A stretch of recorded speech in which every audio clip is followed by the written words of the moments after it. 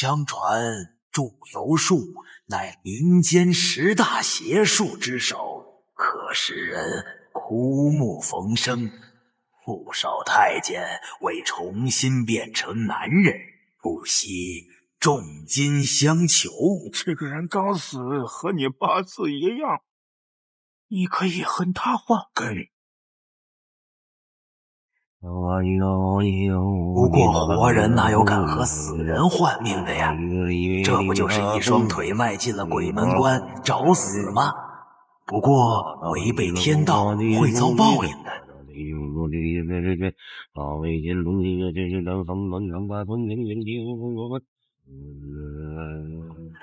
长出来了！这不报应就来了吗？干嘛这么冒冒失失？当心！长出来了，真的长出来了，太监生根了！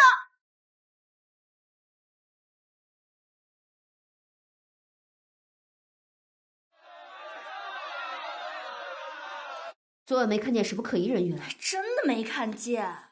这不是本县最废物的仵作柳川吗？是，不但败光家产，还气死了爹娘。赶紧走，别耽误我们办案。我就是来这儿办案的啊！你让我试一下我就走。马上滚！好，够爽快。仵作来了吗？大人，新的仵作还没上任呢，悬赏也没人接，您看怎么办？即刻从临近府衙接调仵作。是。让我试试吧，有总比没有强嘛。你？哇塞，这是什么限制级重口味场面啊！奇怪，他今天和往常怎么不太一样？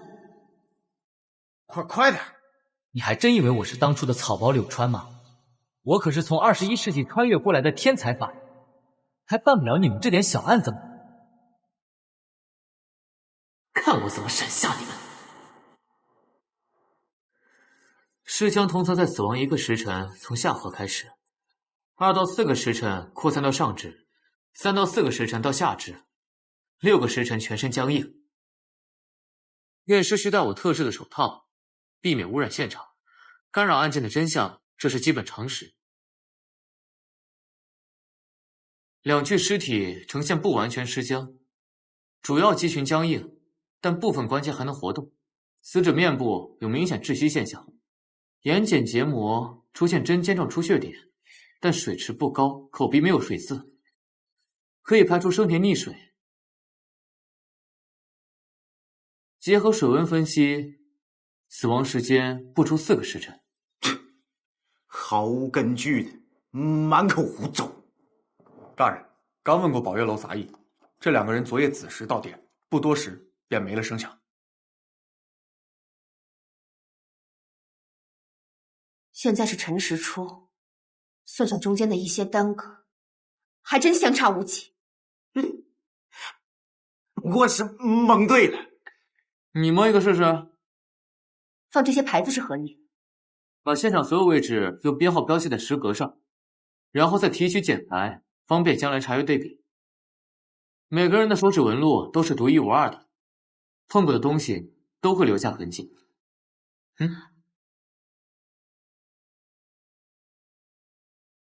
什么纸？胡扯！还发现了什么？接下来就让尸体说话。尸体说话？你们是怎么死的？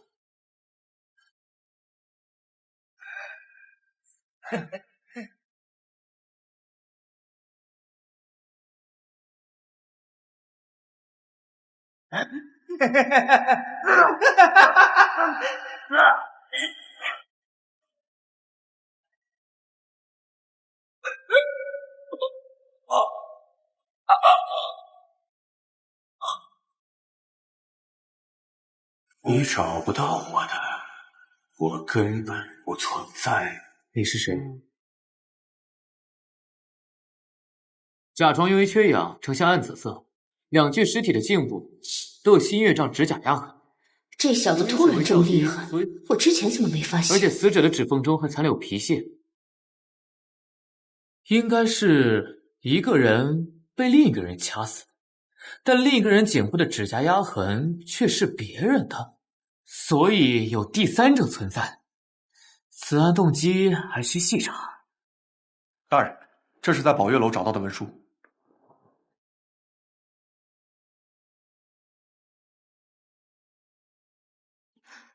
此二人竟然是宫里的公公。什么？你说他们俩是太监？那太监确实生根了，可是公公这怎么可能？难道是邪术？太监生根，那才有赚头。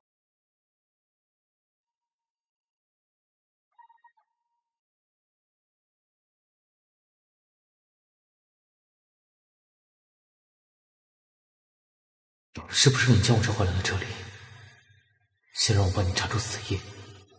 如今我算是正式顶替了你的身份，相信很快就会引起凶手的注意。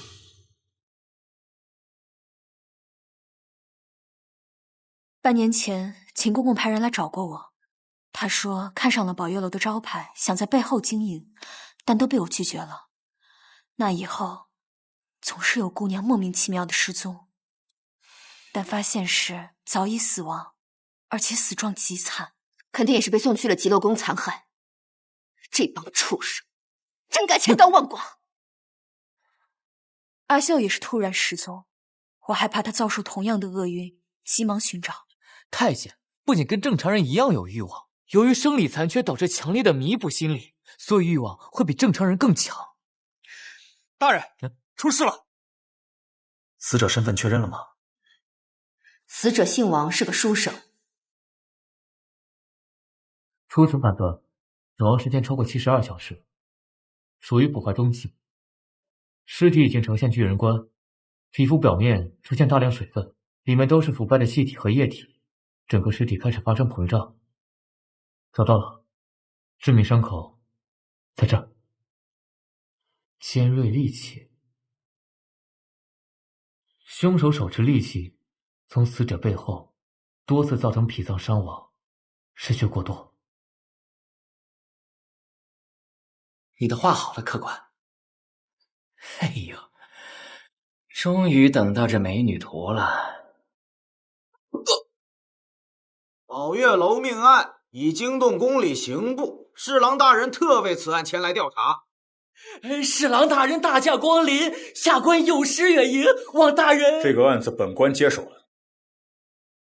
大人，柳川与在下已经查到关键线索，不但发现两起命案关联，而且很可能会找到指证秦公公的证据。你们查到线索了？柳川正准备提取现场指纹。指纹？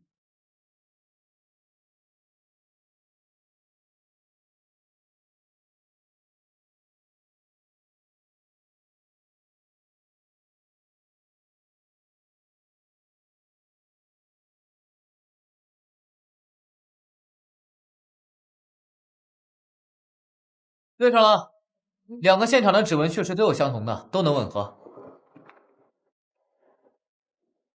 柳公子，你师从何处？地阶法医大姐，果真与恩师师出同门。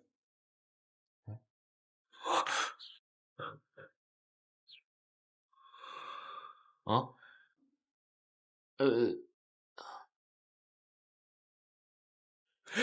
关键师叔，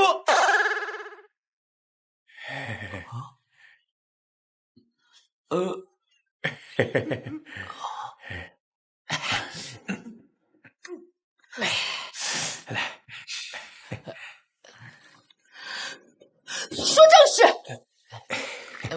我好了，我好了，我好了。对了，师叔，小侄此次前来，除了奉命调查太监生根的公道丑闻，还要搜集关于秦公公的罪证。根据王书生的现场指纹线，还有死亡时间，杀害他的肯定就是乔公公和双公公。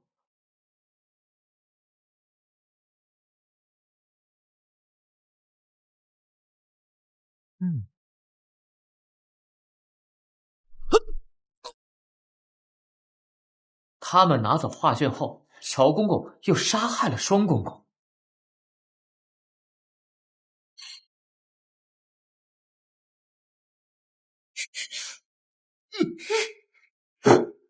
然后他又被第3个人给掐死了。杀害乔公公的是个女子，但第一个提出生根的人是阿秀，我觉得阿秀就是第3个人。秦公公进去，切记得仔细跪拜，生根之事已为人常，怕鬼怨缠身。知道。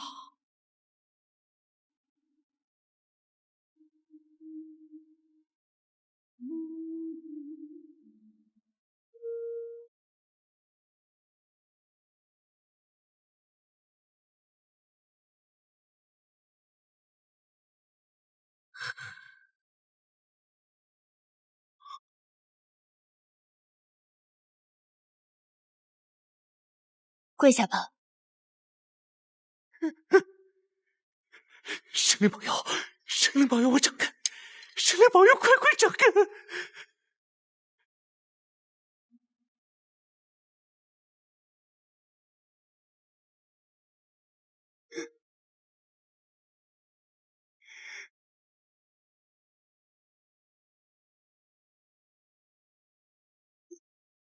神灵保佑，我要生根！秦公公，我要生根！我们长出来了！我要生根了！谢谢秦公公，真的长出来了！太好了！感谢秦公公呀！是啊，秦公公，感谢秦公公啊！神灵保佑，神灵保佑我生根！我要生根！谢谢秦公公，谢谢秦公公，谢谢秦公公，生根！我要生根了！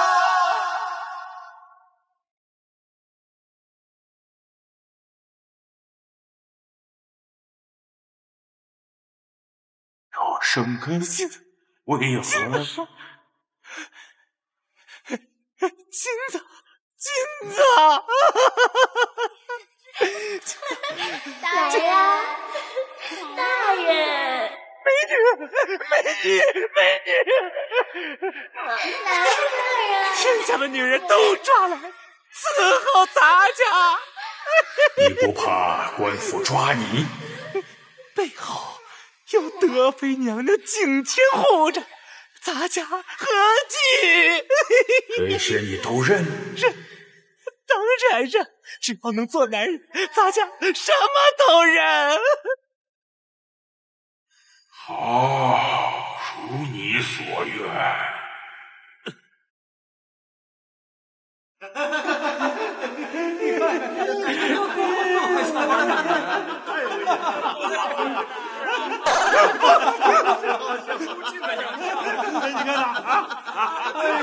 是。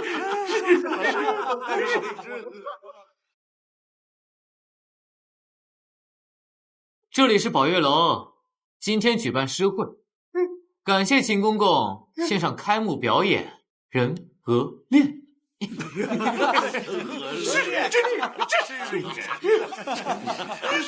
这怎么回事？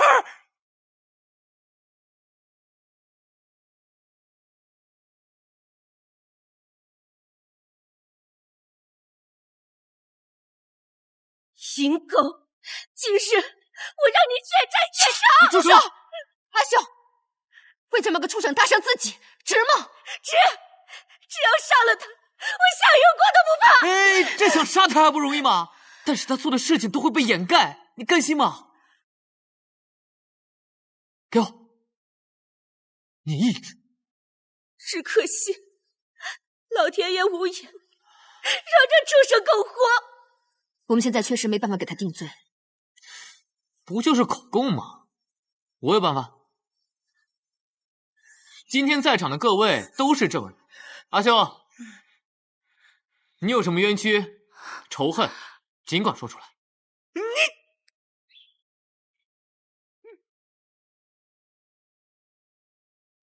我和姐姐打小没了爹娘，相依为命。最难的时候，是2个公公帮了我们。他们和我们一样，都是无处可依的苦命人，但我姐姐却被秦公公带到极乐宫杀害，打碎了原本的美好。不行，这仇咱必须报。现在血势那么大，直接报官恐怕是无用，想个法子。大仇未报，乔公公却因忧思终日，病重离去。但临终前，他想到了用生根一说对付秦公公。这是乔哥哥的孪生弟弟乔儿，一直生活在乡下，他愿意舍命相助。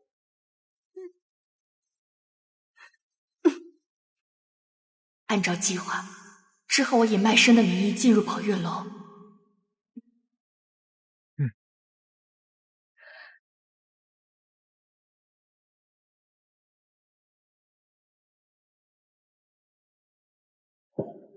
乔儿伪装成乔公公，与我日日相会。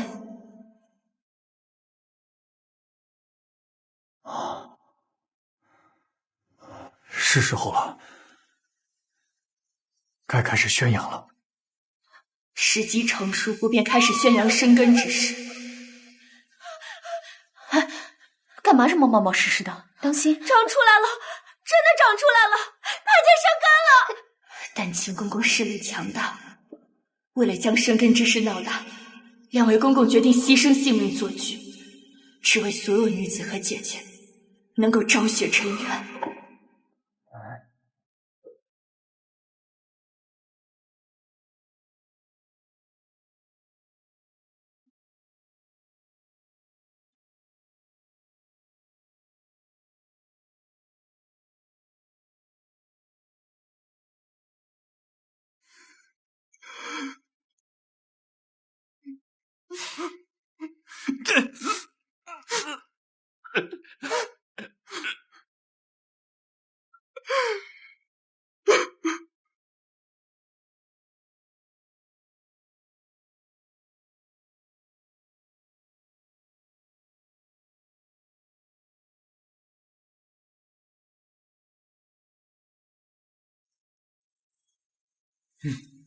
而我便是那第三个人，我亲手掐死了乔公公，完成了最后一步。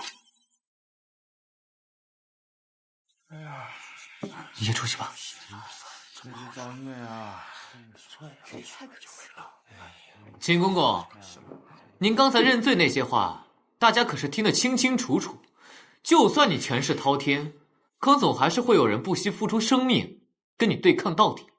那些被你视为贱命的小人物，今天就要向您讨回公道。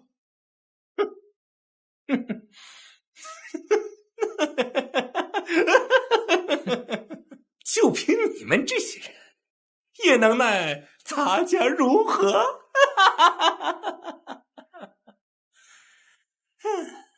别忘了，咱家可是德妃娘娘的人，咱家一句话，你们这些人都得人头落地。哼，事到如今，你还以为你能只手遮天吗？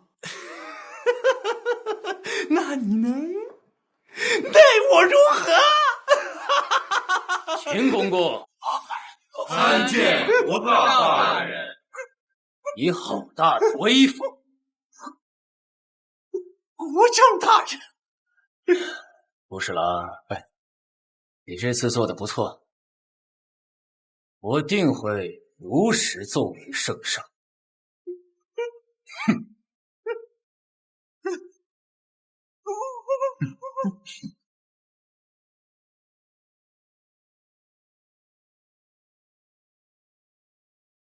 小老爷子，把老爷伺候好了，生个儿子。老爷，你舒坦吗？舒坦。人家还有新学的花样呢。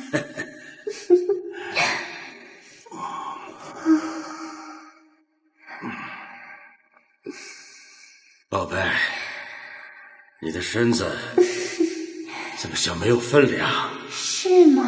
太舒坦了，慢点儿，骨头都割到我了。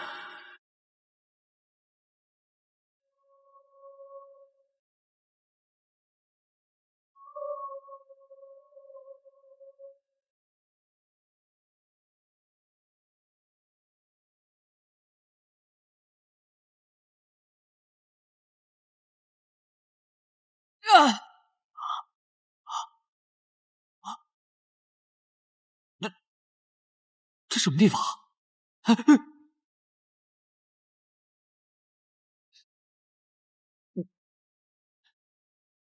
喂，你没事吧？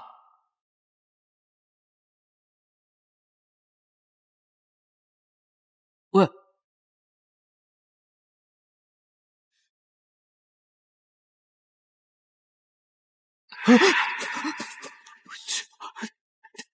怎么跟我长得一模一样？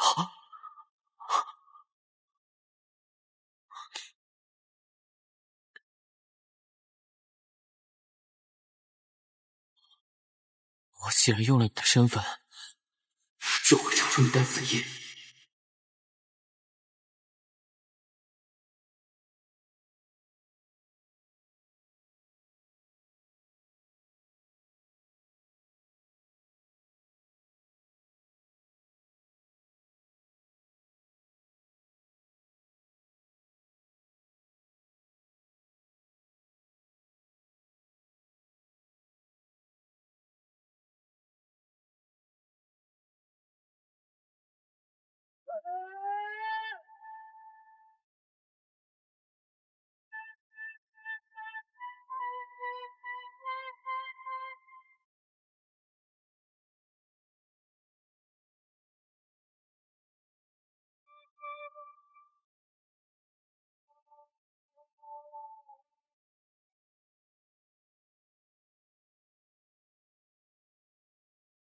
拉好警戒线，每个人戴好手套，小心提取现场脚印、指纹，不要遗漏。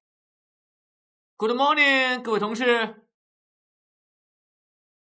哎呀，这土府大的跟万人体育馆一样，我差点迷路了。你这家伙总这么莫名其妙，出这么大事还敢迟到。昨天晚上建琴非得拉我对账，所以睡过头了。那个糊涂蛋邢县委怎么没有过来啊？没有他，我都觉得无聊死了。哦，是不是我查秦宫的案子成了流量明星？他没脸见人了。这个嘛，恭喜啊！恭喜！恭喜您！哎呀，没有各位的帮助啊，也成不了啊！感谢。什么？那个王八蛋竟然偷偷去买热搜抢我功了！好了，先查案要紧。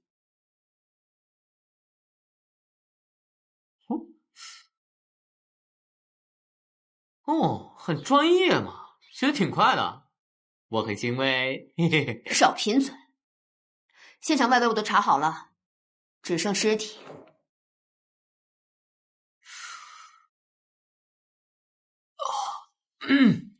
各位观众，以下画面过于刺激，我先打个码。你赶紧去。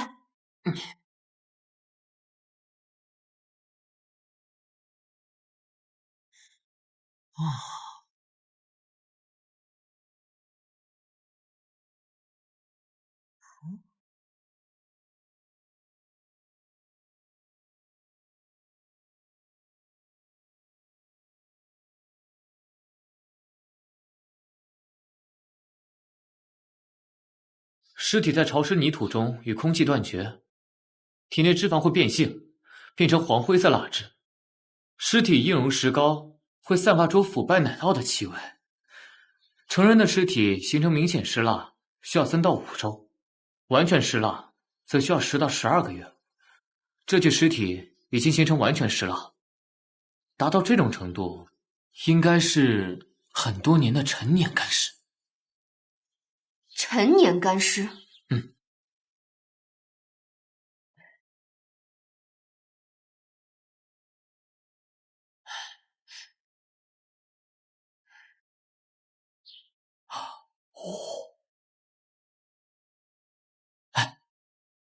看一眼。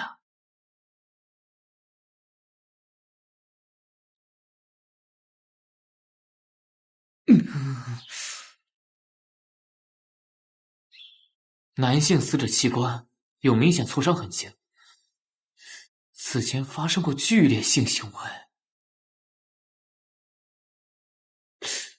这死者的特殊癖好很炸裂啊！如此说来，桑兰真的是尸变。他就是这家的管家。你是说这只干尸它有名字？这是什么全新的 cosplay 啊？桑兰是1年前老爷带回府的。1年前，我和老爷行至山林要寨，谁知那人竟是个看坟的，还提出一件事。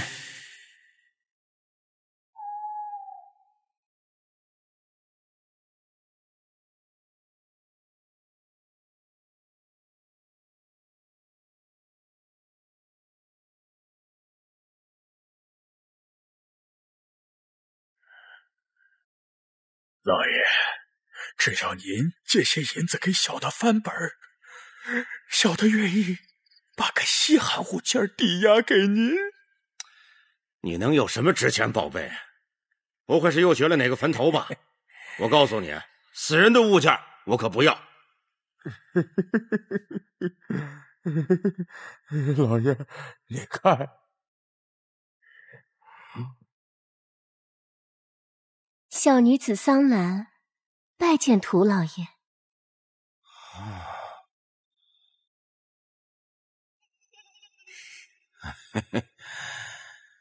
小的实在是穷得叮当响，养不起了。老爷，你就收了吧。老爷租下桑兰，能生儿子。谁知昨夜间，多谢老爷，怕他就是个死人呐。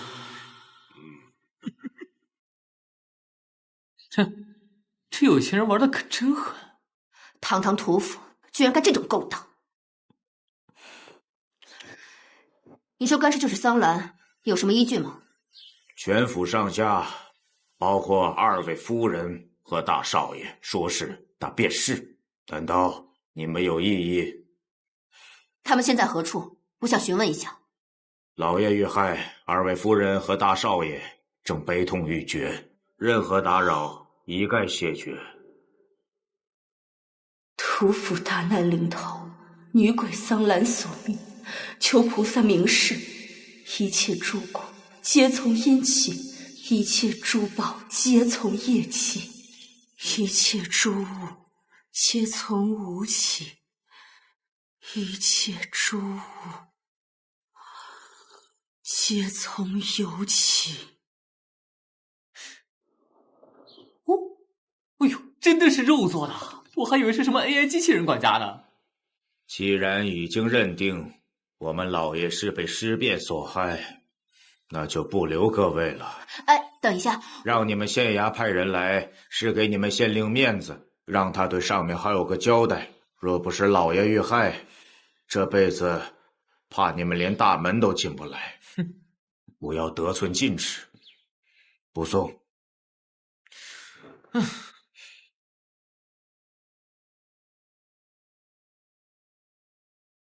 屠夫权势滔天，2位夫人闭门不见，只让管家出面，这案子该怎么查？哎呦，一个管家都那么嚣张，领导他根本就看不起你。少拱火！你不会真的相信这是尸变杀人吧？哼，还是领导了解我。唉，虽然死者的头部被砍掉，但是尸体的生活反应却不够明显。生活反应？生活反应就是人活着时，身体受到外力伤害产生的自然反应，就是心脏在跳动时会蹦出血液，而人死后心脏停跳，伤口涌出的血液就会变少。怪不得地面上血迹那么少。而且死者颈部的伤口是来自于多次砍击和死后肌肉收缩造成，凶器应该是某种利器。所以是有人杀了涂老爷，然后再将头砍了下来。那头呢？我来的时候观察了一遍，这么大的地方，别说藏个鬼，藏一个人都简简单单，包括凶手。原来你因为这个才来迟。出这么大的事，我哪敢怠慢？不然你不得杀了我？算你有心。但屠府上下都认定桑兰就是尸变，而且很不配合。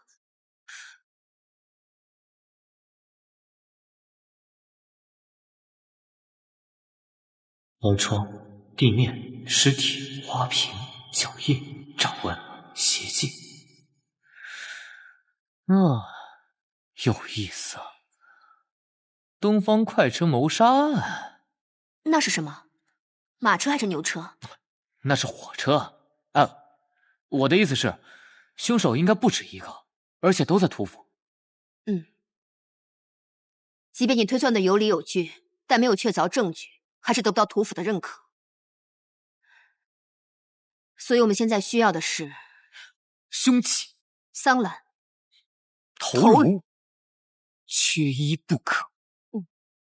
传闻盛传屠府动物经常离奇死亡，有人说这些动物被吸了阳气。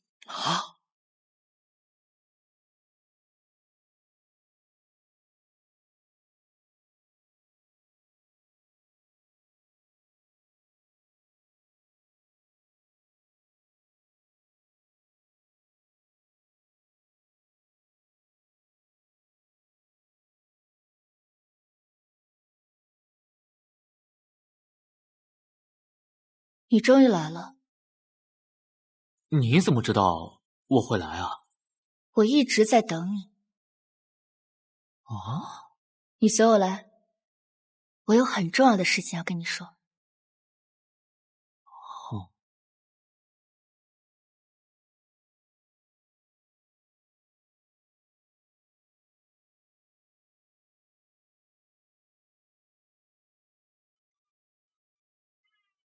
难道我也欠你钱吗？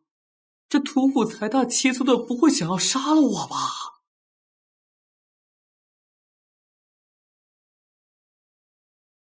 我等这一日好久了没想到你真的回来，感谢上苍，小女子一定好好享受，物尽其用。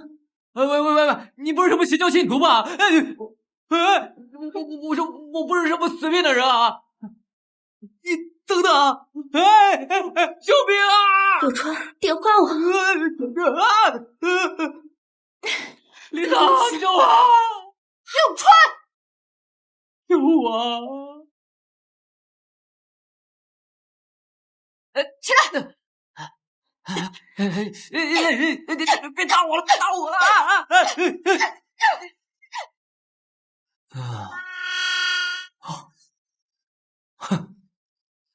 还有没有天理啊？是他非礼我哎！他非礼你啊？这怎么可能？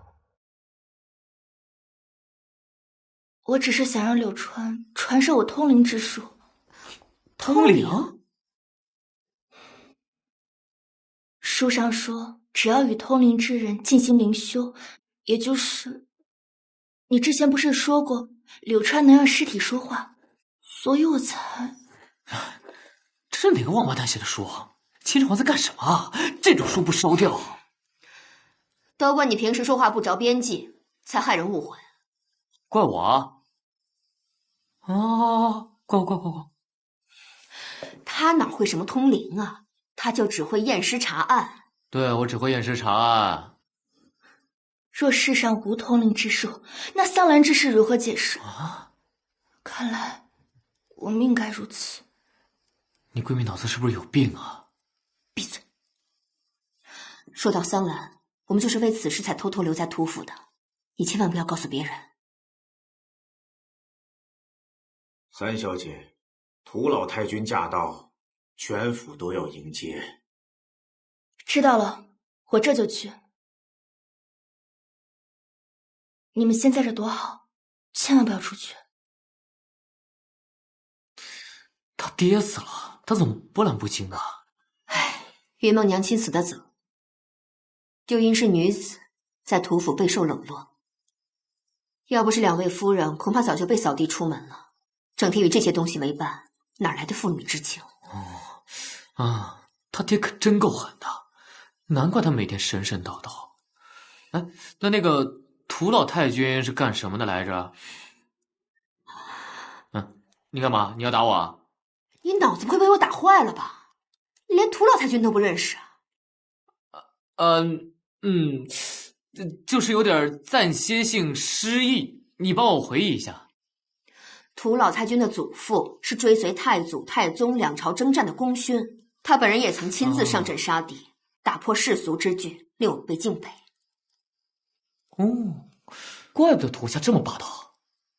我想起来了。好，那就好。怎么，你关心我？我是怕你脑袋被打坏了，耽误办案。无情的女人。爸，又怎么了？你闺蜜喜欢鼓捣这些东西，她每天神神叨叨的。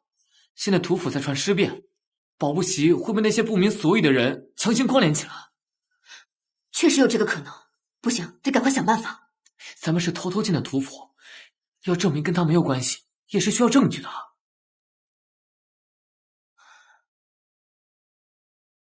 哦，有了！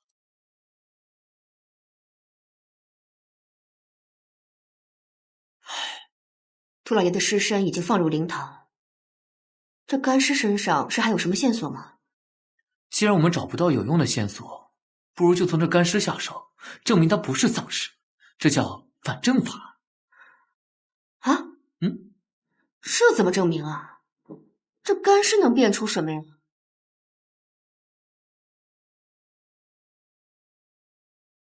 你这是做什么？人脸有主要的36个鼓点，鼓点之间有必然的关联，确定鼓点位置后，然后再连接，就能复原人脸原貌的7、8成。如果有电脑的话，还原度更高。别说7、8成，只要有个大致轮廓，屠家人看一眼肯定也能辨出。哎，你说那电脑是什么东西啊？真那么神奇？那我们也应该搞一个呀。那恐怕得等上千年了。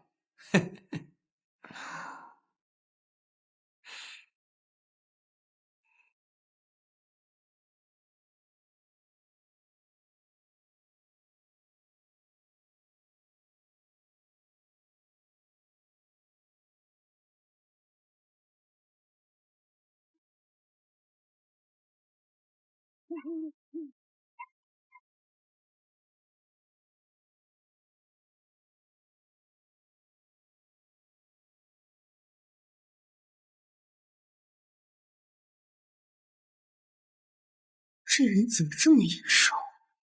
遵老太君命，将院子包围，不许任何人出入，外者烧射。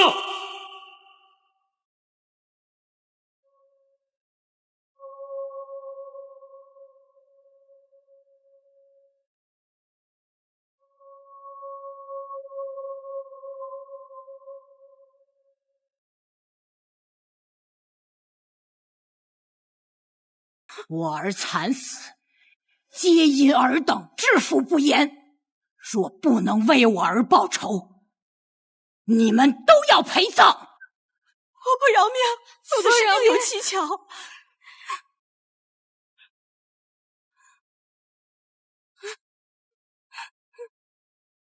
孙儿，你身子虚，别跟着一起跪。谢谢，奶奶。如今你爹不在了，你要养好身子，为屠家传宗接代，多多开枝散叶。要知道，多子才能多福啊！放开我！你放开我！不是，晦气东西！二小姐房间果然有戏。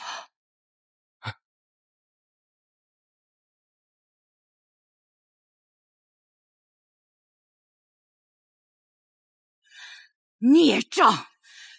果然是你沾染邪祟，才招来那东西害死我儿。奶奶，谁是你奶奶？我屠府没有你这种孽障，都是你们当初非要留他在府上，才酿成今日之祸。婆婆，云梦这孩子不像是能干出此等事的。或许婆婆息怒，万事皆有因果，万事皆有定数。即便此事与云梦有关，那也并非她所愿呐。好啊，你们还替着孽障求情，你们都想陪葬吗？儿媳不敢。奶奶，此事还需三思啊。毕竟云梦也是父亲的骨肉啊。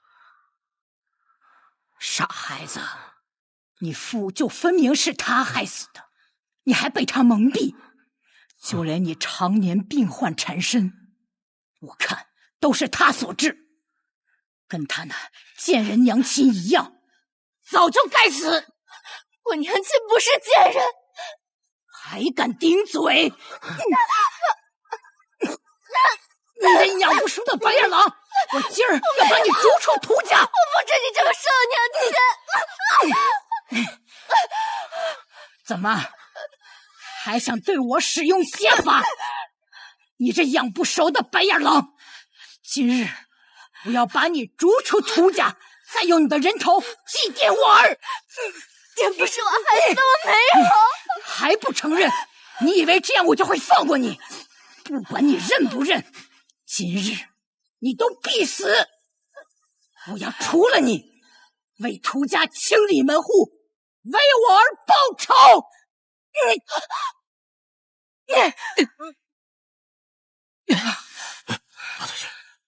你是什么人？居然眼都不眨就能接住我的拐杖！老太太，一把年纪，力气还挺大。云梦，醒醒！老太君，她可是您的亲孙女，你怎么能如此狠心呢？何人敢在屠府放肆？启禀老太君，此二人是应天府的。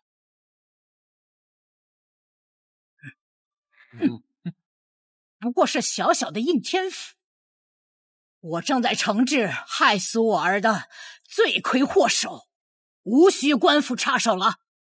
真相还未查清，老太君岂可武断行事？哼，乔清，这就是真相。这不就是一堆手工的物件吗？能说明什么？我说是他，便是他。你不服气，来和龙头拐杖说话。哎，你这老太太可真不讲理啊！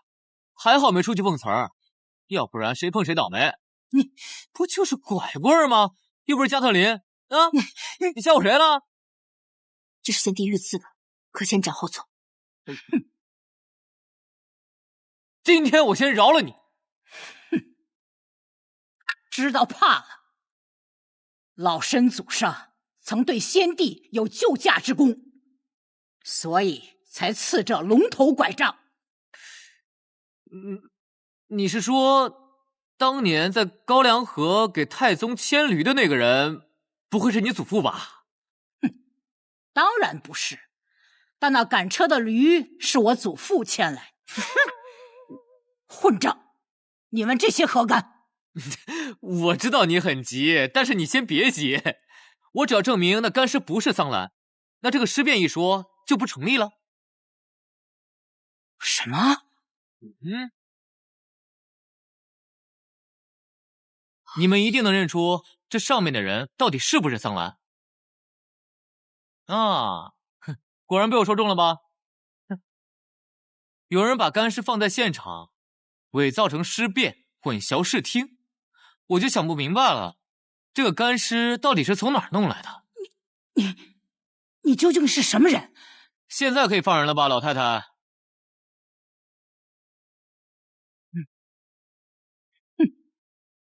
那幅画上明明就是桑兰，你分明在说谎！你看，你看，他眼睛眨了，他眼睛眨了！啊！老身没眨。你们几个说，到底是不是桑兰？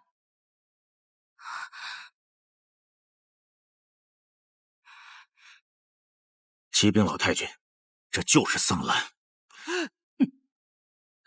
奶奶，这柳川是应天府第一败家子，把自己的父亲都气死了。这种人的话，自然是不可信。至于云梦，怪不得他帮着孽长说话，原来都是违背人伦孝道的一路货色。哎，老太太，你不要人身攻击啊！哦，我倒确认了一件事情，你们所有人都在那辆东方快车上。不懂你在胡说什么。你别忘了，这是在屠府，我认定的事情绝对不会错。就算是错，那也只能自认倒霉。哎，你耍无赖是吧？我靠，不带这么玩的。我现在承认，涂老爷是被尸变所杀，还不晚吧？柳川，有时候太聪明了，反而会害了自己。我不能为了一个丫头的贱命，对不起涂家的列祖列宗。这是他的命，我打不过我还逃不掉吗？追！都给我追！快追啊！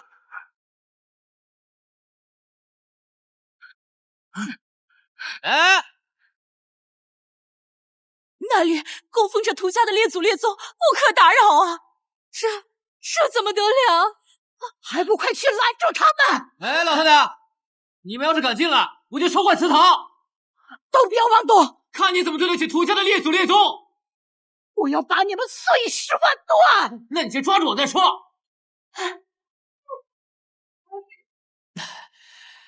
现在出去一定被他砍死。给我堵住祠堂！他们要是敢露头，马上就地正法！我说什么来着？秋月，柳公子，多谢了。不过你们还是把我交出去吧，这是我的命，我认了。这是什么话？命是掌握在自己手上的。有时候我们可以为正确的事情付出生命，但绝对不能这么稀里糊涂的。如果能找到涂老爷的头颅，揪出真凶，或许还能说服涂老太君放过云梦。但现在，活人又不会被尿憋死。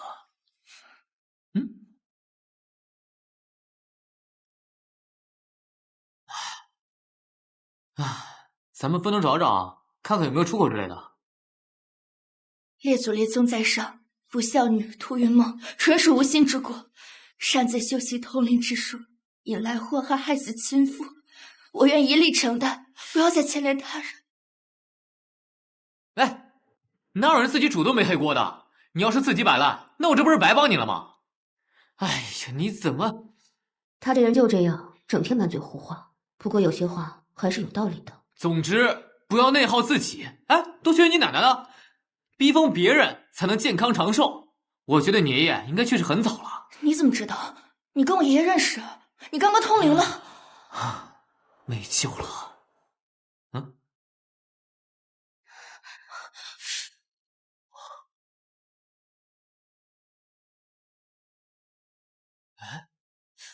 这个地方应该很少人来吧？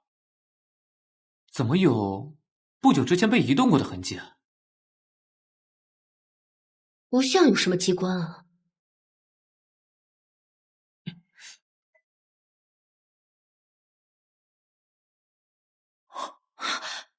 这是列祖列宗显灵了。这是科学，跟你列祖列宗没有关系啊。醋跟血液可以产生化学反应，让血液变成暗红色。酒里的一些物质可以让这个反应变得更加明显。这里怎么会有血液？难道涂老爷的头就藏在这里？从血液的基建方向来看，应该没错。香灰可以掩盖尸臭，至于是谁把涂老爷的头藏在这里，去查一下指纹就知道了。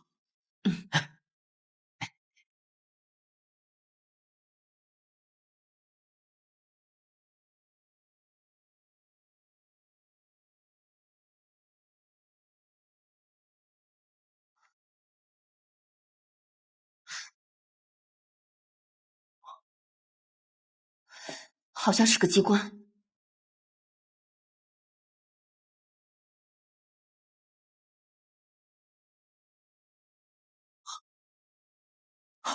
哎呀，醒醒，我来了。出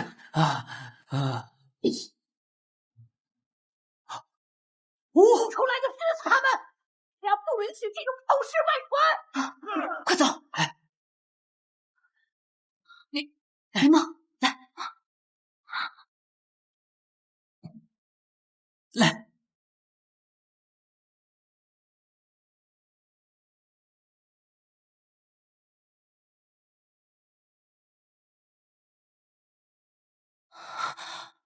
这是哪儿啊？哎，我看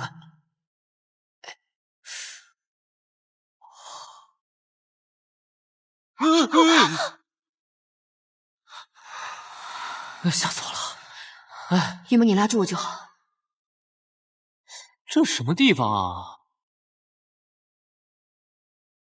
啊！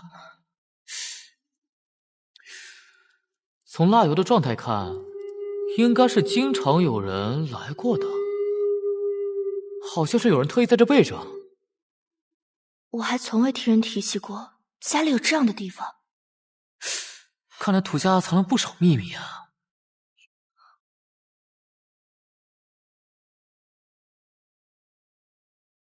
给我狠狠的训他们，一个都不许放出来！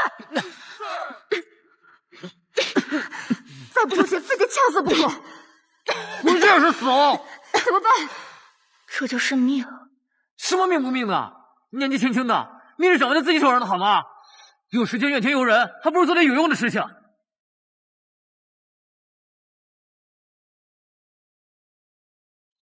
我也爸爸了，这种抗烟办法看别人教过。我宁愿被呛死，我也不要。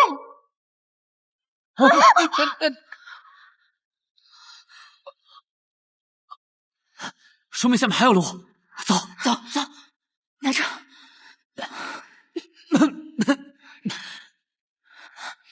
小心小心。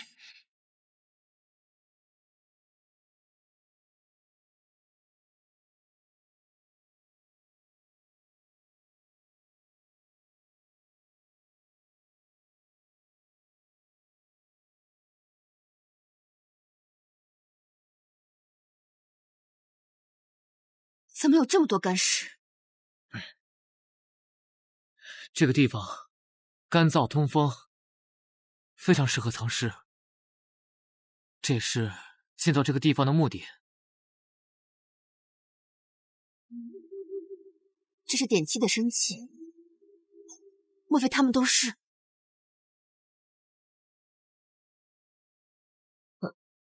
云梦，云梦，你怎么了？云梦，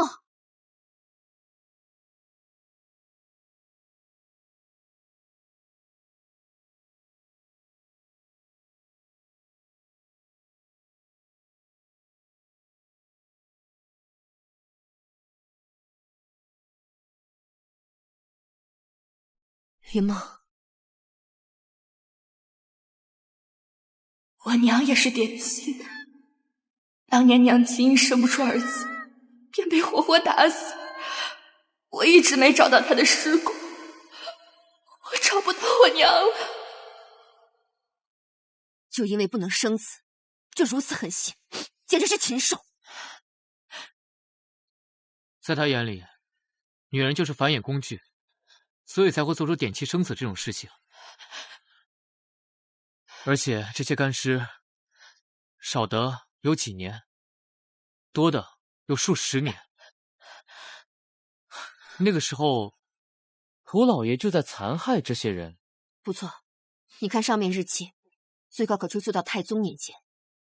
也就是说，典妻这种事情已经是涂家的传统，而且他们大部分都死于非命。几代人如此残害女子，如果不能公之于众，简直天理难容。更可怕的是，除了那些女子外，还有很多婴儿骨骸，而且一看就是女婴。也就是说，因为他们不能产下男丁子嗣，所以才惨遭厄运。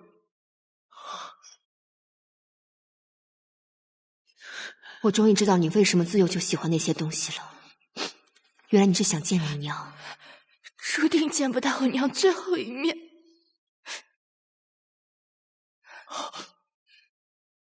如果典妻被做成干尸都放在这里，唯独没见到你娘一天，那就是说，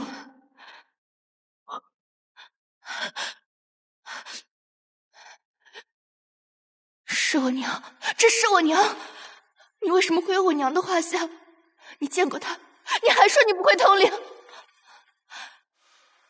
哦，难怪屠府会出现那么多死猫，是猫挖洞挖到了地下，为了防止地下被暴露，涂老爷就命人放了药，所以那时候你娘的遗体暴露，就被他们发现了，然后又拿去冒充桑兰尸变。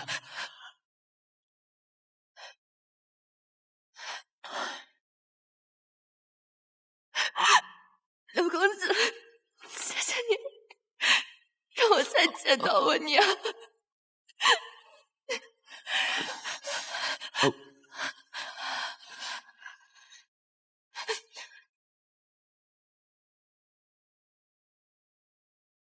要不是被逼得走投无路，可能我们永远都找不到这儿。所以在上面找不到线索也不奇怪。给我狠狠的烧，全部烧死！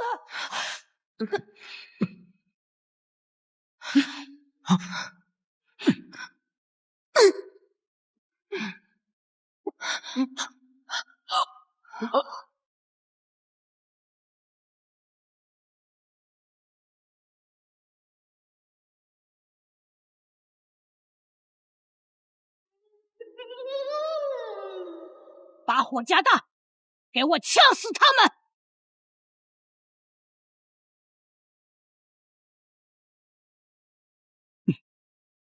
孙儿，你先回去休息，奶奶要在这里继续清理邪祟。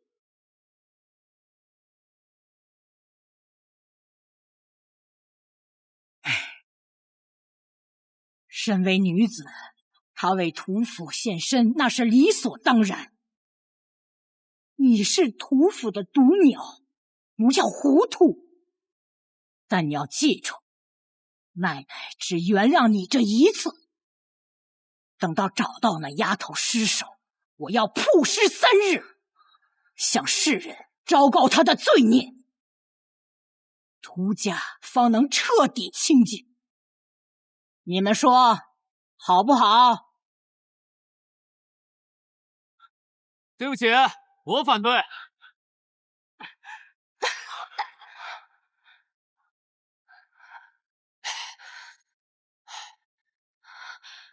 那，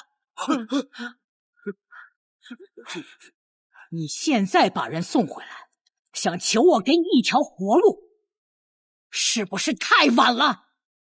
是我给你们屠家一个机会，一个在这深宅大院中让你们所有人不当自私自利的冷血动物的机会。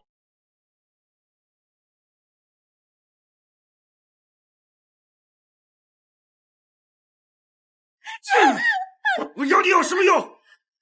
儿子都生不出来，我要你有什么用？老爷不要了！我要你有什么用？老爷，桑兰这2天刚刚小产，经不起这么折腾啊！反正生的也是没用的丫头，刚刚让我丢到山里了。这酒不是让你尝尝，你给我喝！快来人！不要爹！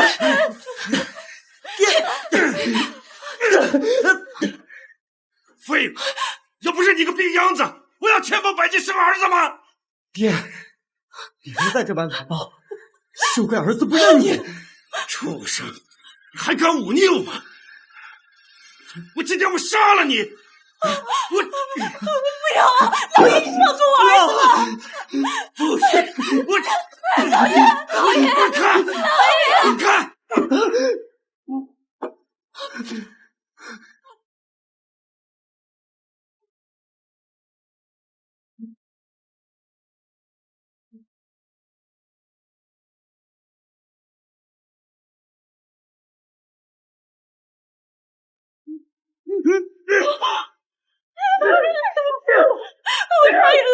我杀人了！管家，管家！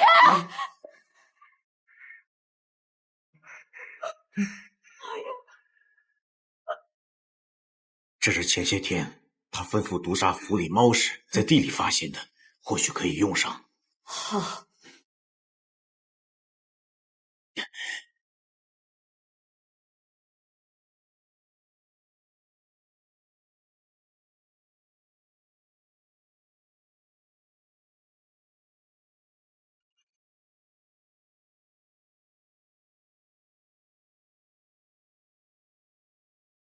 一派胡言，一派胡言！你们告诉他，都是他自己编造的，一切都是涂云梦所为。看见了吧？这里没有人能相信你所说的一切。我被你逼着躲进地窖，却刚好发现屠府残害典妻的秘密，而且我也找到了关键证据。只可惜桑兰已死。二位夫人、少爷，桑兰因家贫，被迫成为典妻。本以为生下孩子便可回家，可谁知屠家因征战多年，男丁稀缺，屠老爷又身患隐疾，平时对我非打即骂，但幸得几位怜悯，让桑兰倍感温暖。然如今屠小姐无辜牵连，桑兰实在不忍，唯有一死，担下一切罪孽，来世做牛做马，一定报答桑兰绝育。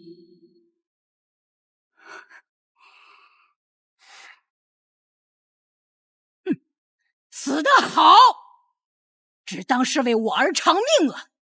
再杀了这丫头，这一切彻底了结了。孙儿，奶奶现在就教你该如何掌管屠家。记住，任何关系，任何人都不能凌驾于家族利益和名誉之上，切记。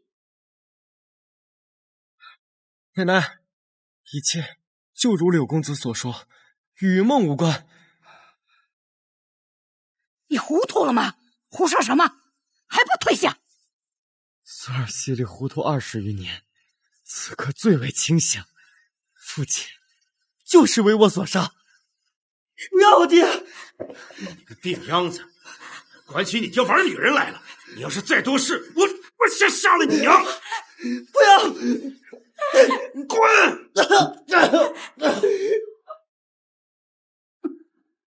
不，老爷是被我砸死的，我愿以死抵罪。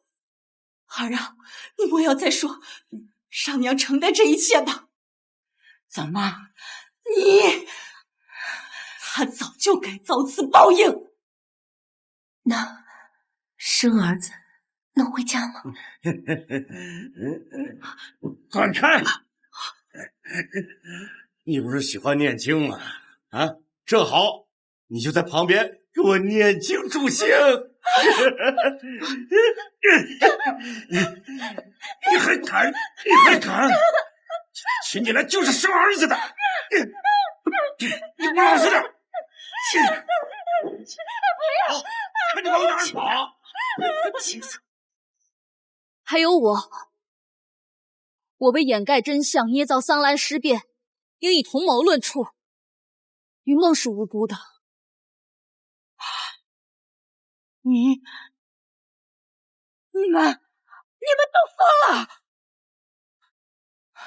定是这丫头蛊惑了你们的心智。管家，赶快动手！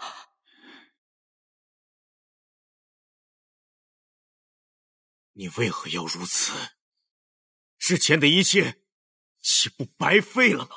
你很清楚，这2日我是如何提心吊胆，现在反而浑身轻松，只可惜连累了你。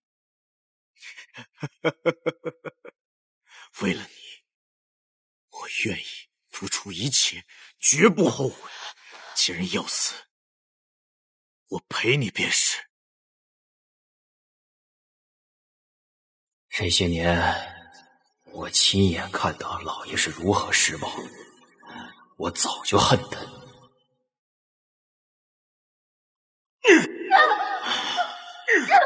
打死你！打死你！打死你！没用的东西，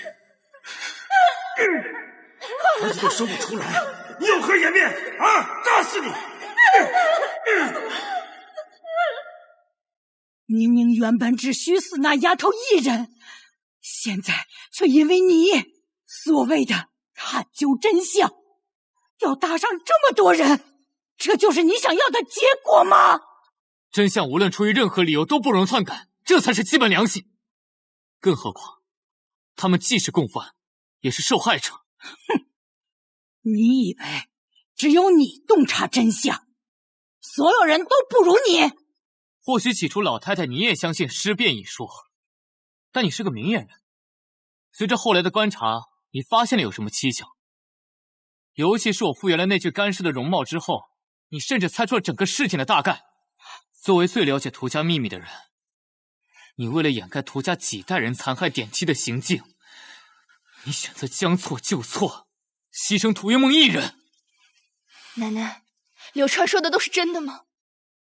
地窖里的事儿你全都一清二楚，这怎么可能？你真的很聪明，但是你更应该清楚，为了涂家的名誉，我会不顾一切。你将一切都讲明了，那就等于要送死，你不怕吗？死我当然怕，但我更怕稀里糊涂的活着。好，那我就先碎你。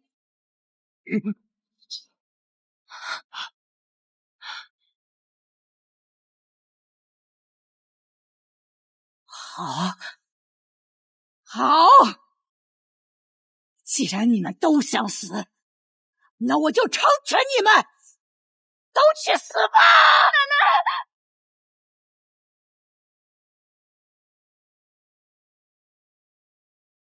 你从哪儿冒出来的？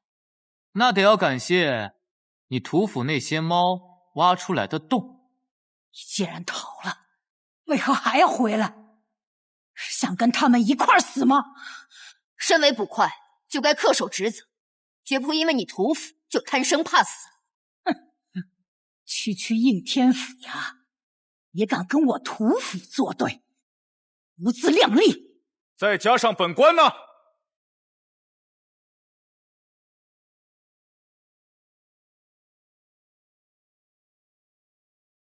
大侄子，没来晚吗，师叔？再来晚一点，我就被他给杀了。哼，老太太，你以为我就让邱普德回县衙搬救兵吗？对付你得用大招。哼，你以为找来顾正言就能震慑老身？做梦！问问我这龙头拐杖给不给面子吧？别怂啊，刚啊！说我儿被害，我为我儿报仇，侍郎大人不会想阻拦吧？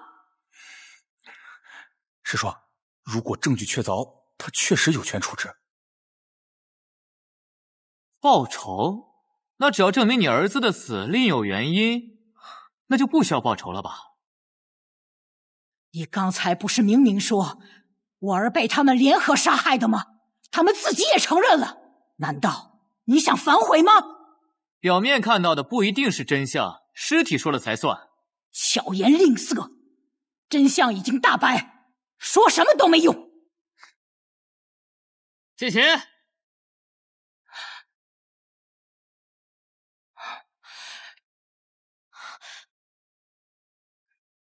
在地窖除了桑兰和凶器外，我还找到了一个非常重要的现场丢失物，就是因为这个东西让我确定了没有凶手一说。难不成是父亲？还我儿！这不是我儿，柳川，我儿头颅何在？刚好剑琴给我准备了猪头肉，由于画面血腥，我就用它来说明一下。各位观众，接下来就由我来揭示真相。根据大夫人供述，她曾经用花瓶敲击死者后脑，但死者的后脑并没有发现任何伤痕，就连皮下血肿都没有。眼球突出眼眶外，但不是由外力导致。一般如果后脑遭受到强大冲击力，冲击波会导致颅内脑组织强行把眼球从眼眶往外挤出，从而形成眼球突出眼眶的情况。但是这种情况应该两只眼球都突出，而不是一只眼球突出，另外一只没有变化。此外，人的眼眶由7块骨头组成，由于头部遭受的强大冲击力撞击，眼窝底部的骨头会被撞碎，从而撞击眼珠，爆出眼眶。所以死者很有可能是大脑内出现某种占位性病变，如脑水肿、脑脓肿、脑肿块等，这些都会在脑内产生一种东西，导致颅内受压增高，脑组织受到压力，会把压力从眼眶的缝隙中传导出来，压眼眶的眼球，从而爆出眼眶。涂老爷之前有没有头痛、发烧或者呕吐之类的症状？的确有。那现在就可以确定，涂老爷很有可能就是死于自身疾病产生的脑脓肿，根本就没有凶手一说。把粥收好，我等他下酒啊。是，少爷。胡说八道！嗯，我儿怎可用猪头来比？你分明是信口雌黄。那就解剖啊！只有解剖了，一切真相才会摆在眼前。我儿被害死，还想糟蹋他的遗体，妄想！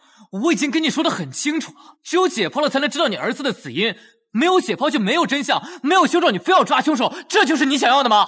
我不管，我儿死得这么惨，必须有人偿命。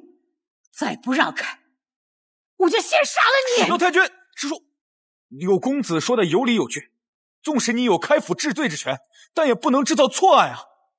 一此龙头在此，谁敢动我儿，我要谁的命！大侄子，你有没有什么尚方宝剑，跟他 PK 一下？小侄当然有办法了，不会让师叔失望的。柳川接旨，奉圣谕，应天府仵作柳川智勇超群，朕感念其肃清秦公公一党之功，特赐卓然王爷所留之物。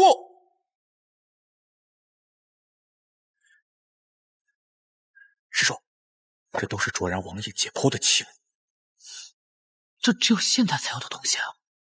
卓然王爷果然特授柳川柳叶刀，凭此刃可剖尽天下死尸，解天下未解之案，百无禁忌。钦此。手动！看来皇上还挺有眼光的。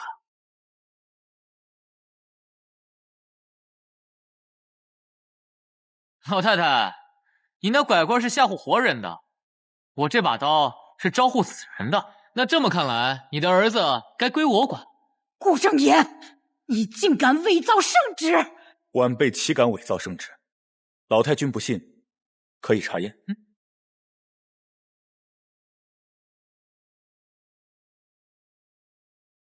是真的。即便如此，身为娘亲，也不容人糟蹋我儿遗体。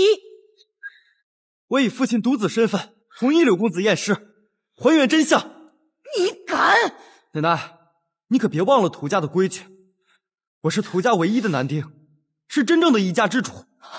你是个女人，自然轮不到你说话。你，这就叫被自己多年前射出的子弹正中眉心。老太太，你肯定也想不到自己有一天也会被这重男轻女的规矩反噬吧？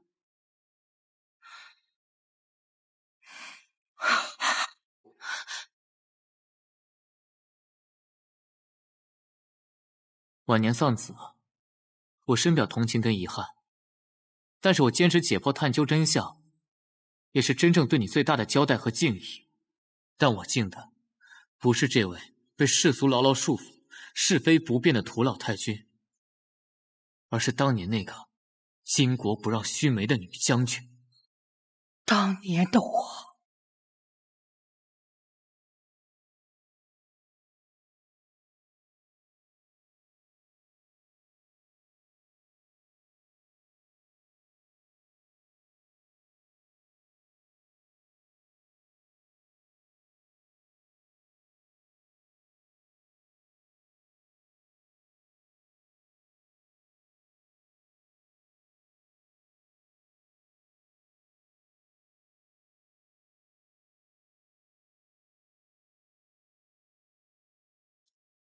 无论你是谁，今天就会还你个真相。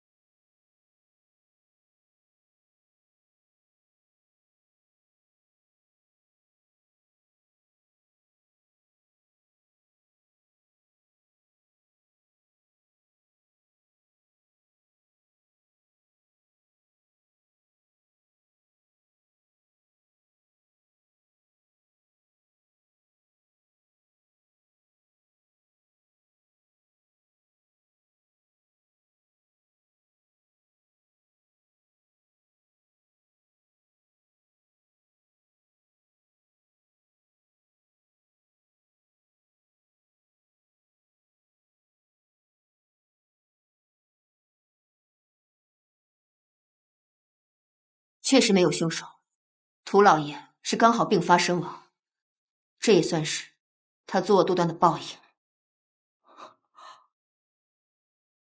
现真相既已查明，可结案了。来人！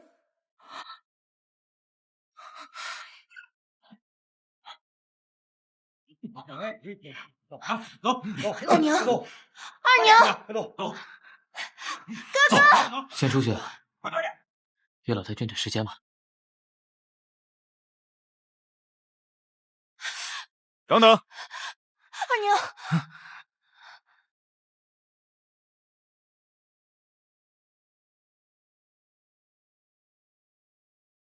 你们虽然不是凶手，但伪造现场、毁坏尸体仍然有罪。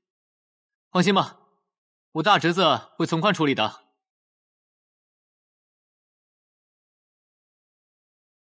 云梦，柳公子说的对，毕竟因为我们的一念之差，差点害死了你，也该受到应有的惩罚了。这也算是天道了吧？云梦，二娘，是二娘对不住你。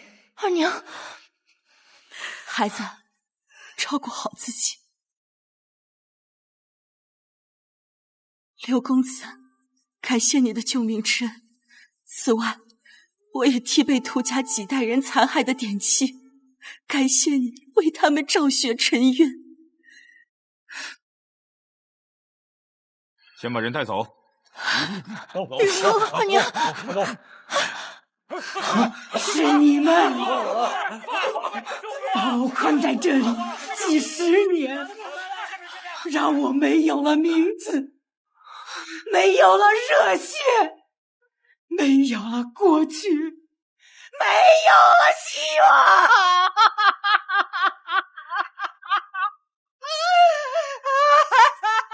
更没有了我自己，连我都和世人一样，都忘了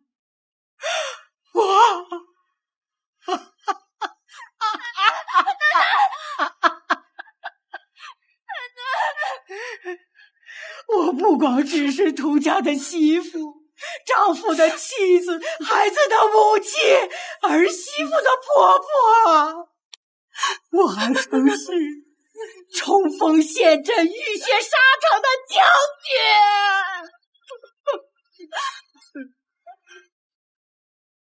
他们还让我变得和他们一样，遭人惧怕，遭人憎恨。为什么？为什么？为什么？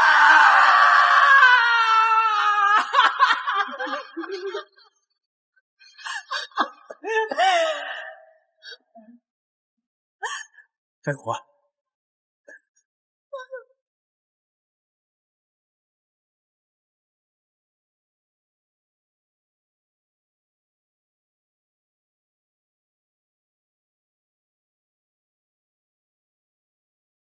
为了所谓传宗接代，不惜将女性当作生育工具，随意支配，甚至践踏生命。可无论是男女还是身份贵贱，每个人都应该是平等的。真的能实现男女平等吗？当然了，在我生活那个时代就是这样。那我就改变这个时代。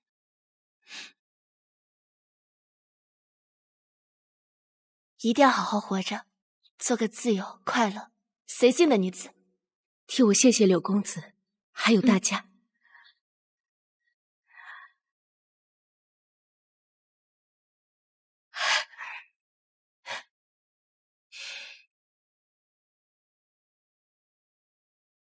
希望他能好好活着。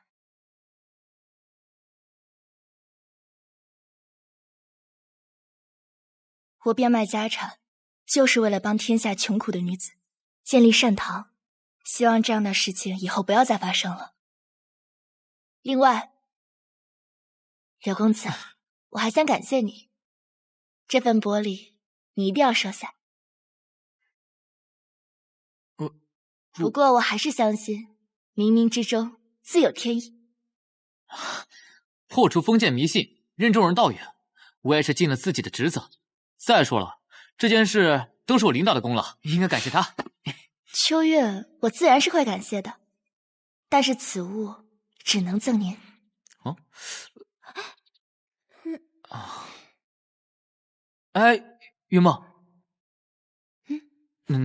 你上次跟我说我不是柳川是什么意思啊？可能是我想错了吧，也许是我的直觉。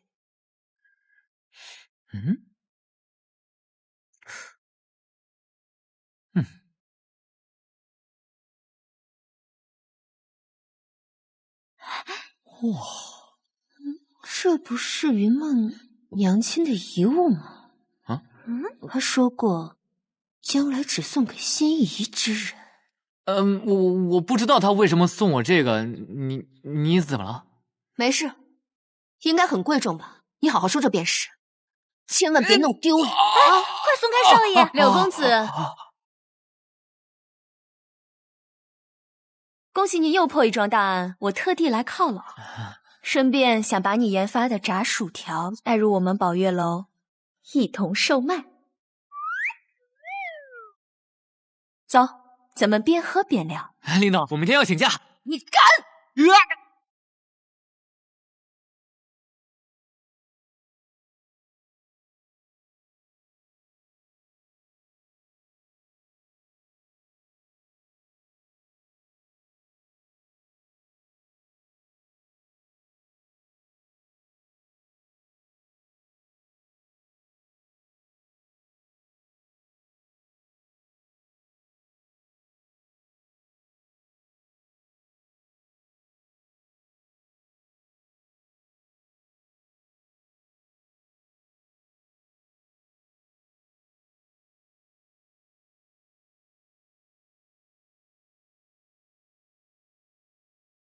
老爷是求来生子秘方之后才开始犯的头疼，但是给他秘方的那个人长相实在太神秘了，我也记不清楚了。你们两个的死必然有关。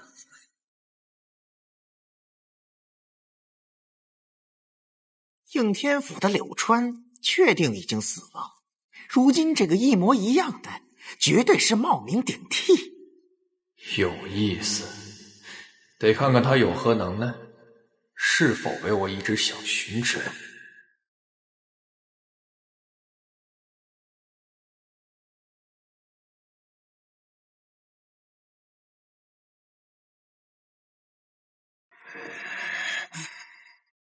请药神抓捕温童子。相传多年前，温童子附身在孩童身上，传播疫病，百姓不得不请药神镇压。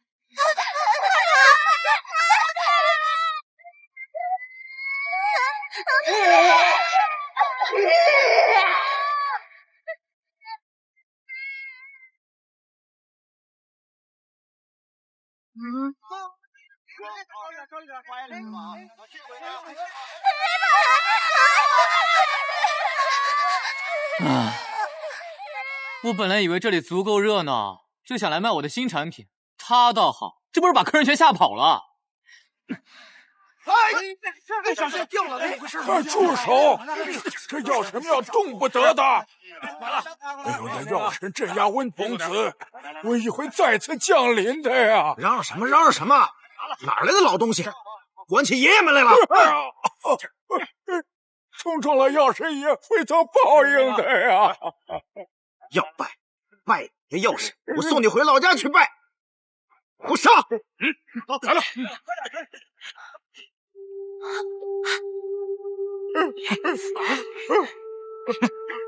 给我打！干什么你们？我吵什么？老大人，当初有药神爷的保佑，才赶走了瘟疫。若他不在了，附近的老百姓靠谁来护佑啊？瘟疫已经过去这么多年了，也该拜圣人保佑大家发财了。你一个小捕快，还敢管家国公府的事儿，胆子倒是不小啊！家国公府，既然知道家国公府，那还不滚开！我虽是后来应天府当差，但我也知道，这药神庙是当地百姓花钱筹建的，不属于任何人。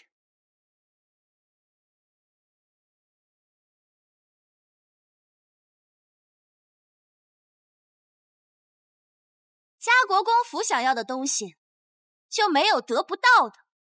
参见郡主。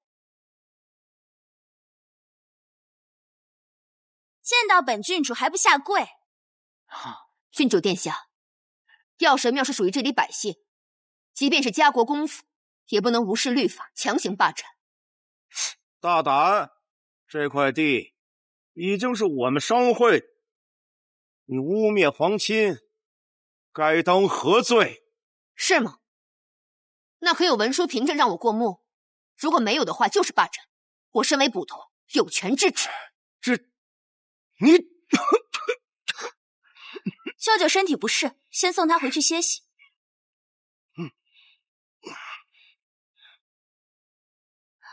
本郡主很是欣赏你个小捕快的胆量，今日就不跟你计较。我马上会吩咐衙门出具这个地方的文书凭证，到时候我要你亲自送到国公府。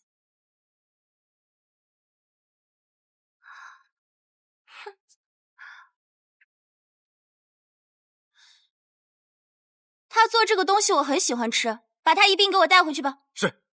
等一下，你要干嘛？本郡主想要的东西就没有得不到的，谁要是敢阻止，小心人头不保。你有病吧？哎，我跟他走。上回跟柴姑娘的合作就被你搅黄了，这次可是个大金主，要是能拿他的投资，哎，我这不原地起飞了吗？这下没话说了吧？走。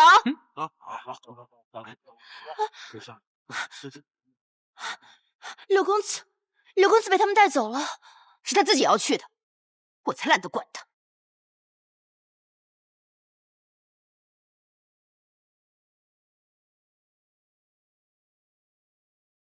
今后呢，你就留下来，就给我做你卖的这个糖吧。少废话，快带我去见你舅舅。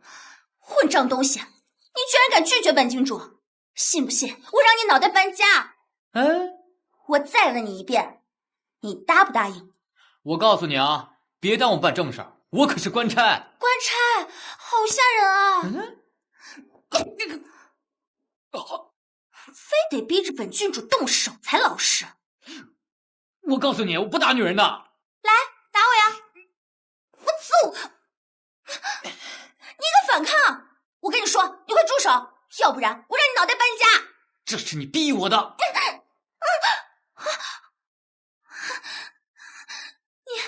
你会点穴？点什么穴？这是阻断血液流通，让你神经暂时麻痹。少扯这些有的没的，快带我去见你舅舅。你敢对我不敬，我要灭你九族！死丫头嘴硬，是得好好治治你了。快住手！我带你去便是了。哎呀，哎，这次又可以大捞一笔了。谁？是谁？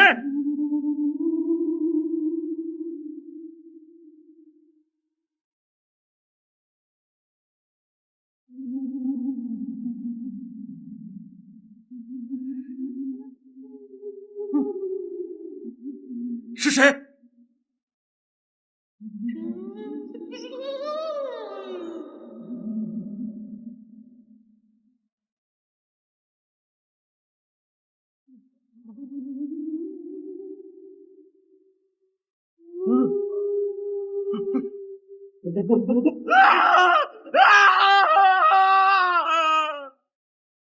天干物燥，小心火烛。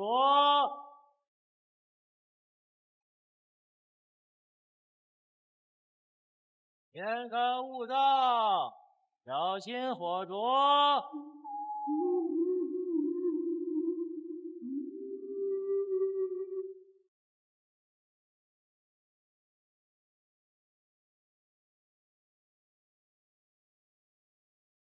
你就有人呢？你耍我？耍你又怎样？还没有人能威胁得了本郡主呢。我没工夫跟你扯淡啊！我告诉你，你舅舅现在可能很危险。少在那边吓唬人了。本郡主呢，向来睚眦必报，这就让你知道得罪本郡主是什么下场。死丫头，没跟你开玩笑。我也没在跟你开玩笑，看我怎么好好罚你。静宁公主，我让你打我，我让你欺负我。郡主，眼下不好了，商会那边出事了，您救救他。郡主舅舅来商会议事，突然暴起，持刀砍人。打更的经过此处，便赶紧报案。哎，这是怎么了？舅舅，我跟你说了会出事，要是你早点发现，就不会有这些事了。你凶什么？我又不知道。从未见他如此动怒。赔偿给他们便是了。人命你赔得起吗？要是我砍了你再赔你，你愿意吗？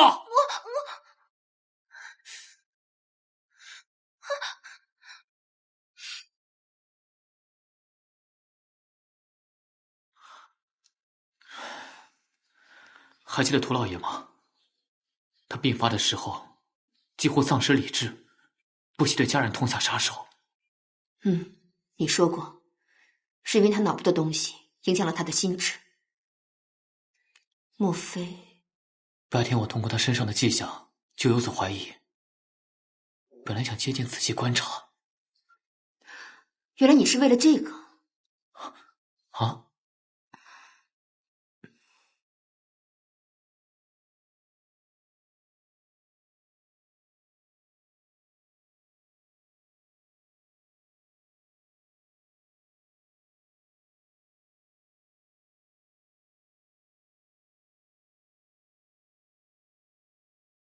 昨晚是你报的案，现场什么情况？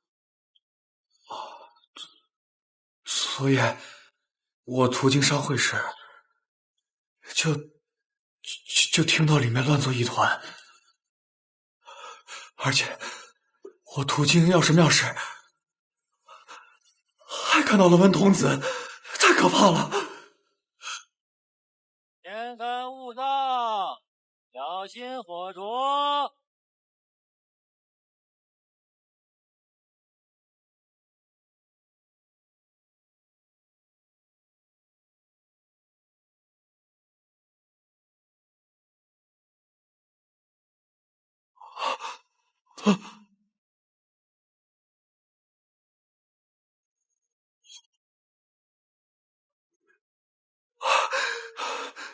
太可怕了！走吧，走。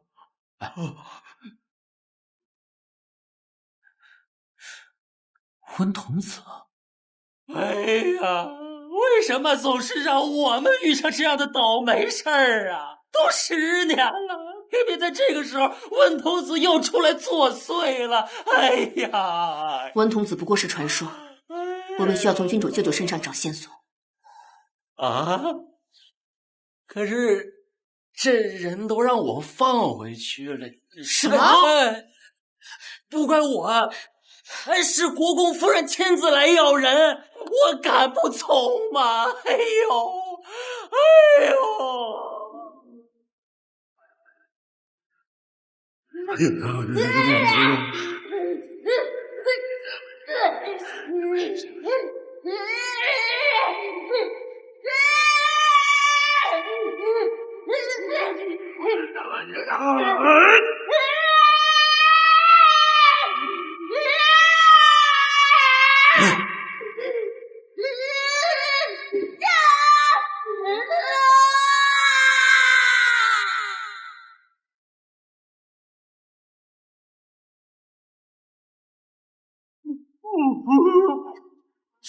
他是我弟弟，不管发生什么事，都得保住他。是，记住，今天这事无论如何切莫传扬。好。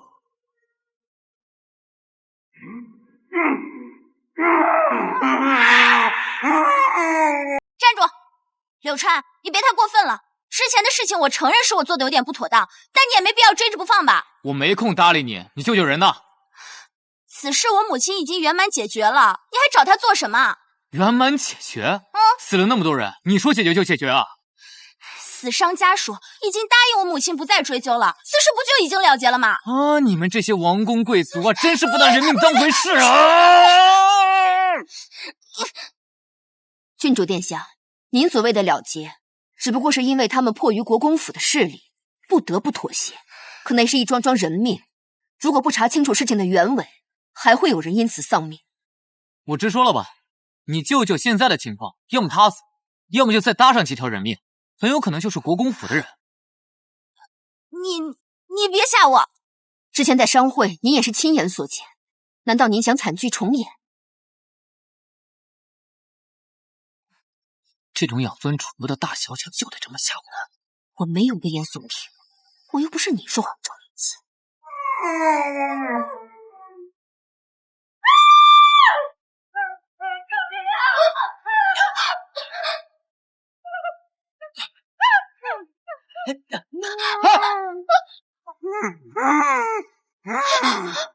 父亲，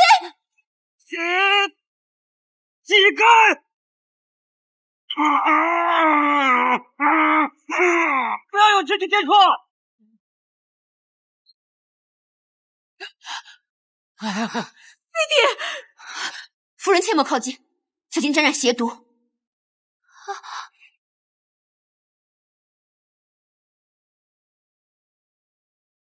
看来要想查明死因，必须得先行解剖。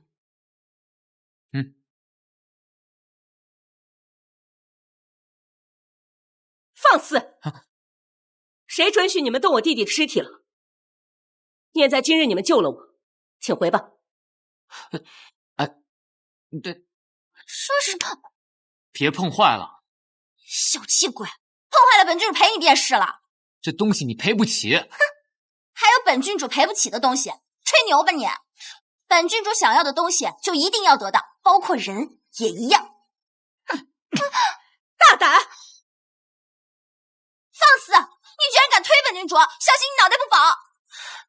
你们母女俩真是一模一样。好，我不装了，摊牌了。御赐柳叶刀在此，如临圣驾。国公夫人，郡主听令。娘，你这是……住口！这确实是圣上御赐之物。娘，你在开什么玩笑？他……皇上他老人家赐我柳叶刀，凭此刃可抛尽天下死尸，解世间未解之案，百无禁忌，钦此。国公夫人，事到如今，您也不希望自己的弟弟死得不明不白的吧？不如让柳川试试，或许能查到死因，找到真凶。也只好如此。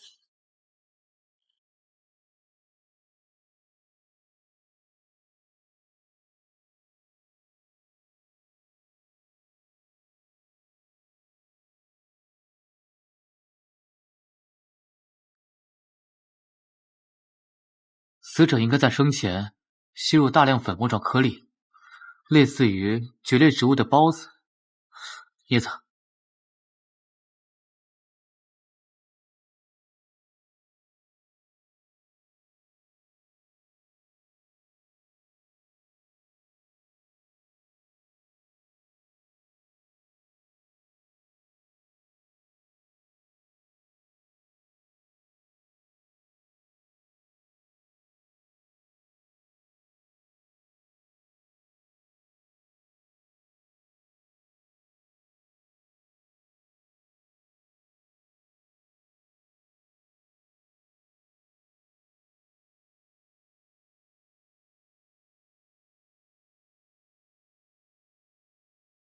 锤子，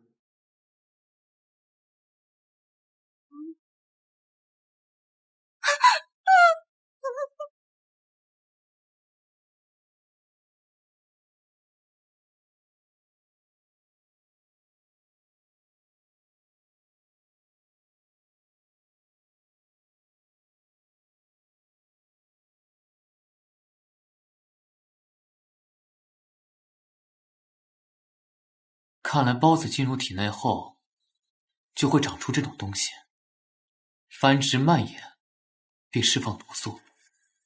这东西很有可能就是造成病变，让死者陷入癫狂的罪魁祸首，而且也无法排除真菌二次感染的风险。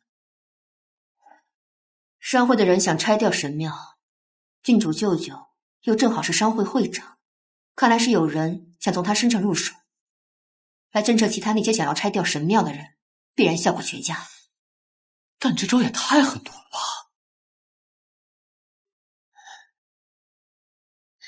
哎，哎呦，吓死我了！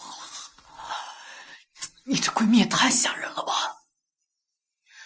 他把家产都变卖了才来找你安身的，我还不放心你。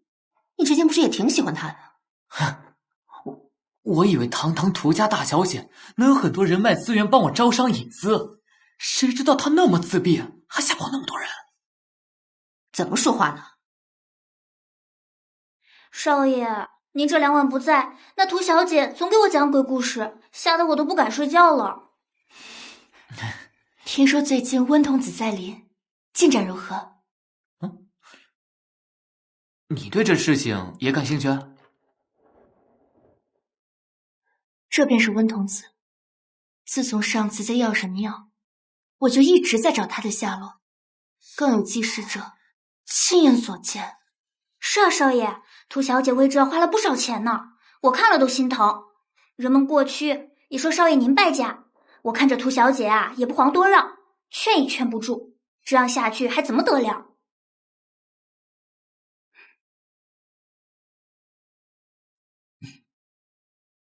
能不能把你掌握所有温童子的信息全都告诉我？这讲一夜恐怕不够。没关系，今夜奉陪到底。那自然是好。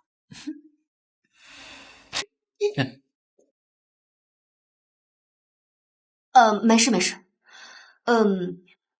我回县衙核实一些线索。云梦，你多加小心。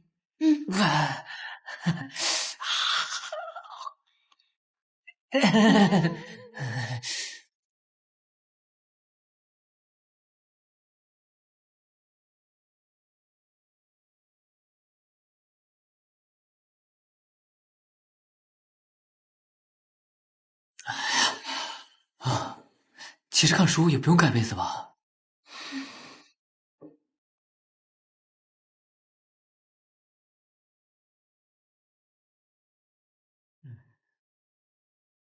时辰竟然过得如此之快。这应该就是爱因斯坦说的相对论吧？跟美女对坐，就会觉得时间过得很快；但如果是坐在热火炉上，就会觉得度日如年。那这位艾先生说的还颇有道理。唉，10年前取3之子被选作温童子。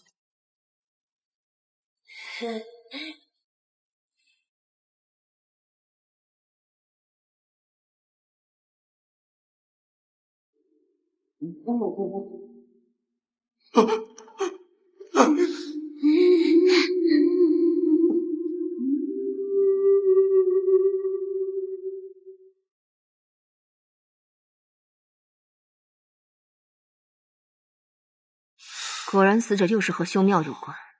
你看，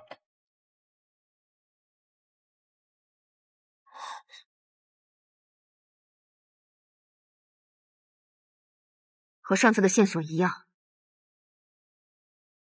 看来不是巧合。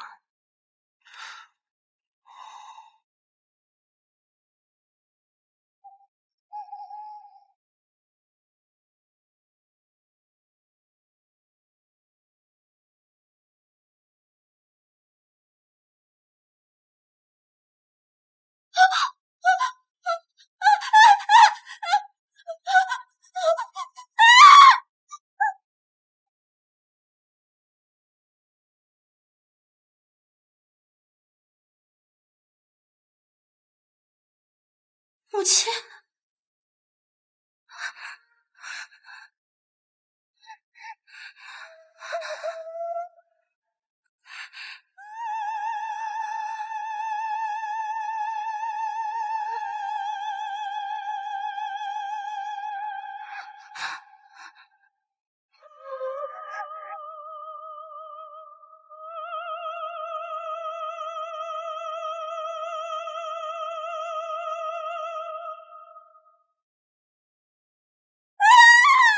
圣地里有人，快让他出来！快让他出来！昨晚彻夜长谈还是很有收获的嘛，不过可惜了。可惜什么？良辰美景又有佳人，结果却在研究温童子。唉，我都替你可惜。怎么了？闻到什么了？谁家的醋弹炸了？少耍贫嘴！看来昨晚还有人彻夜未眠啊，只是不知道是守夜还是监视。姐姐，要不你先回去休息吧。我宁可跟着少爷出来查案，也不想守着涂小姐听她吓唬我了。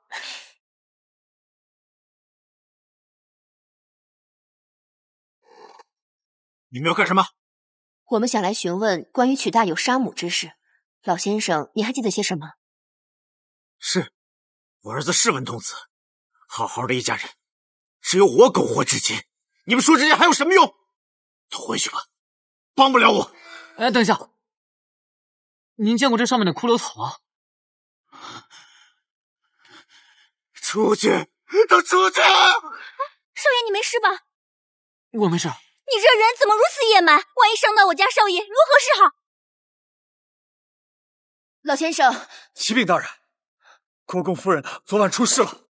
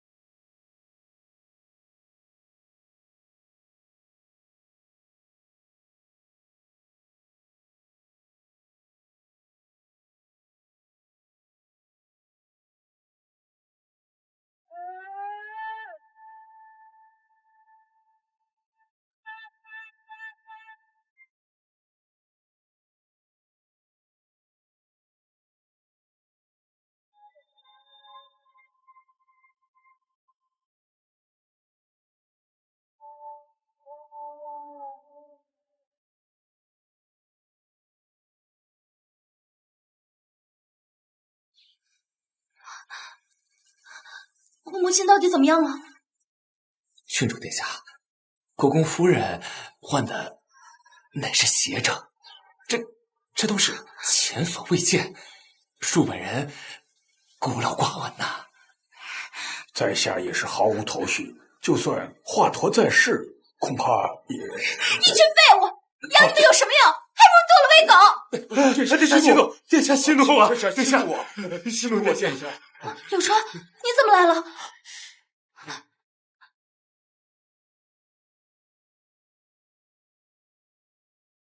病毒居然进化到这个地步！柳川，你要对我母亲做什么？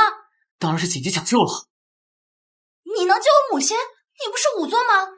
仵作，仵作不就是个验尸的吗？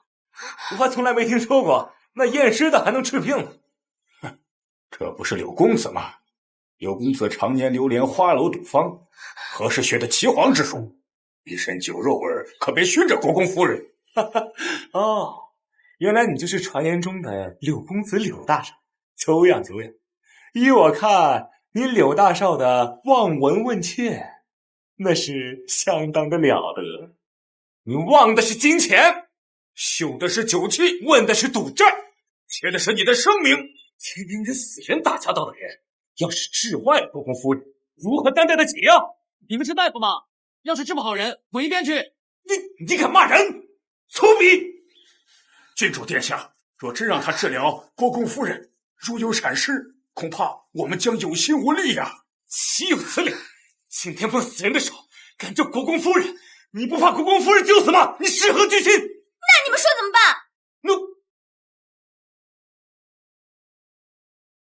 你们都给我闭嘴！柳川，你当真能救我母亲吗？现在没法保证完全治愈，只能暂时缓解症状。眼下没有更好的办法。你也见过你舅舅最后是什么结果？柳川，若是你能治好我母亲，你要什么我都会答应。但你要是治不好，我要你脑袋！还好赶到了。我说什么灵丹妙药，不过是麻醉散。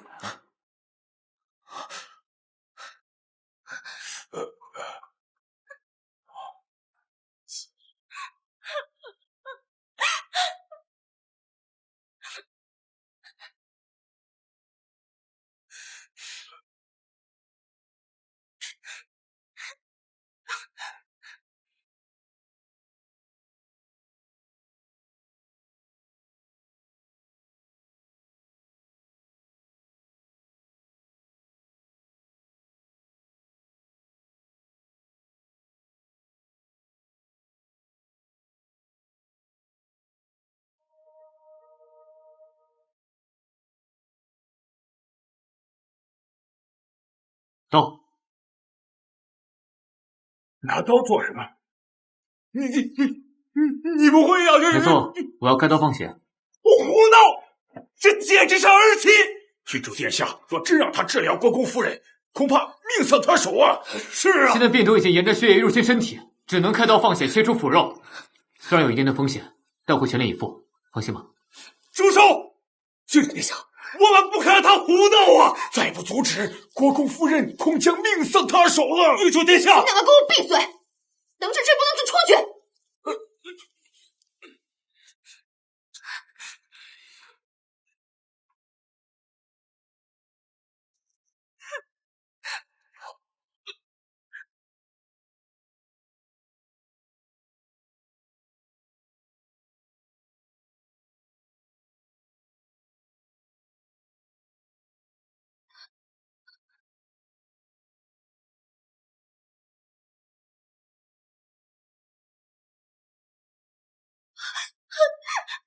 母亲，母亲，母亲，你快醒醒！母亲，母亲，我的母亲为什么没有反应？死了！国公夫人杀人了！国公夫人死了！闭嘴！母亲，母亲！国公夫人。把这几个乱嚼舌根的给我拖出去打死！冤枉！郡主，冤枉啊！你冤枉啊！刘川，你救了我母亲，你想要什么我都会给你，哪怕你要这府邸我也不会吝啬，甚至你要是要真想救你母亲，就必须得找到凶手，查明病毒来源，这还需要你配合。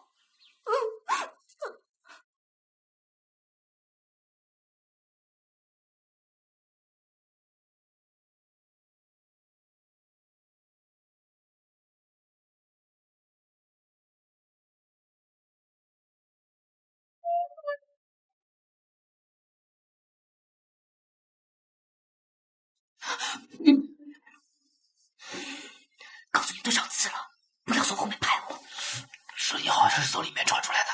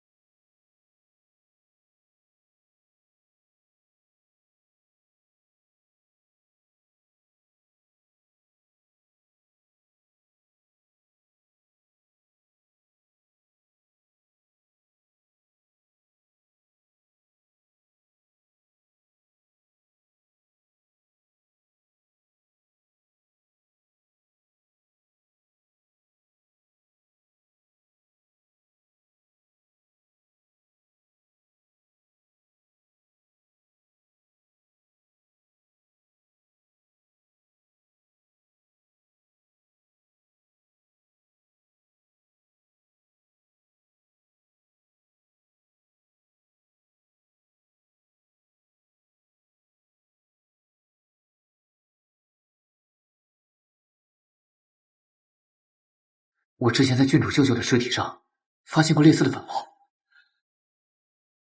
果然温童子是人为的。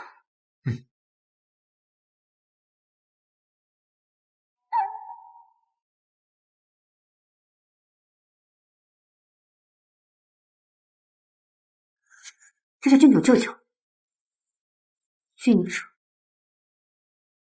家国公夫人，还有宫人。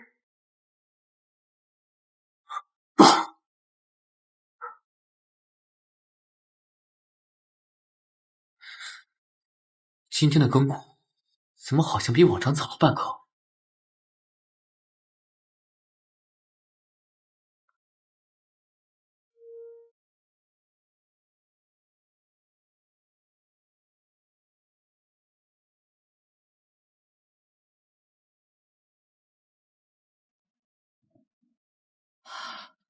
水。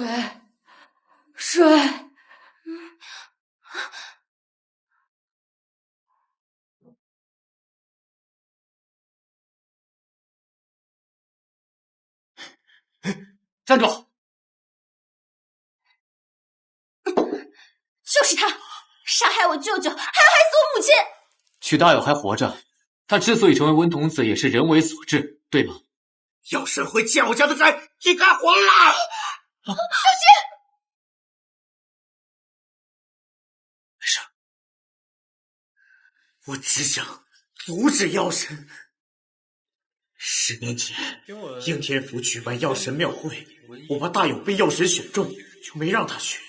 可当天晚上就来了个人，想让令郎加入药神会，成为药神药童，光宗耀祖，造福世人。大友不会去的，你还是回吧。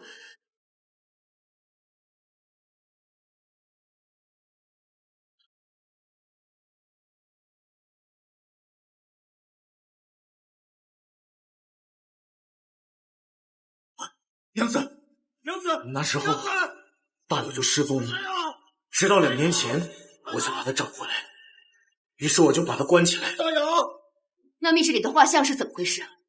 我始终觉得有人借着温童子的传闻害人，所以我就顺着受害者的线索追查元凶，却始终没有任何线索。得知国公夫人也中了那毒，就想来帮帮忙。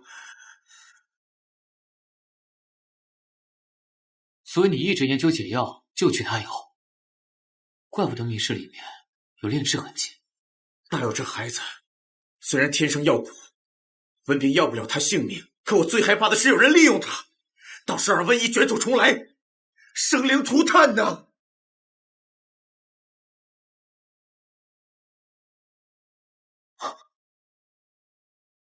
不好，曲大友已经逃出去了，我们得赶快找到他。我怀疑曲大友已经在那个人手中了，也是那个人因我们金旁曲大友。事不宜迟，我们分头行动。我研究解药以防万一，你搜集线索，找到真相。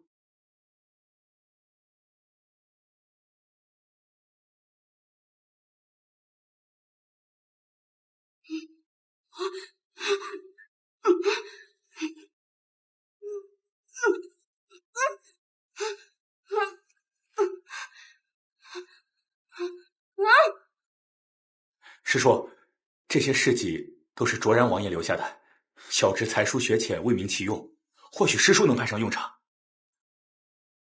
袁觉根、刘安素梅，还有千华母，难怪会加剧精神失常。这病毒的进化显然也是人为。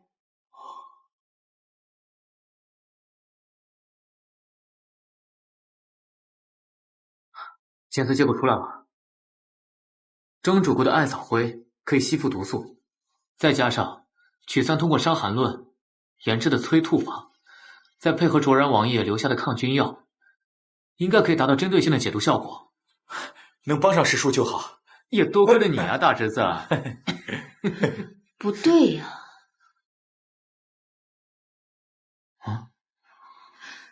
你看，这案发的时间和案发地点都对不上。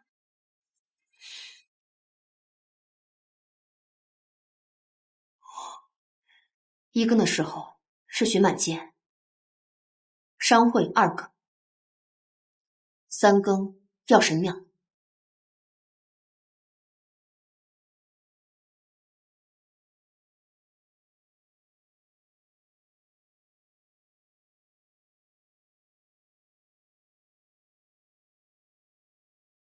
没错，应该就是他。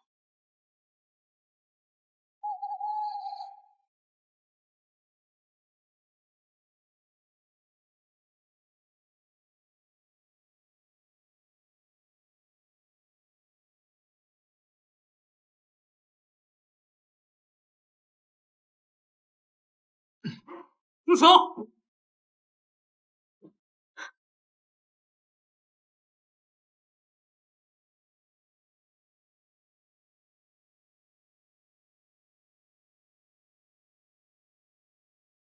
你们是怎么发现我的？哼，你每次作案都会提前打更报时辰，就是为了方便下药，来制造不在场的时间。这案发时间和案发地点都对不上。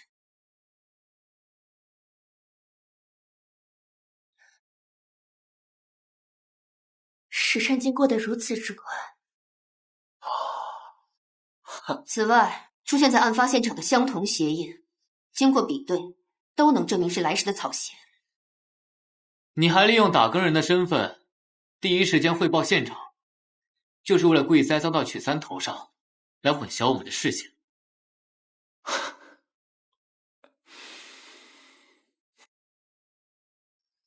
药神为世人做了那么多，而他们却毫无感念之心，还想拆了这药神庙。我只好送他们去死了。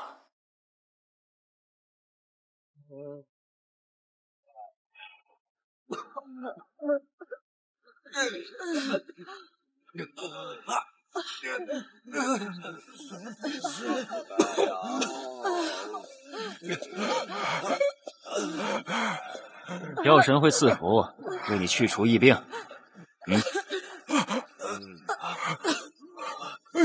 谢谢你，谢谢你救了我一命。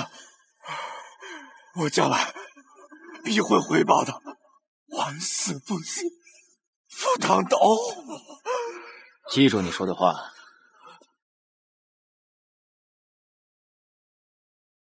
有些孩子是温童子的化身，这降生起便污秽邪恶，但药神会在他们身上施药祛病，便能救济更多像你一样的百姓。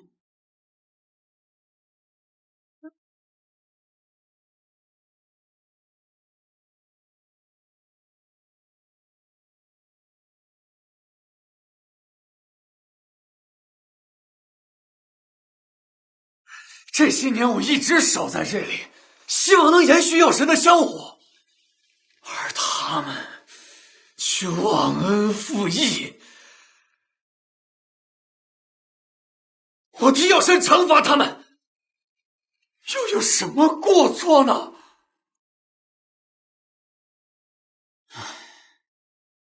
我看过那记载，10年前那场瘟疫来的突然，去的也突然，这分明就是药神会精心策划的。他们先害人，然后再救人，就是想让你们死心塌地的效忠，还让你成为帮凶，拿活人试验。不可能！不可能！你胡说！这屈大友分明就是温童子，不然他为何不死呢？啊！我奉药神的命，是为民除害啊！这世上根本没有温童子，但却有药神会这样真正的恶魔。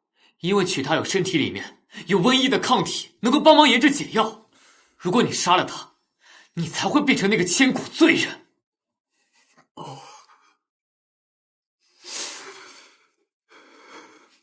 不！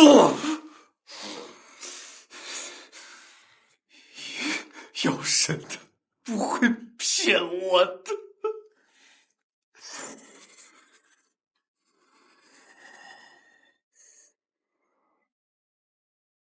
你才是那个说谎的人。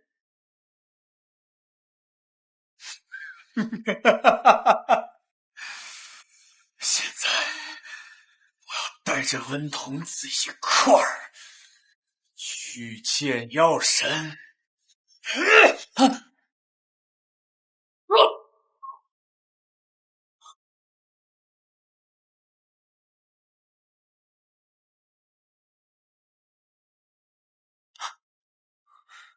我们去取三甲。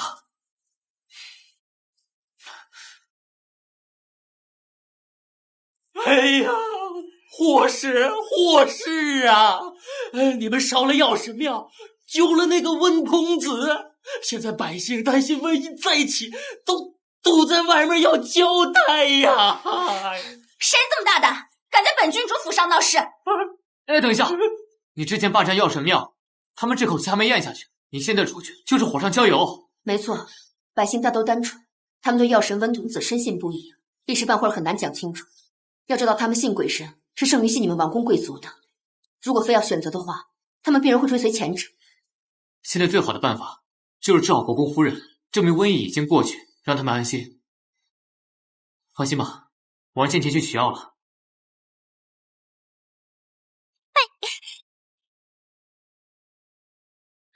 公子还在等着我回去救人呢。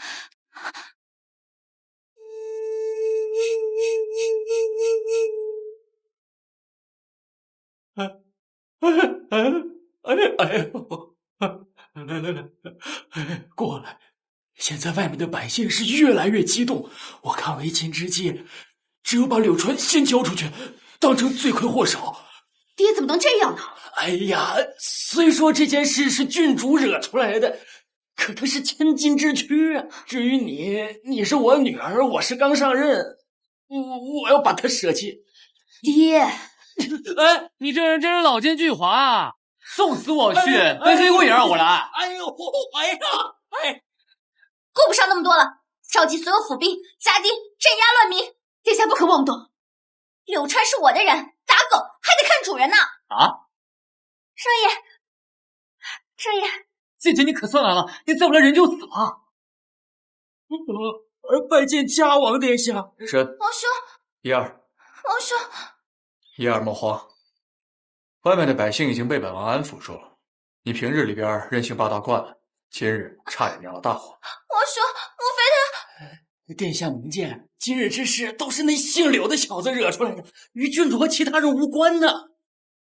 原来他是嘉王，怪不得仪表不凡，风度翩翩。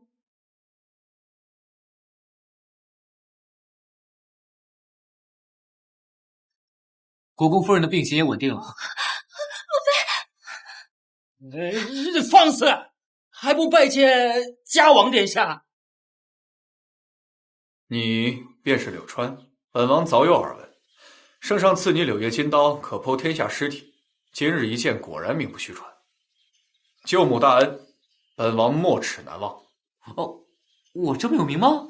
哎呀，客气了，客气了。果然有我王帝卓然的风范。今日一见，不如咱们就结拜为兄弟。哎呦，王爷明鉴，这位柳公子啊，的确是一介奇才，而且他是我未来的贤婿啊。我肚子饿了，我们走吧。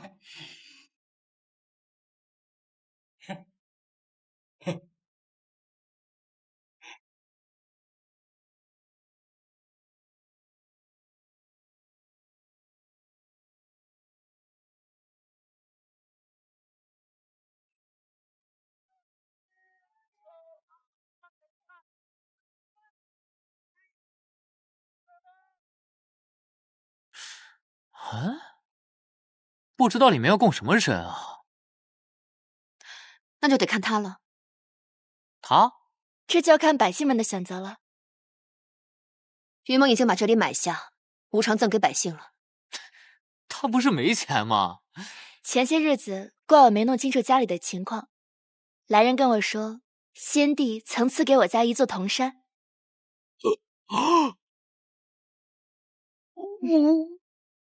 我还到处拉人投资呢，没想到金主就在我身边呢。涂姑娘，这寒舍你想住多久就住多久，你有什么需要跟我吩咐，尽管说。给你，都给你。少爷，那我岂不是天天都睡不着啊？哎呀，现在的委屈是为了将来的辉煌嘛。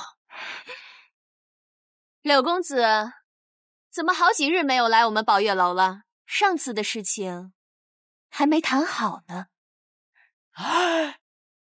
现在有了销售渠道，又有了资金支持，我成为大宋首富指日可待了。领导，我请大家去吃饭。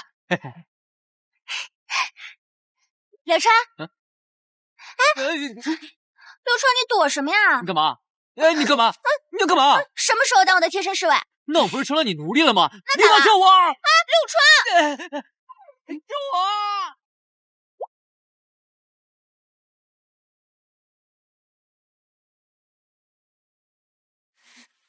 我能救他。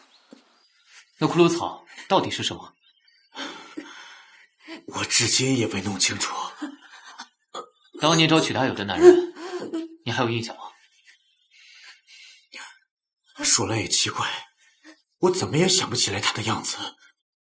我只记得他衣着华贵，气度非凡，好像真的是妖神的样子。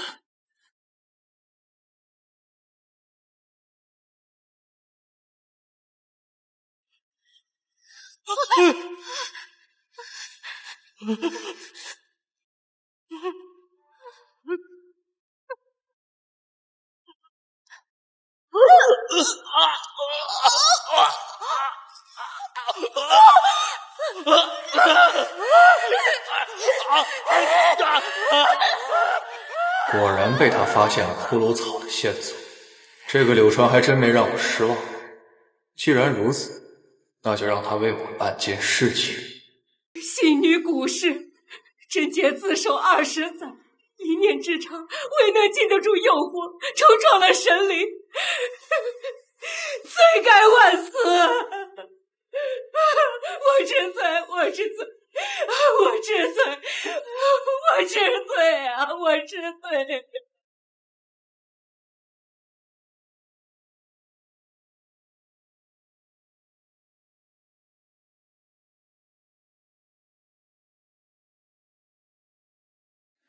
继续坚持服药，应该很快就能痊愈。多谢柳公子，你的大恩大德，我无以回报。你这2年的发现、研究都帮了很大的忙。等你儿子能开口说话，或许就能知道一切背后的真相。但我觉得，制造这东西的人一定有什么大阴谋。你怀疑涂老爷一案也和药神会有关？他们来自同一病毒源，跟这病毒发生了进化。进化？哦，病毒和人一样，他们也是物竞天择，适者生存。但这病毒它自身会发生变化来适应这种环境。可是它能在这么短的时间内就变得有传染性，显然传染一定是人为组织。那如果对方居心叵测，岂不是非常危险？那简直就是在做生化武器啊！那怎么可以留着了？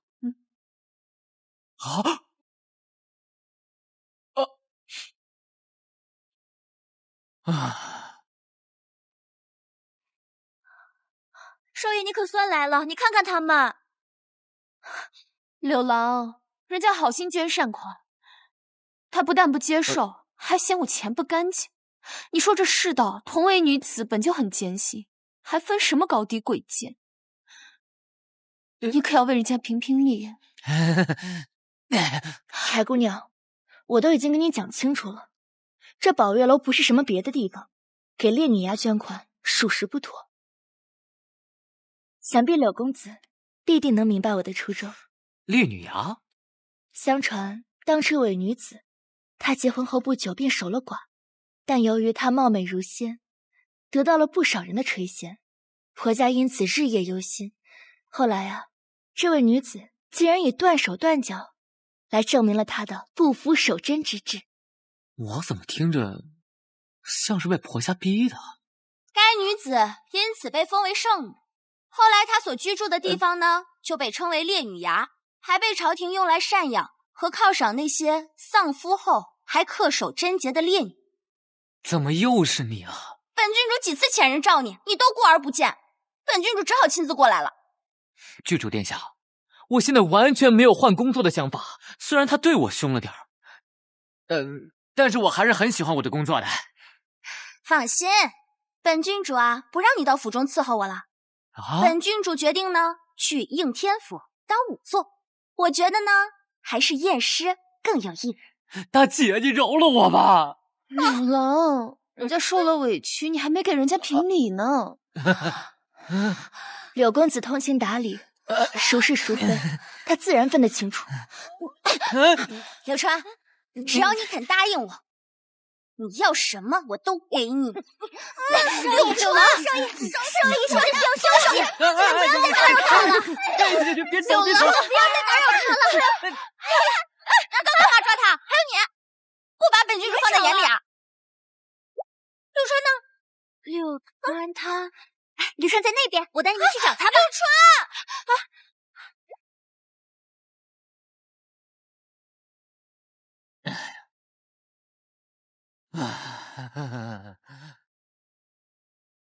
啊，夏望你怎么了？你请坐。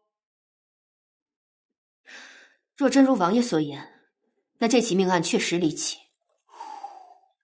只不过烈女衙并非应天府治辖，为什么不让当地官府调查？他们哪儿比得上二位？一位有勇，一位有谋，简直是天衣无缝，珠联璧合。在下斗胆，敢问殿下为什么会关注此案？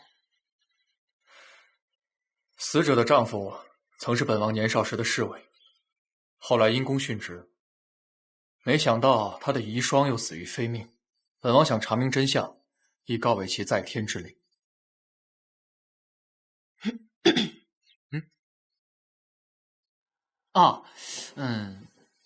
跨县执法难度太大。再说，我们手上本来就有很多案子。那真是可惜了，本王还想见识见识柳兄的探案手段。不过此案确实棘手，柳兄审时度势也可以理解。那本王就不叨扰了，告辞。恭送王爷啊！想激我没门！除了这个死者，烈女衙还出现过2次呢，都是突然病毙，所以官家没有上报。但死者的死法，看，2名死者死前都发过高烧，且性情大变，死状狰狞，双眼突出。药神会，他是有意留下的，就料定我会去。那你如何打算？这该死的胜负欲还真让他燃起来了。走。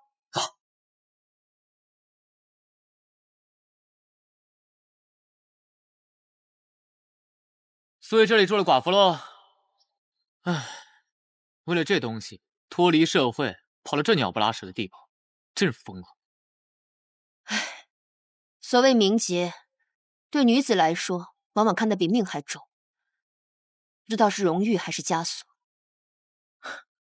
没事，等我死了，你随意改嫁，不用为我守寡。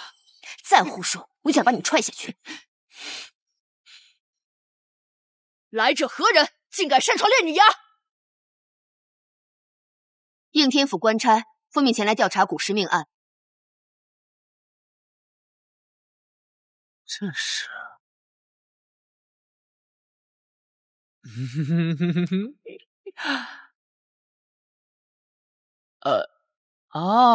一个村长，一个治保主任。男女授受不亲，光天化日之下，成何体统？那么激动干嘛？我还以为有什么少儿不宜的画面呢，差点打码。哪里来的登徒子？我直廉耻！他是我们查案的仵作。这烈女崖皆为寡居女子，向来不允许男子踏入，这恐怕不妥。村长姐姐，我是来验尸的，不是来干别的。少废话，不行就是不行。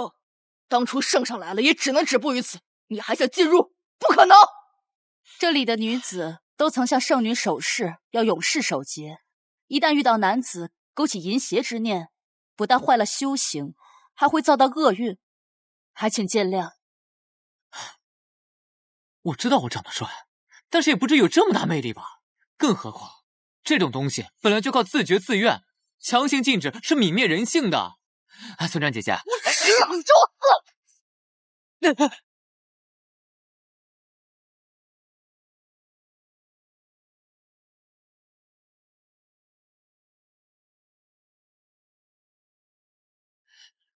他是不是内分泌失调啊？脾气比你还大。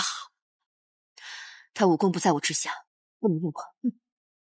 不如我自己进去，你先回去等我。好，那你小心点儿，小等你。哼，走吧。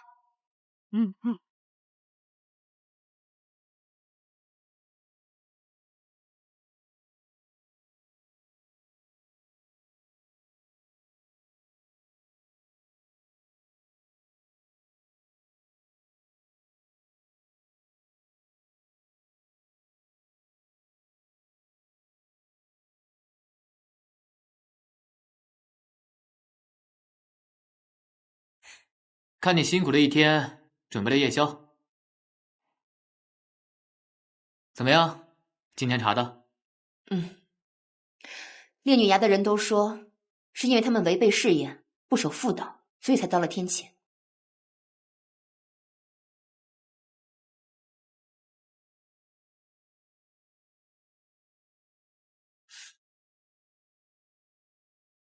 这个是什么？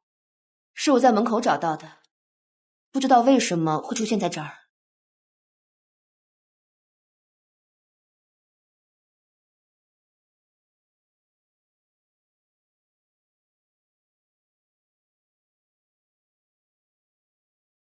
看尸僵程度，案发时间应该是昨晚，亥时到子时。根据窗口形状和深度目测，锐器自下而上刺入心脏动脉，造成大量失血，休克致死。由于死者为跪姿，血迹向地面喷射，应当形成离散的、点状的及小片状血迹。但由于血液喷射后，凶手再次刺入心脏，反复多次，持续放血。创口和创源外翻明显，甚至由于多次刺入的时间差异，已经出现了滴漏状血迹和浸染状血迹，直到大部分血液流失。明明刺入心脏已经一击毙命，但凶手偏偏多此一举，甚至冒着被发现的风险，又刺了多次。这种行凶手段呈现出强烈的虐杀特征，也或者是为了泄愤。说明凶手很可能是死者仇家。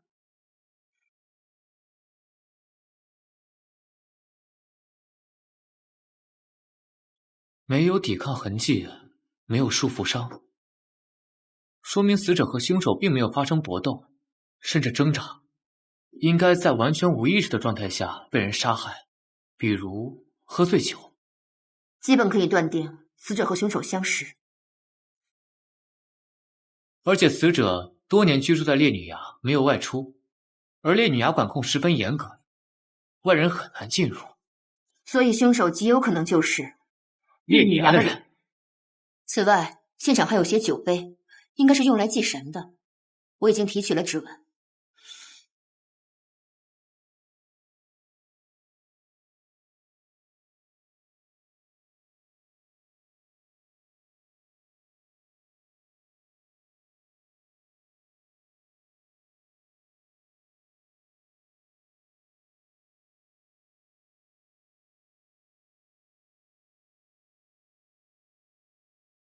酒杯上的指纹除了死者外，还有另外一个人。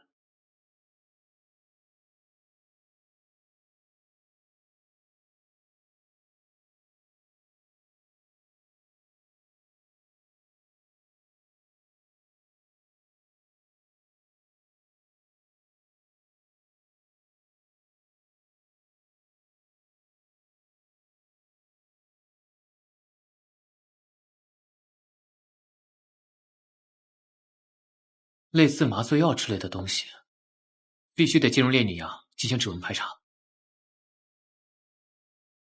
但如此精密且大规模的采集比对，只有你才行。所以必须得想个办法进去。我倒是有个主意。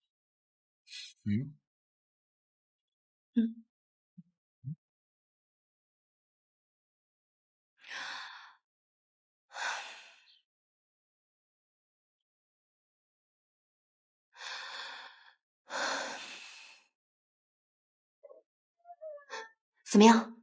看仔细喽，你可别被吓到。哎呀，过来！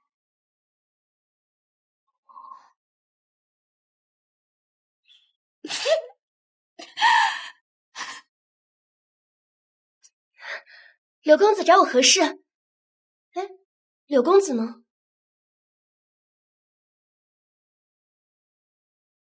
这位姑娘是……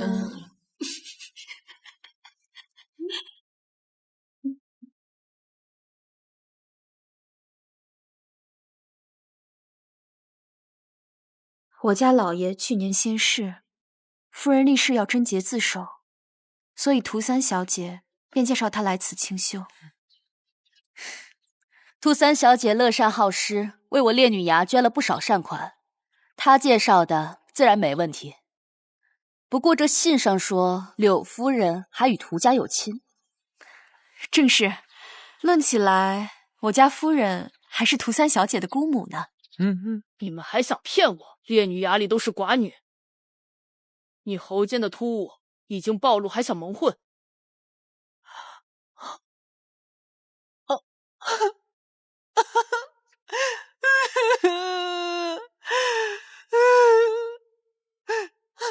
我自小便身患恶疾，喉间突起，被人嫌弃，无人敢娶。若非我夫君，恐无人怜惜。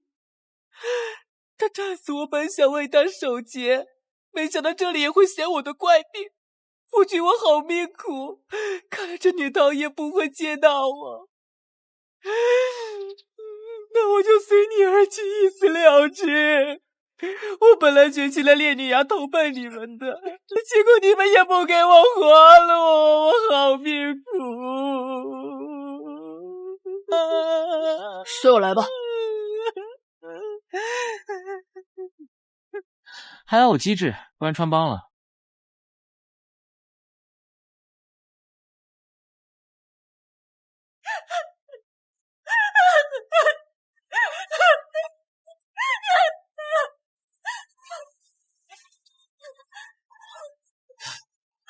这不会是什么邪教组织吧？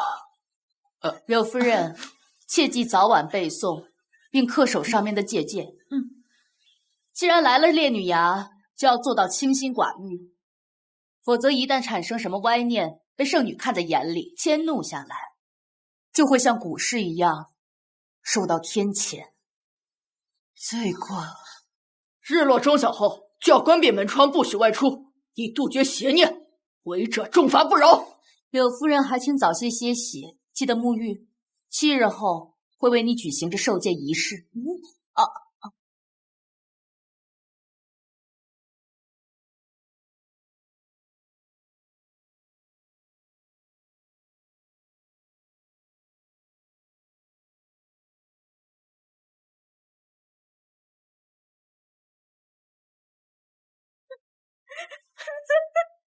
我真的知道错了。禁止见到男人也就算了，连脑子里想都不准。怎么，他们还能控制人的思想？简直荒唐！唉，本来就是大门不出二门不迈的安分夫人，来这里就是为了贞洁牌坊，流芳后世，自然会听话。这目标人群筛选得很精准嘛。终于有机会跟柳郎独处了，而且还能共处一室。难怪这么积极要配合我当丫鬟。柳郎，让我帮你沐浴更衣，早点休息吧。我生活能自理啊，不需要你帮忙。人家早晚都是你的，你就不必客气了。怎么，你还怕我吃了你不成？你饶过了我吧，我早说了，咱俩不合适。你是不是男人啊？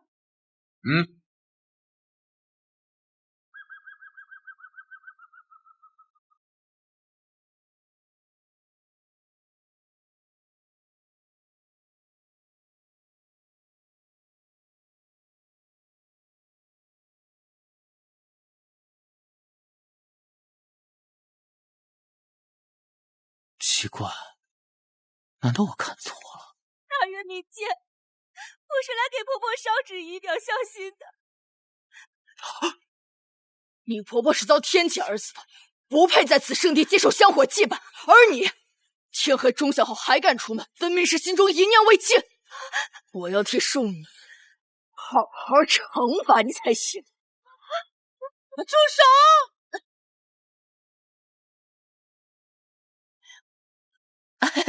大人息怒，她身为儿媳尽孝，也是天经地义嘛。破于自立，没有什么的。柳氏，这里没有你说话的份儿。念你今日才到，心中一念未尽，我就不治你天黑出门之罪了。7日后受戒再犯，一样重罚。我就纳了闷儿了啊，顶多也就安全意识有待加强，怎么还扯上淫念了？你们这些人脑子想的都是什么东西啊？天黑出门，不但不守女德，更是冲撞圣女。你想一块受罚吗？这位夫人，是我不守训诫，我该罚，千万不要被我连累。大人，我愿意受罚。哼，算你识相。你婆婆死了，你没了依仗，最好乖乖听话。柳氏，看来你是想造反啊！大人息怒，既然要罚，那罚便是了。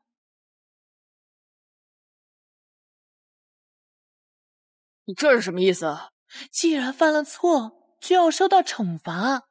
但是皮肉之苦就算了，不但圣女不忍心看，而且大人还费力气。你说呢，大人？算你们识相，这次就算了。多谢大人。我去，我好像还有点适应当女装大佬呢。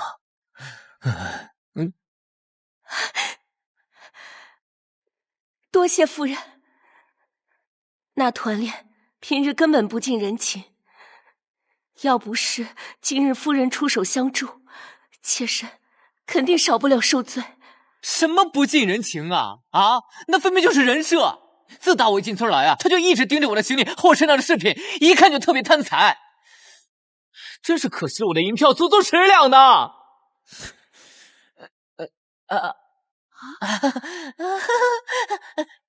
时间不早了，姐姐送妹妹回家。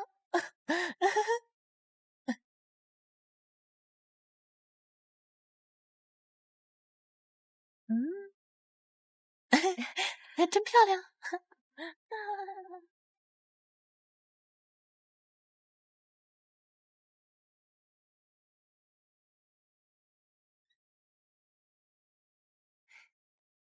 谢谢。看来你还挺孝顺的嘛。孝顺公婆是子女的本分，夫人过奖了。只不过不知道你婆婆对你怎么样。婆婆温良淑德，待我更是视如己出。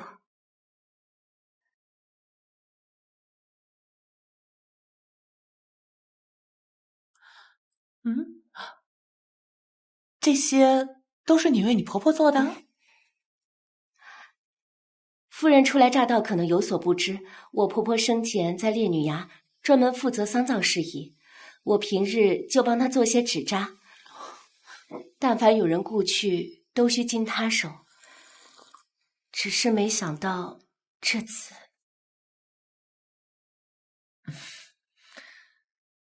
那我就先不打扰妹妹了，我先走了。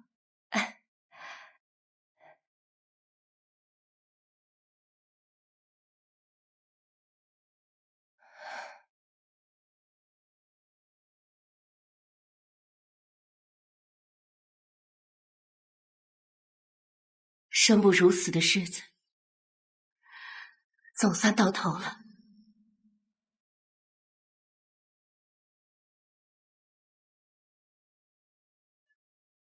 谈恋爱怎么来这么早啊？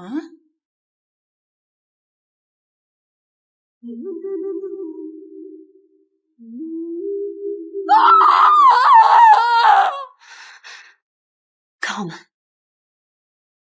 我是借询问的由头才来见你的，不宜久留。现场勘察过了，和古尸的死法十分相似，连凶器都可能是同一种。同样有被下药的痕迹啊。我对比过，古尸现场酒杯上的指纹不是古雨的。你怀疑是他？至少传闻里他们婆媳相处融洽，亲如母女，只是表象。而且古雨明显被虐待过，只是他刻意隐藏。昨天晚上他刚被团练欺凌过，今早团练就被发现死亡了，而且死法如出一辙，这实在太诡异了。那你说现在怎么办？诸位前来见女衙，贞洁自守，都曾在圣女面前立下誓言，要恪守妇德，清心寡欲。团练、古氏还有山后的那些人，他们之所以死于非命，就是因为心存杂念，因此圣女才降下惩罚。希望各位引以为戒，严守训诫，时刻自省，切莫重蹈覆辙。烈女衙所有人的钱财都要上交，而团练却藏匿私财，所以女官认定她也是被圣女取名，借着人命案恐吓众人，逼他们顺从，实在太过分了。利用恐惧也是控制人心的一种手段。这种鬼地方，他们那些活生生的人怎么可能待得下去啊？还是按照原计划进行，我负责暗中排查。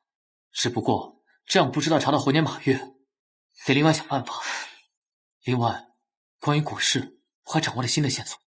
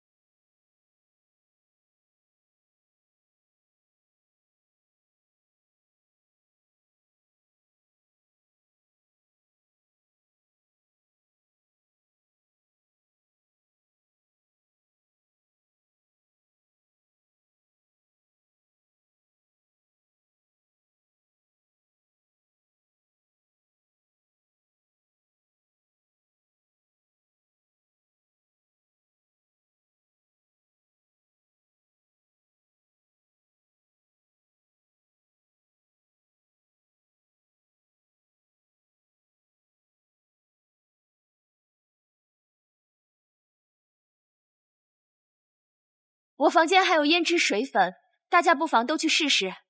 好啊。古雨，你也一起来吧。走吧。大人，在下还有些事情想要确认，也好尽快回去交差，烈女衙也尽快清静。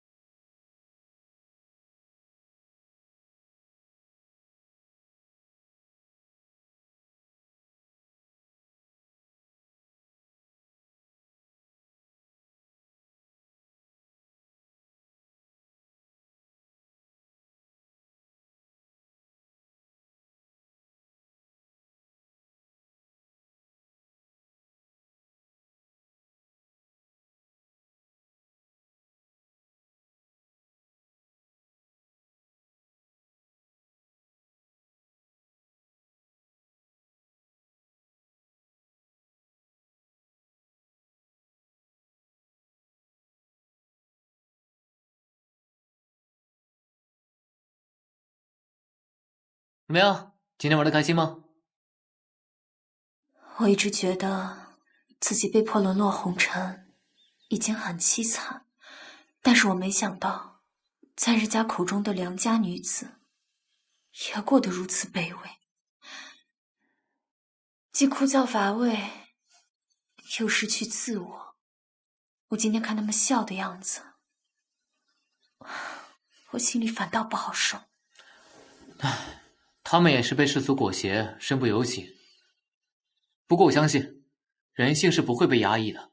今天就是最好的证明。亏你想得出这招。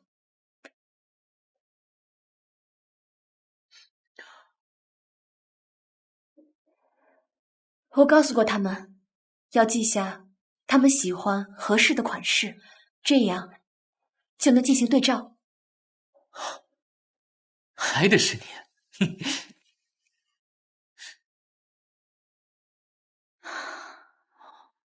可惜再极致，也无法让六郎倾心。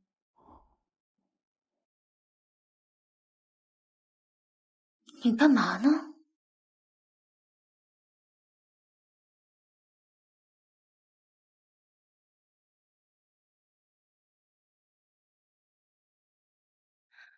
怎么换回来了？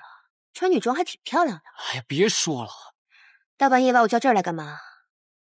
这次除了来查案，还有件重要的事情。古氏是负责烈女衙的丧事，每个寡妇死后都有他亲手下葬，他还做了记录。喏，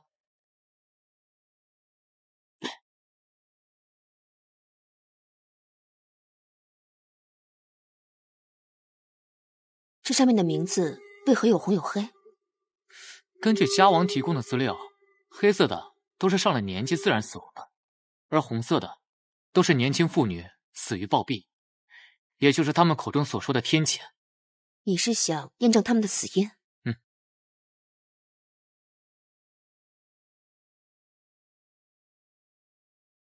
唉。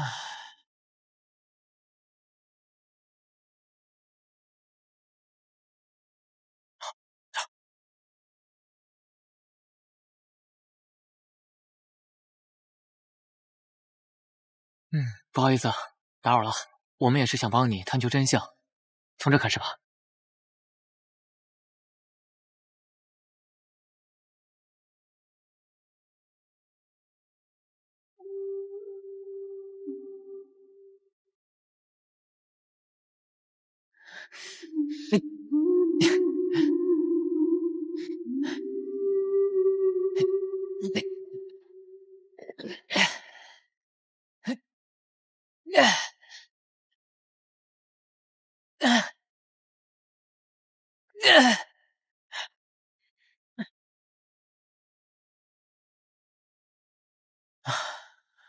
无需解剖，我只要查看尸体迹象就能确定。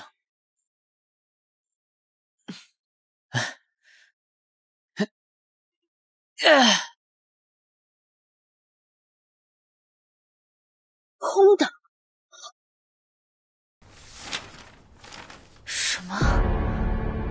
你说那些年轻夫人的坟都是空的？这怎么可能？而且所有的指纹都对不上。难不成杀死古尸和团练的是？坟是空的，指纹也找不到，凶器也毫无线索。要不是我不信鬼神之说，恐怕我也要怀疑是那些死去的女子所为。我怎么觉得遗漏点什么？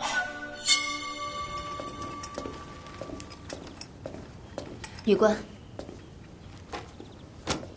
邱捕头，何时才能结案？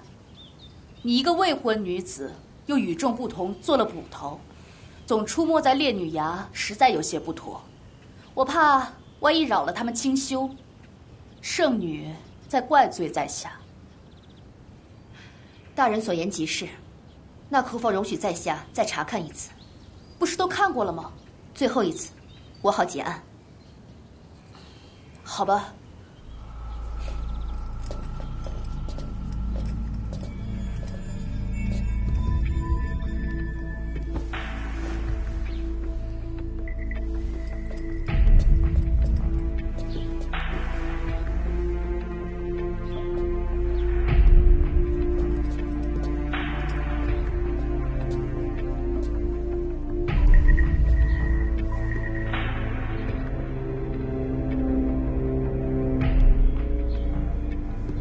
有什么发现吗？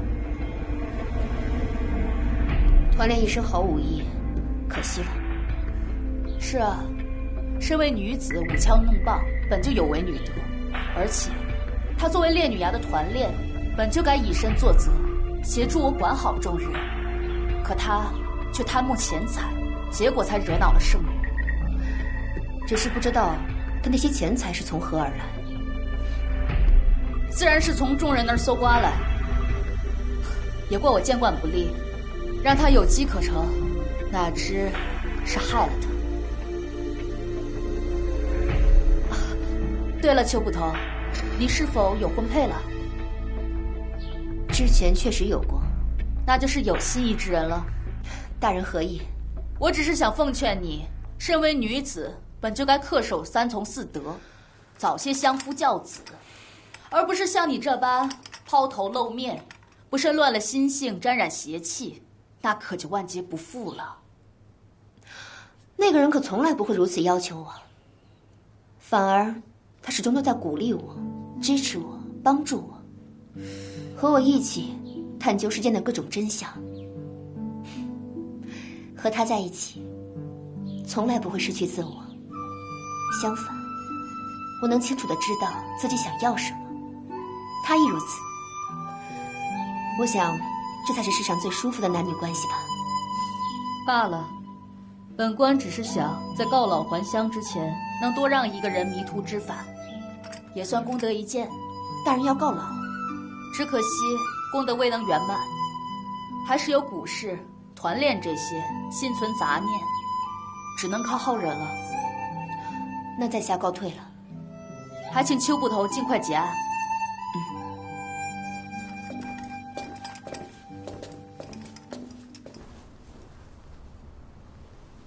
听说了吗？女官告老还乡了啊！那你们说，这下一个女官又会怎样？还能怎样？反正都一样。熬吧，反正一辈子，咬咬牙就熬过去了。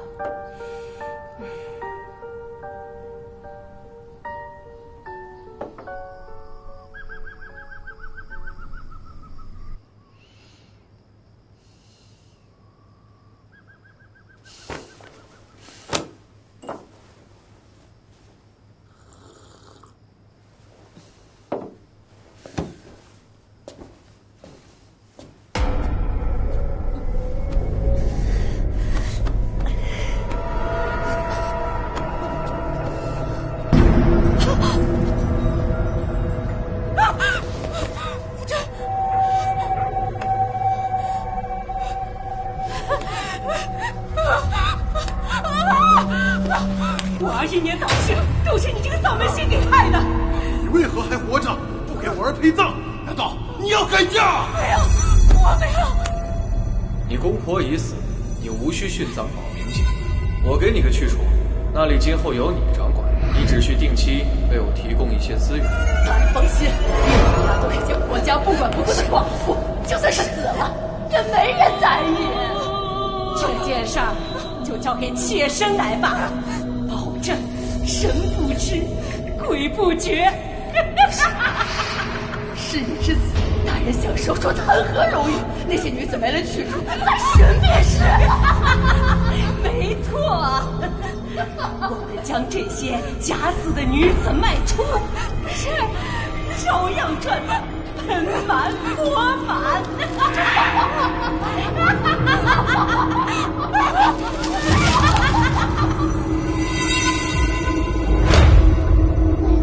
骗我！为何骗我？不听！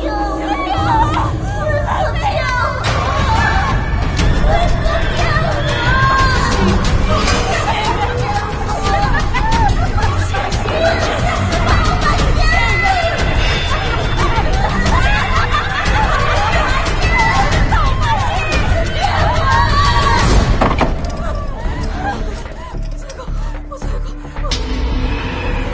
什么东西？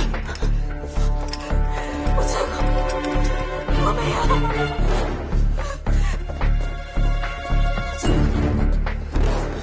果然被下药了。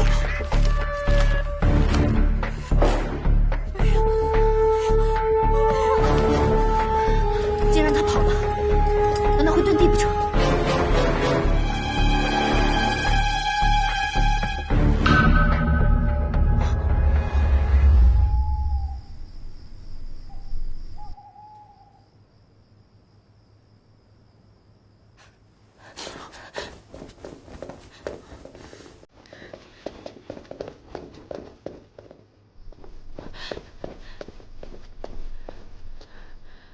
你们真的打算为了所谓的冥界，困在这个鬼地方一辈子吗？难道身为女子就有错吗？你们回答我！你若真有脸，你睁开眼睛看看他们！你为了自己的冥界毁了自己的一生，你现在还想让他们像你一样痛苦？莫非这就是你想要的？如果真是如此，那你根本不配放手！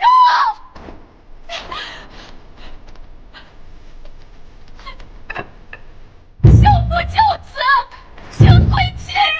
长姑娘，为国家消耗一生的你们，分干了冤情。许你的新婚，许你的日常，许你这为女子重复一生的枷锁和穿越情。我不！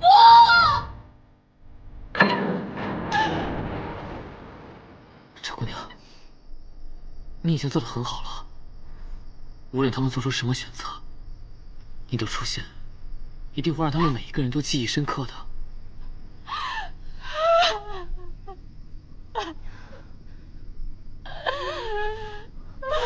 快看！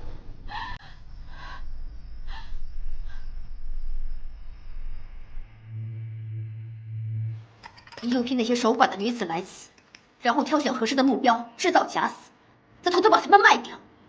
你究竟把他们弄哪儿去了？起初送给救我的那个人，我从来不敢过问。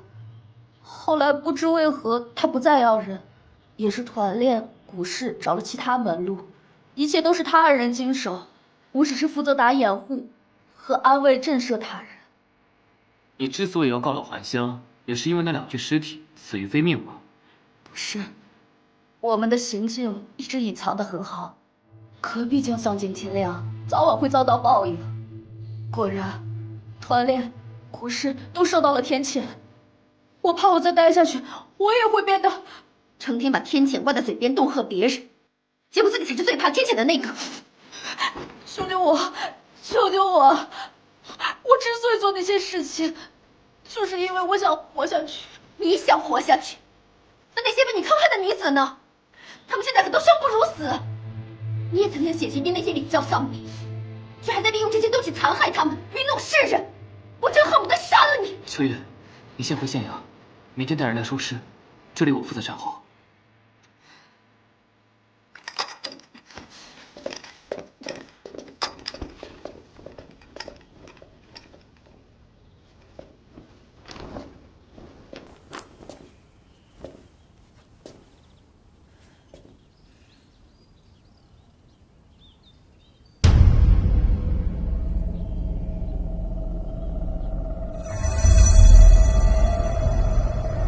姐姐，我可以，我真希望没有见过你，至少不是在这种鬼地方。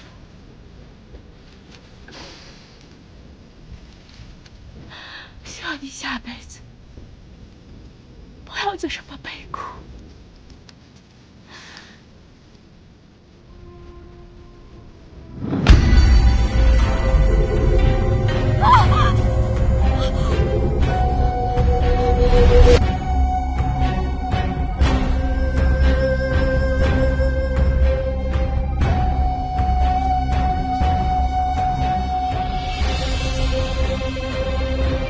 进来吧，我等你很久了。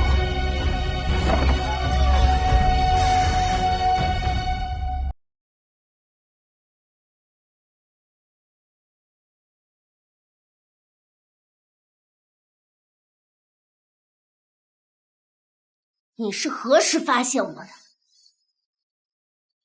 从我对比了烈女崖所有指纹，却一无所获时，我就有所怀疑，肯定还有一个人藏了起来。而那晚我绝对没有看错，所以凶手就是那个看似没有四肢的人。我入住那晚和女官出事那晚，我和秋月都追丢了，你就是利用自己的身高藏了起来。什么东西？想必你也是用了这一点引人耳目，杀害了古氏和团练，而现场的留下的圆形血痕，就是你脚上的高跷留下的。他们该死，只可惜被你们破坏，不然我就大仇全部得报了。不过我猜，你应该不是为自己报仇吧，而是为后山某座空坟里的主人吧？不错，云莲花正是被他们所害。我因患病，身材矮小，形如孩童，受尽了欺凌，是银莲帮助了我。袖珍人证，走开！干嘛？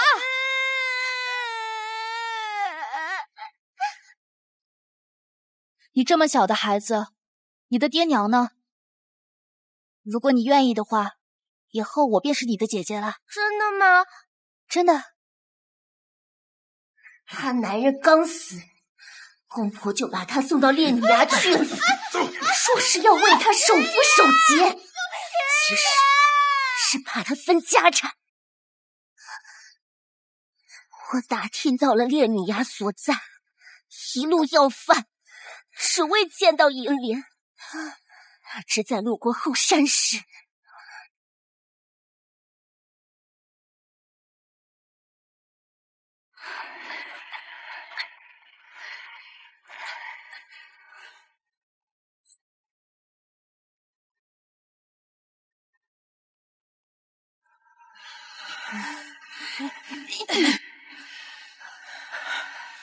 走。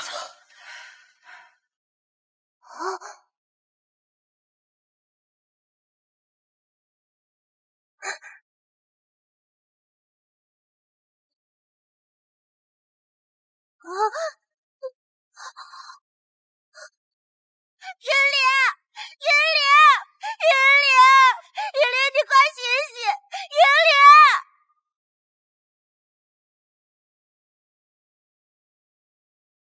银莲被人割了舌头，手脚筋断，不成人样，甚至还没来得及看我一眼就咽气了。所以你躲在烈女崖，为了找出真相。苍天有眼，既然被我发现，他们正是害死银莲的元凶，我怎能放过？这次要找个温驯听话的，可别像上次那个，一醒来之后又哭又闹，誓死不从。被买家打死后，还要我们帮忙处理尸体，切记小心，千万别东窗事发。他们又不是不知道那些女子的来历，闹大了同样有罪。还有你也是，下次把药下猛些，别在路上醒了就行。大人放心，这一切包在我身上。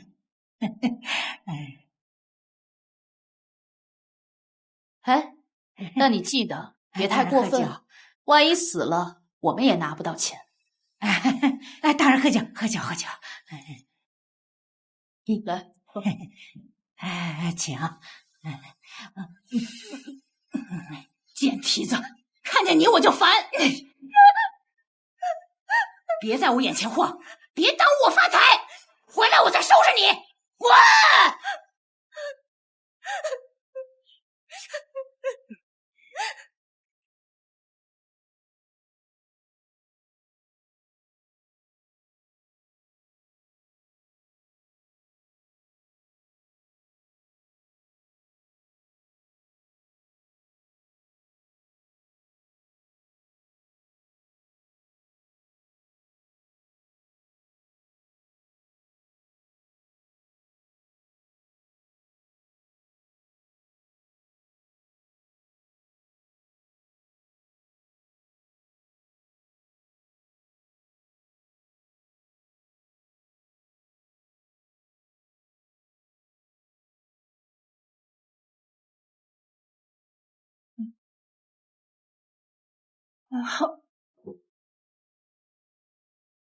这就是凶器吧？你还挺别出心裁的。他该死！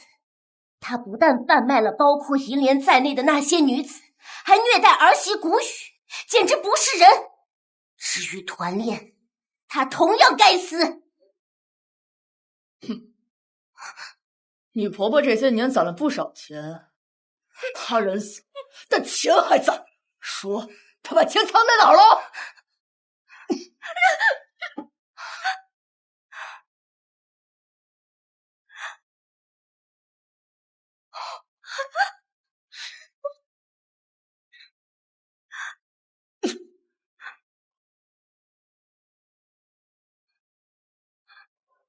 难怪你婆婆骂你是个贱胚子，再不老实，我把你送到后山去。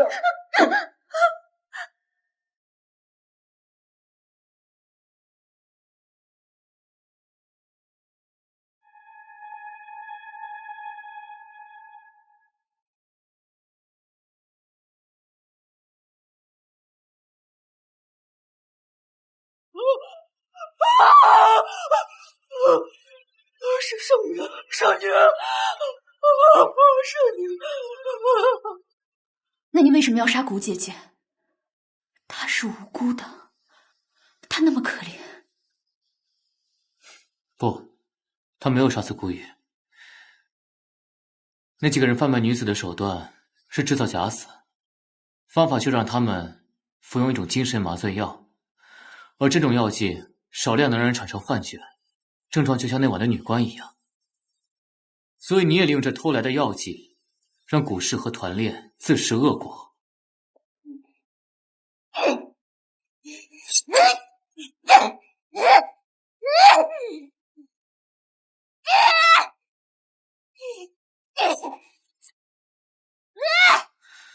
但这药剂一旦加量，就会让使用者产生假死症状。不过，如果在一定的时间内没有唤醒他们，那使用者就会真的丧命。所以你就利用这一点等我现身。可如果我不来呢？一个能为朋友不顾一切、报仇雪恨的人，想必一定也不是一个穷凶极恶之人。你之所以让谷雨陷入假死，也是因为想用同样的方法让他离开这里，所以你不可能不来。至于你挟持柴姑娘，也是想从我这里换回谷雨，对吧？谷雨她实在太可怜了，你来那日我就觉得你不简单，所以才偷看。果然，我唯一的悔便是没能完成这一切。对不起，银莲。小花不要！柴姐姐，你是个好人，你知道吗？自打我来到这个鬼地方，从没见过谷雨和大家像那天那般快活。还有你昨晚在这里说的话，我都看在眼里。小花，住手！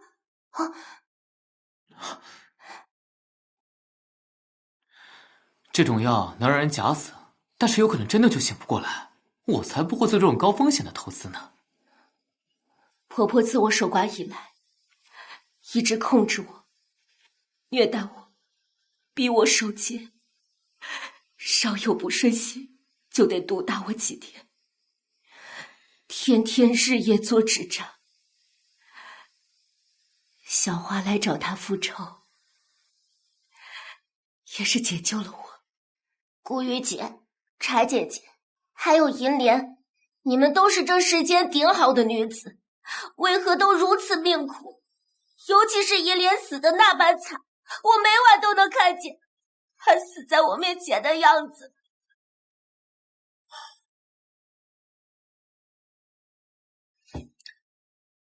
也许银莲是一个不起眼的小尘埃，但是你见过她最美的样子。不如你说说看，我画给你。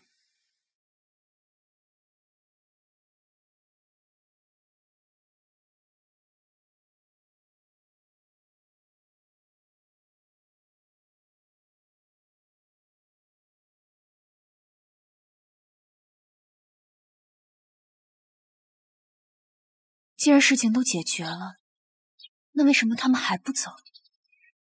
这是他们自己的选择。这里也许是座监狱，但外面对他们来说，何尝不是牢笼呢？如果他们遵从自己的内心做出选择，也许这里会变成世外桃源呢。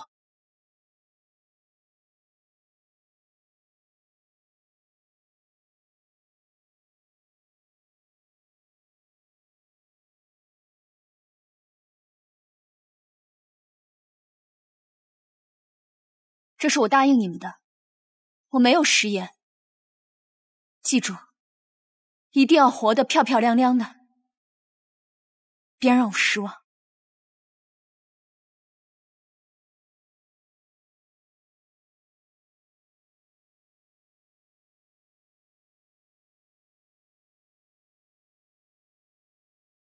银莲，或许下辈子你我还会再相见，到那时我会继续守着你，不会再让你受到伤害。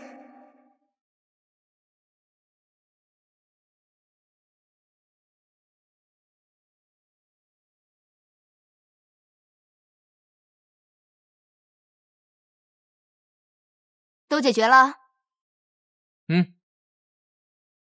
原来你早就知道了。果然你们俩才是心有灵犀。哎，你去哪儿？既然结案了，当然是缉拿凶手归案啊。哦，我忘记跟你说了，凶手畏罪跳崖自杀了。啊，是。哎，你别看了，都摔成肉饼了。说到肉，我早饭还没吃呢，你们要请客啊？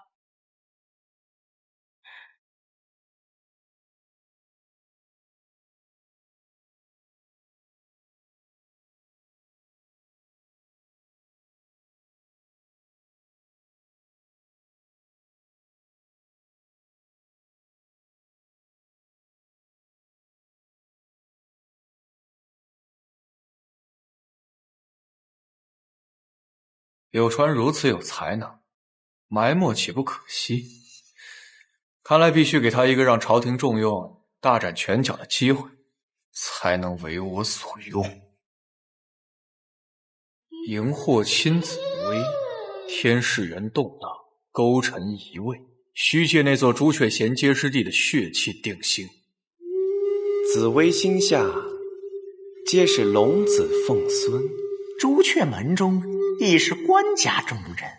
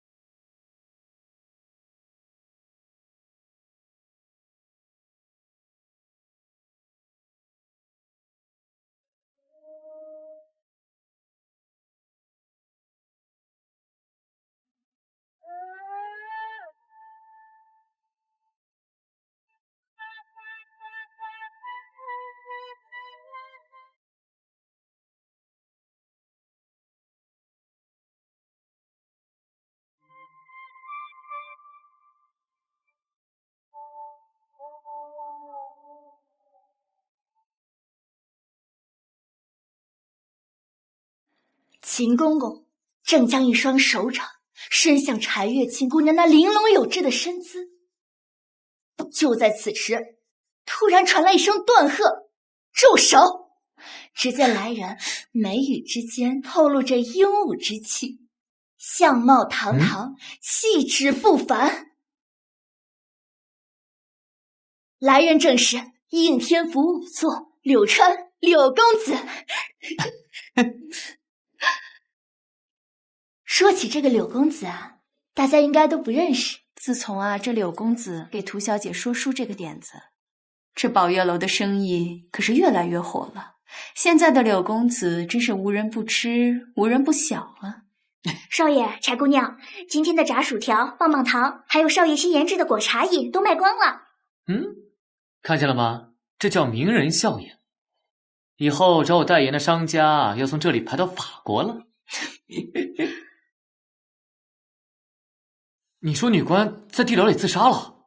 当初救，又让你在烈女崖为我挑选适龄女子试药，可你却贪心不足，私下搞贩卖的勾当，有今日之下场，真是咎由自取。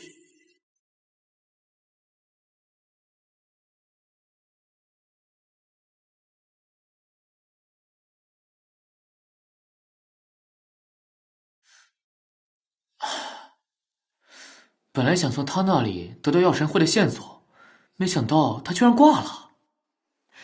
你怀疑烈女崖那些女子都和曲大友一样被送去了药神会试药？根据女官交代，让他做事的那个人跟曲残口中的药神会很相似，而且制造假死的麻醉药，其中的成分也和骷髅草相吻合。后来随着药神会的覆灭，试药就中断了。可他们从来没有停止过。我觉得家王让我调查此事，不只是因为他跟古尸有渊源，反而跟药神会有关。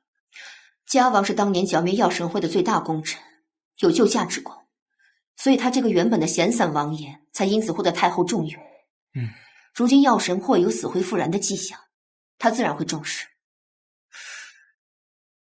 我怎么觉得这个人看我眼神怪怪的？哪里奇怪？如果女人这么看我，一定是起色心；要是男人吧，就是这种眼神。刘兄，我刚从宫里回来，就专程过来见你。怎么，要给我赏金吗？宫里出事了。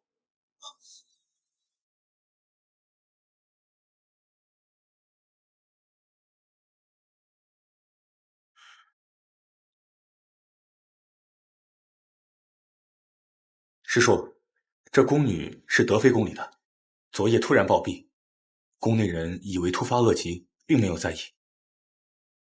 王爷，王爷，这一切都是臣亲眼所见，这就是那阎王爷留下的生死簿。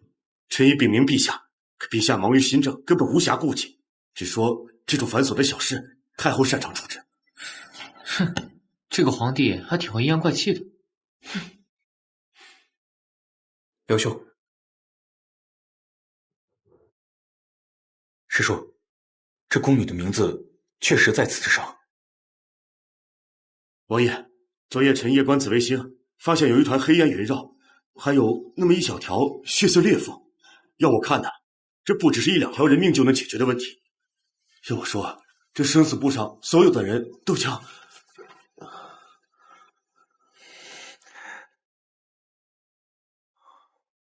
师叔，我曾经也听过谣传，说宫内有人曾在子时见过阎罗殿。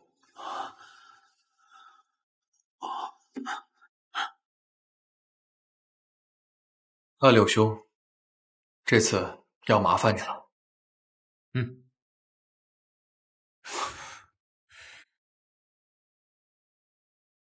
朱砂死后被人用笔点在眉心，眼眶周围有淤痕，面部肿胀，颅内压增高，导致面部充血，血膜有点状出血。初步判定死因相同，都是在这里。有些似曾相识。我最不希望看到的就是出现同样的情况。来吧。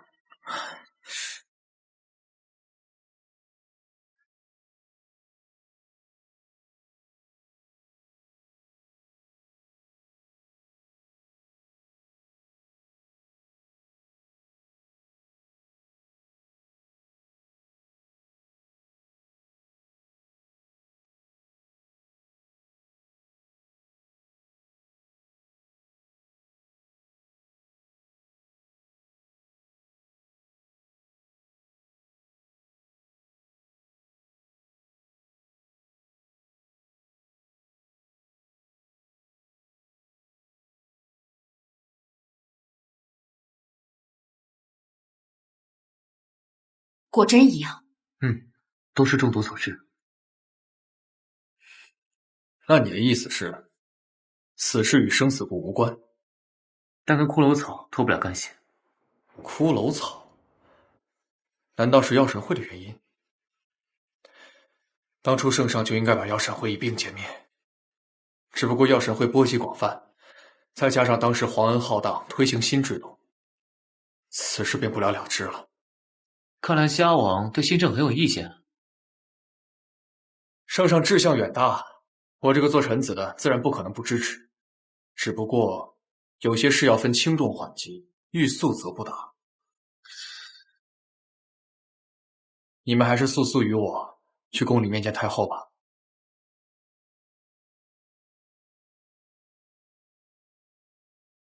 大惊小怪，漠视了你贵妃的尊严。这宫里的哪天不死人？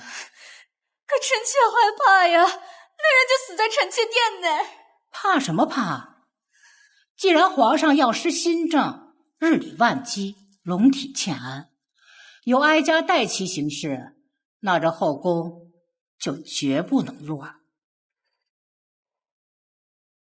启禀太后，微臣负责赈灾，又要安抚对新政不满的朝中重臣，这才没空管宫中之事，请太后处置。朝中百官因新政争执不断，还好有你居中调停，也是辛苦你了。为了圣上和太后的江山社稷，微臣万死。依家王所言，这是把所有事情都归咎于皇上实施的新政喽？本王忘了，大人就是因为支持皇上和王安石的新政，才一点点从内阁爬上来的。怪不得如此。难道大人是想让本王像司马光和苏轼父子一样，因为几句肺腑之言就被大人做文章而因此入狱吗？下官不敢，只是家王向来同情反对皇上新政的逆党，下官只是担心，若是此事又是别有用心之人为反对皇上新政而妖言惑众，敢问家王能否秉公？好啦，新政，哀家都听烦了。2件事先不要混为一谈。案情调查的怎么样了？禀太后，已请来皇上御赐金刀的柳川前来见面。宣安。哦，天哪！这位姐姐居然是太后殿下来了！姐姐，你放肆！在下实在是太震惊了，所以才有些失态。太后姐姐容光焕发，皮肤紧致，刚才进来的时候，我还以为是哪位公主呢。如果姐姐你把你的护肤养颜秘籍公布出去，那整个大宋下至16，上至60，那女人不得抢疯了？果真如此。太后自然严压后宫。哎呀，刚才叫你姐姐，都怕把你给叫老了，真是死罪。你倒是会说话。我也是有感而发嘛。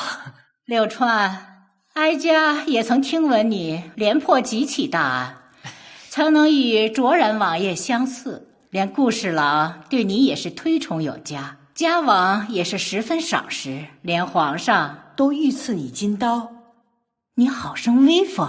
哎呀，太后过誉了，圣上慧眼识英，那肯定是遗传了姐姐的优良基因呐。启禀太后，柳川已经发现了一些线索，疑似与药神会有关。药神会？药神会当年本来就没有铲除干将，如今有死灰复燃的迹象。柳川和秋月的案件可以证明。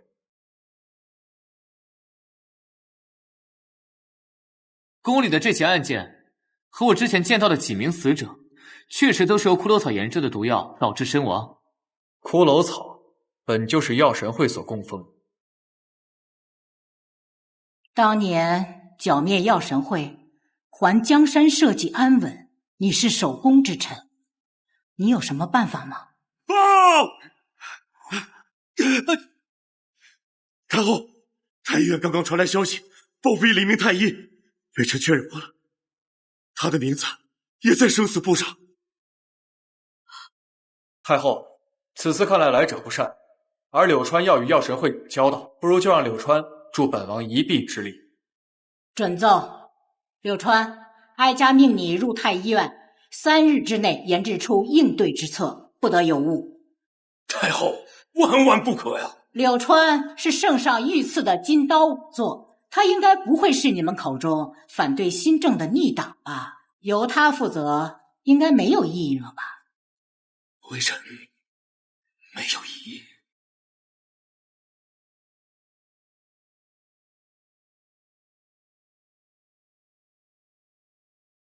家王留步，哀家另有事情相议。你竟然也会有这一日？干嘛瞧不起我？我只是没想到会这么快。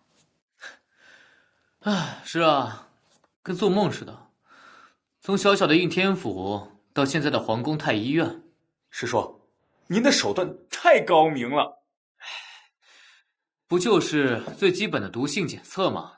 你也不难做到。哎呀，不只是这个，还有您把太后哄得心花怒放的手段。哼，女人嘛，就是喜欢听人恭维。更何况，你以为太后真那么好哄啊？就被我几句话就说服了？大侄子，你除了查案，人情世故，这事一点都不懂。小侄愚钝。这件事情的背后，围绕着新政斗争。头一个反对的就是太后，而家王就是给他办事的。而那些支持新政的，自然是皇上。他们母子俩不好直接撕破脸，所以太后不会把这件事放大。至于这2品高官，话稍微有点不慎，就会被人拿出来大做文章。反而是我这种两面都不搭嘎的小人物，最适合派上用场。师叔字字珠玑，小侄受教了。别看太后现在对我笑嘻嘻的，3天一到，要是得不到满意的答复，我们所有人都会被拉去当垫背。想不到你竟然把朝堂局面弄得这么明朗。就是学过点历史。既然这样，那还不赶紧想办法？我看你是比太后还着急。不过这次多亏了家王，你才能得到如此大力支持。你说他是不是想让你当妹夫啊？唉，他要是有其他妹妹的话，我就忍了。那位，唉，进土道，说来就来呀。柳川，你来干嘛？这些呢是王兄让我给你带来的。这些是王兄当年剿灭药神会时缴获的，说可能会对你有用处呢。哇塞，这么好东西，怎么不早拿出来啊？王兄说这些都已经归入大内密档了，你先前身份过低，没有办法染指，但如今有了太后的特许，自然就没有那些禁忌了。行了，下回请你王兄去泡吧。还有我呢。哎呀，走了。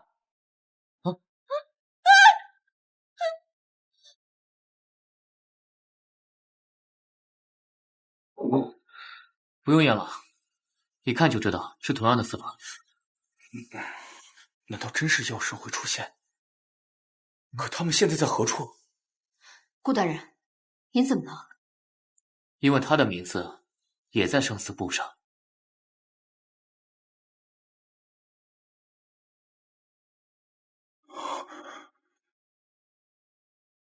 我原本也是不信的，可现在我不得不信了。真的只能等死？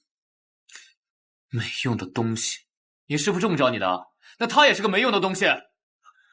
恩师不是这样的人，那你就给我站直了。我跟秋月在宫里做事还是不方便，还需要依靠你。如果你都没了斗志，那这下才是真完了。是啊，顾大人，现在除了柳川，只有你的技术能和药神会对抗，他需要你鼎力协助。我明白了，不就是死吗？就算死，我也不能给恩师和师叔丢人。这可是我大侄子啊！顾大人当然不可能是药神会的人，只不过在这本生死簿上，奉圣谕，宫内所有在生死簿上之人都将严格看管起来，任何人不得例外。还好二位不在，否则要跟他一样。你这是奉谁的意？你把他关起来，谁帮破案？你吗？事到如今，这还有哪门子案可破呀？我劝你们清醒一点，以免沾惹什么厄运。区区一介凡人，怎么跟阎王作对？我问你，这是谁的命令？当然是圣上、太后，还有我。柳兄，我也是为了社稷安稳，才不得已出此下策。现在必须按照生死簿上进行严密集中监视，只有这样才能抓住幕后黑手。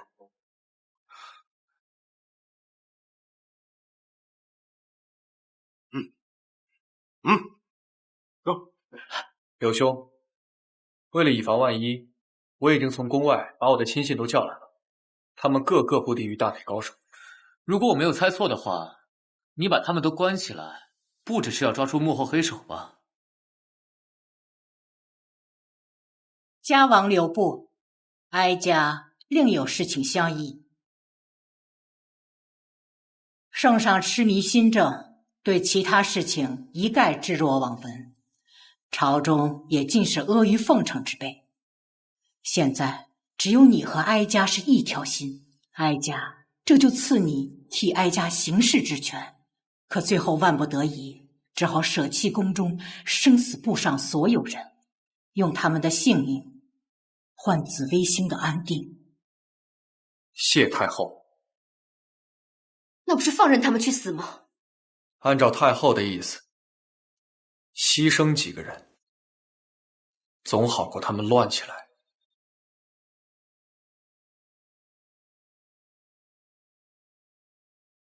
他们这么做，估计也于事无补。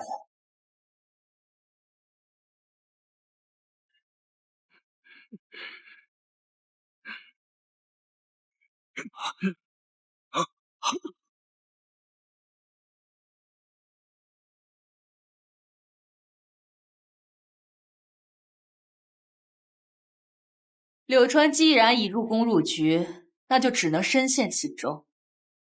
这样一来，那件事就可以顺利进行。我达成夙愿指日可待。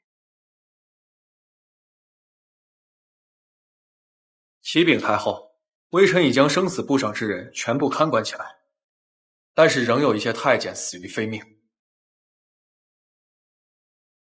家王辛苦了，果然没有辜负哀家对你的信任。终于能睡个安稳觉了。娘娘睡得着，可那些被关起来等死的人怎么办？那也是他们的命。那么多人，怎么能任凭他们自生自灭？那又如何？他们的死能换来天下安宁、皇权永固，有何不可？哦，我明白了，原来是娘娘给太后出的馊主意，馊长刮肚的好主意呀！你可真棒，给你点个赞。人的身份确有高低贵贱，但生命是平等的，岂能随意牺牲？大胆！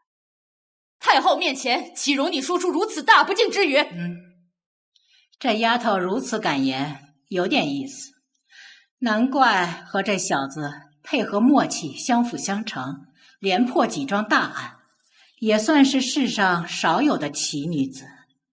太后谬赞，这世间比我优秀的女子何止千万，只是下官幸运，有机会做自己喜爱的事情罢了。是啊，世上多少女子从出生起就无法掌握自己的命运，你能这般随性而为，哀家也是有几分羡慕。也罢，柳川，你说说，你到底想干嘛？回禀太后，根据下官的观察，每6个时辰就会有人丧命，现在关起来反而是好事。哦，你有办法？不妨让我试一试。是，如此事关重大，岂容你儿戏？哦，那娘娘有什么好办法吗？德妃啊，你平日里伶牙俐齿，但是斗嘴你却斗不过这个小子。那你说说，你要如何试试？由于涉及到专业的病理和病毒检测，我需要一个人协助。何人？顾正言。母后万万不可！那顾正言也在生死簿上，他分明私下与顾正言交好，想要私放。万一因为少了一个顾正言，导致紫微星不稳定，那岂不糟了？有家王和他训练有素的护卫看着，谁能跑得了啊？家王，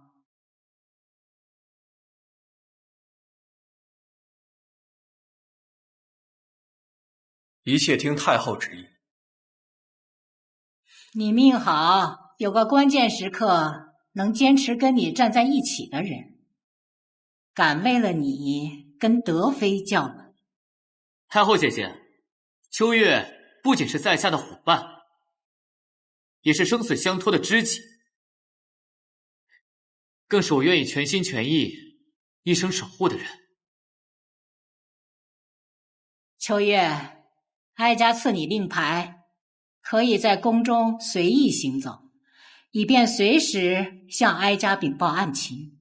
此外，哀家也想听听你做捕快的奇闻异事，以作消遣之意。下官遵旨。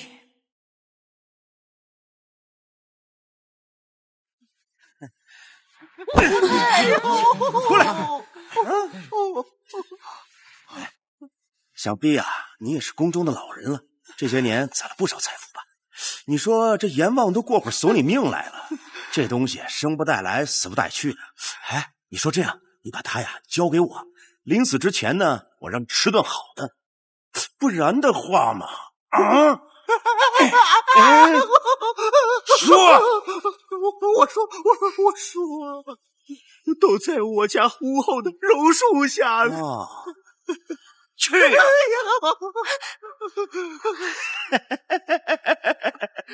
这么年轻漂亮，死了太可惜了。我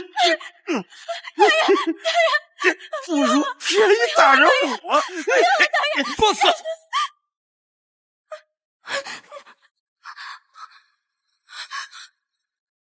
谁给你的胆子这般胆大妄为？就不怕圣上和太后怪罪吗？这不是顾大人吗？什么？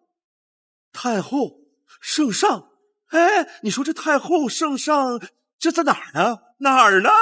你觉得他们还会管你们这群将死之人吗？我师叔肯定会化解此劫。哎呀，阎王要索命，谁能化解得了？我劝你啊，别白日做梦。哦，顾正言，平日里你自视清高，今天我让你跪地求饶，来！你，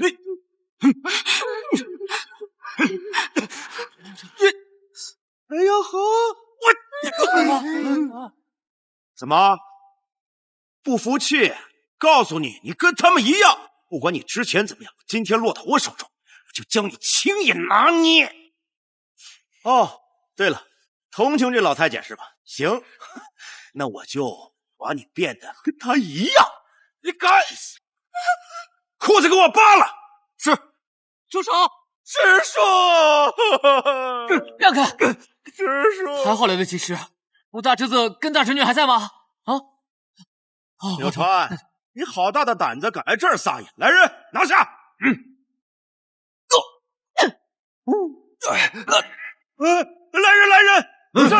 上！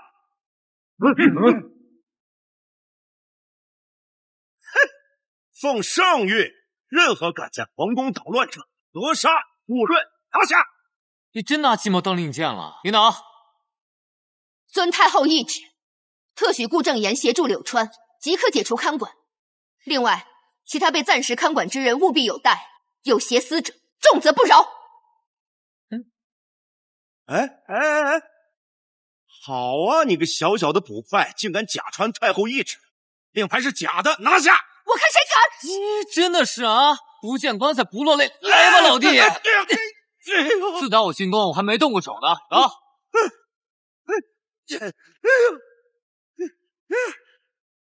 给我砍死他们！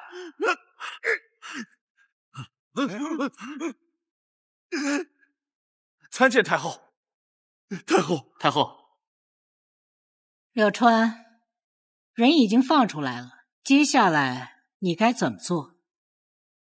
回太后，检查所有人，然后再进行针对性的检查。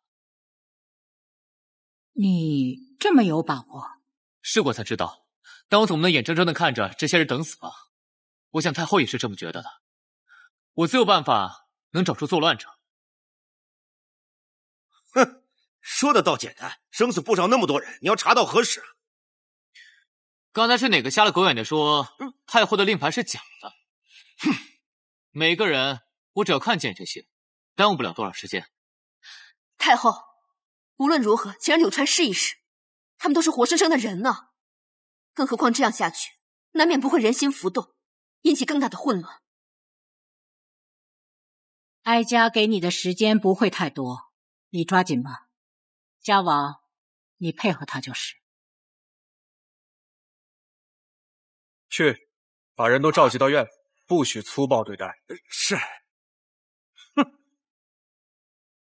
柳川，希望你不要辜负哀家对你的信任。哀家乏了。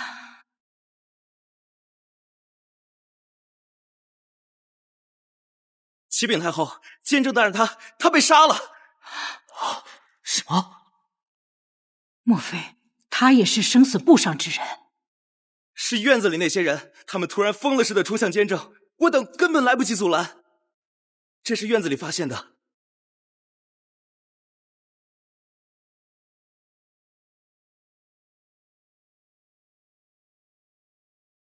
若想活命，先杀监正。莫非是因为他泄露了天机？看来是里面的人为了活下去的希望，只能铤而走险。太后，这里不安全，还是先回宫吧。他们难道还想杀哀家不成？刘兄，太后，这里交给我。大侄子，你去太医院做好准备。秋月，跟我走。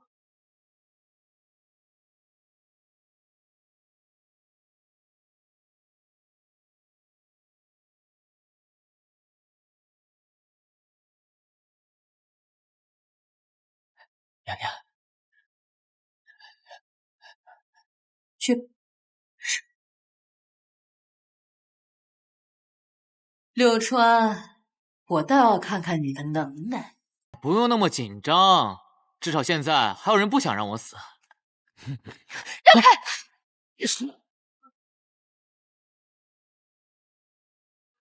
这个纯属意外。少侠，这怎么办呢？我还不想死呢。在那上面。安静，都安静，安静，安静，安！想活命的都给我闭嘴！你比这东西好用。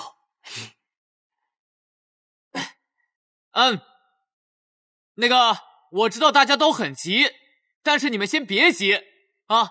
上生死簿确实很倒霉，但是遇见我却是大家的幸运。这个是我给各位家人带来的新产品，它能救你们的命。骗我们的吧？哎，安静，安静，安静！啊！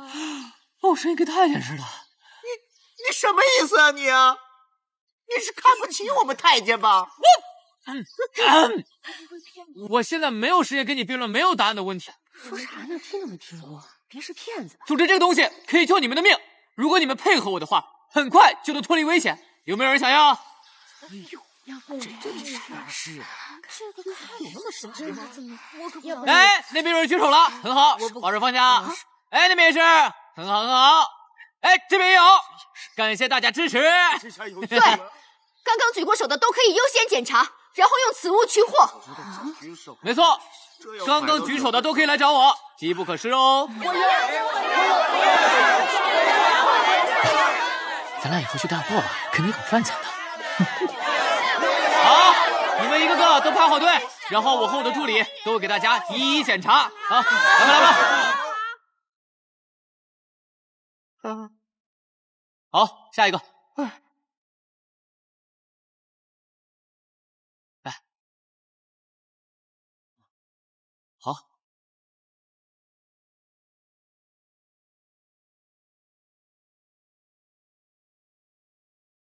好。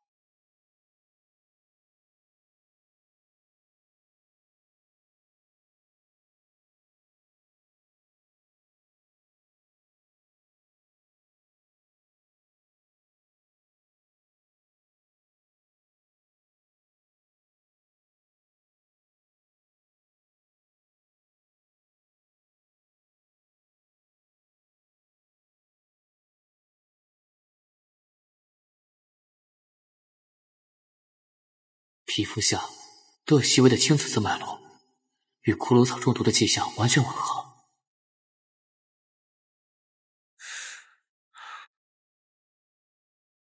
都是骷髅草的症状，他们都是被提前下药的，会相继死亡。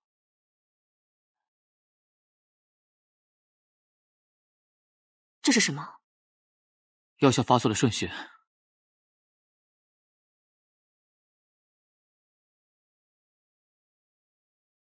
进展如何？禀报太后，我已经查验过，他们所有人都中了骷髅草的毒，而且下毒者用量相当精准，让中毒者会按照不同程度的毒性陆续死亡。能用毒如此之精准，看来无疑是药神会了。家王怎么这么肯定啊？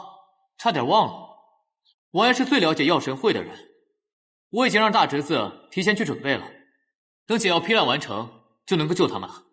那太好了，我这就去。等等，他留下，此事非同小可。你若办砸了，我先杀他这个愿意和你同生共死之人。果然是太后的做事风格。放心吧，快去。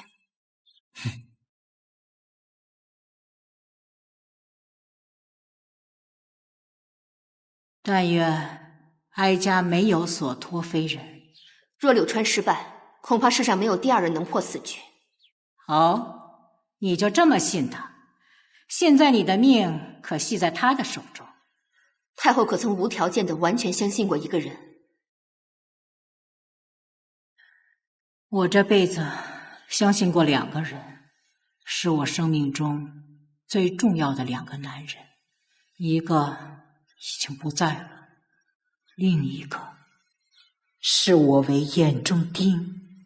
太后所说的是先皇和当今圣上吗？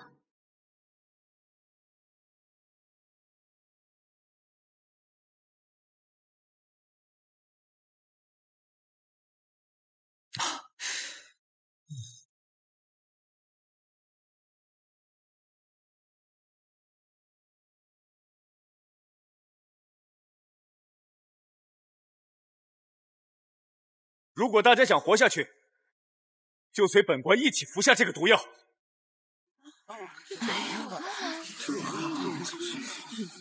是啊，这我可不敢喝呀。试一试。啊！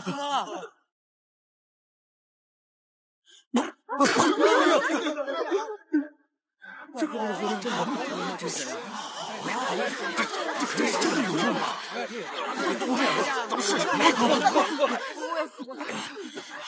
这次下药的方式非常复杂，肯定是早有预谋。我们现在让他们喝下解药，幕后主使如果想再搞事情，一定会另寻办法。师叔，那个幕后主使究竟是谁？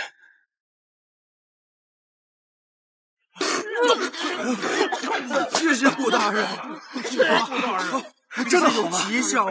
土豆，谢谢顾大人，谢谢大人，谢谢大人，谢谢大人，谢谢大人。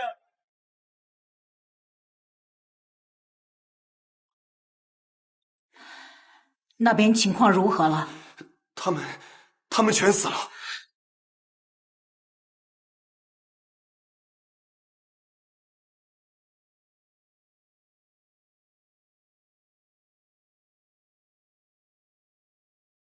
参见太后。免礼。都撒了。太后，柳川昨日熬了药，命这些人服下，就在当夜，所有人都毒发身亡，分明是他下毒所致。而且柳川昨天还在名单上画了些东西。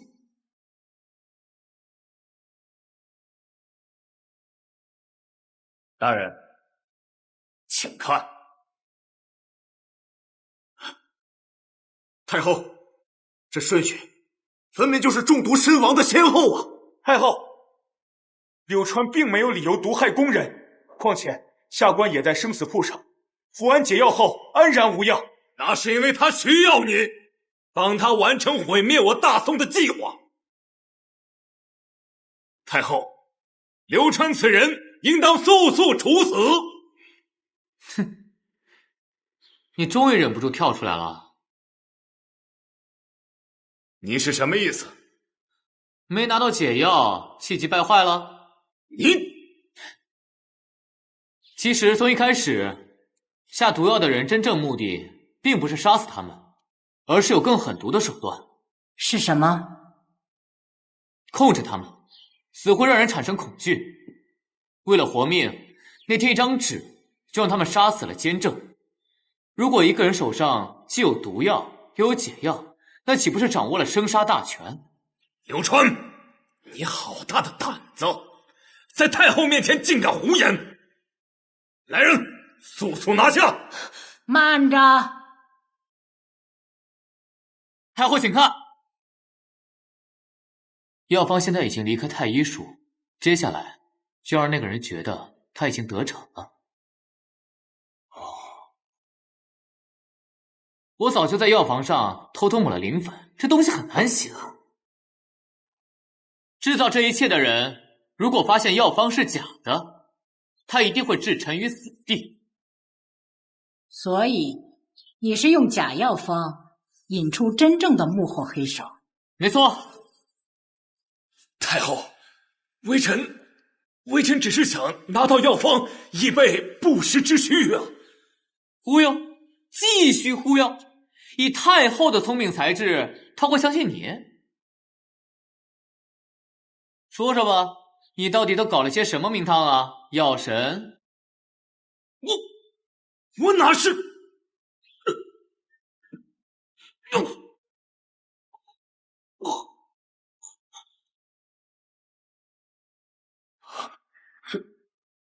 这什么情况？师叔，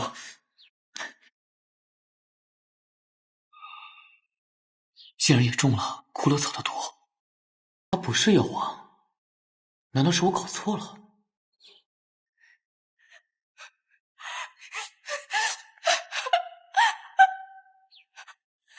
父亲，你好恶毒啊！竟然用妖法公然伤害我的父亲！这一切果然都是你所为。德妃父亲并不在生死簿上，却同样死于非命，分明就是柳川，他刚才暗中下毒手。他有什么理由这么做？因为他就是药神会的余党。启禀太后，微臣可以证明，这一切的幕后黑手就是他。众所周知，本王当年剿灭药神会，所以知道这一切，而这些东西就是被他带入宫的。自从他入宫之后，就出现了生死簿命案一事。乔王，你怕不是忘了，柳川是你请进宫的。本王也是一时愚昧，以为他有卓然王兄当年的才智，没想到他机关算尽，就是为了入宫，假意为了剿灭药神会，实则是为了药神会众人报仇。况且，他根本不是柳川。王爷，您这话也太荒谬了！荒谬？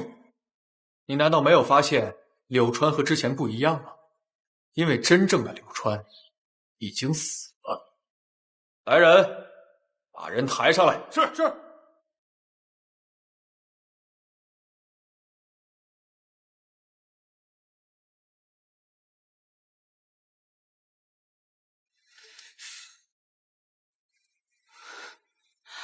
你究竟是谁？小王，你冒充柳川实施毒计，还想狡辩什么？此等妖人必须斩首，才能平息此事，还后宫安宁。太后，请下官查证属实，再行处置。是啊，太后，这件事肯定另有隐情。那柳川的尸体又算怎么回事？平民百姓被人抛头颅骨，大胆妖人！竟敢在宫闱中作乱，给我打入大牢！你若敢动，哀家立刻将他处死。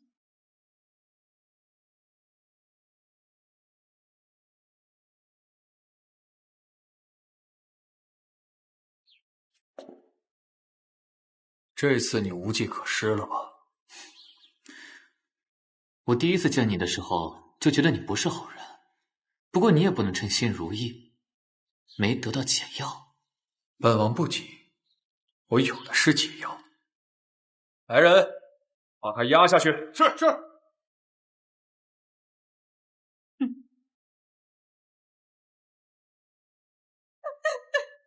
亲，父亲。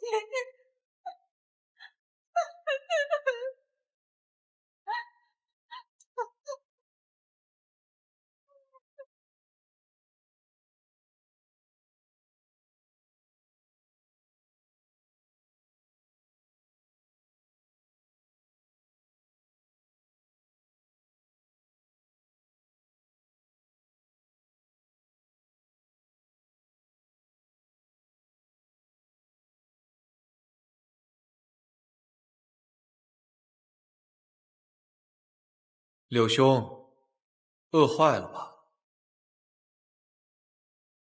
不过没办法，若是让你吃饱的话，恐怕这天牢都困不住你。看来你把我调查的挺清楚的嘛。你是不是暗恋我？王爷，柳川死了，如今有一相貌相同之人，以他的名号行事，举止怪异，与卓然王爷的行事相似。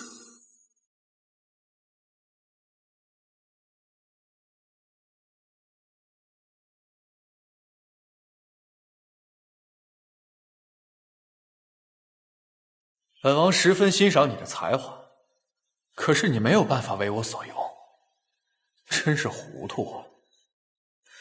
我看糊涂的是你吧？何以见得？你以为自己藏得很深，结果不出我所料，露馅了。那又如何？你不是依旧深陷囹圄之中吗？只是我没想到，你为了陷害我，害死那么多人，我早晚会讨回公道。口出狂言，公道！现在有个人正要来找你讨回公道。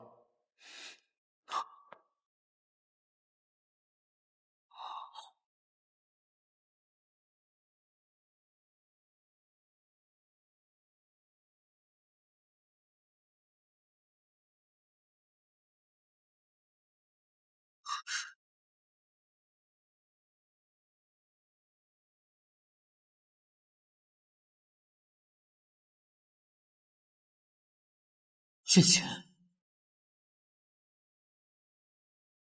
他害死你家少爷，冒充柳川把你们耍得团团转。本王现在给你一个报仇的机会，杀了他。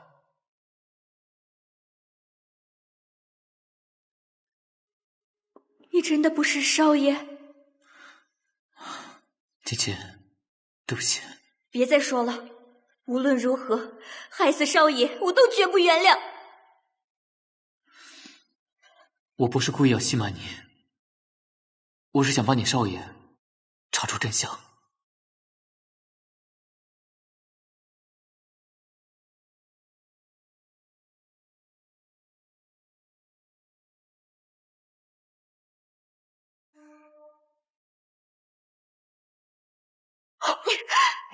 我不管他，只要他对我好，他就是我的少爷。真正的柳川是被你害死的，那又怎么样？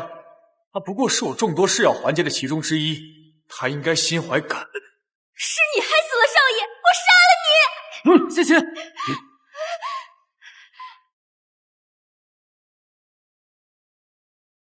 如果你能早日为我所用，或许这些人就不会死了。你处心积虑干这么多事，就是为了想要解药。本王当年剿灭药神会，对骷髅草颇感兴趣，只是没想到它毒性巨大，我研制出了多种新药都无法解决，中毒之人依旧会死。不过本王慈悲，不喜要人性命。说得好听，比起要人性命，你更想做的是你的残忍和恶毒。不错，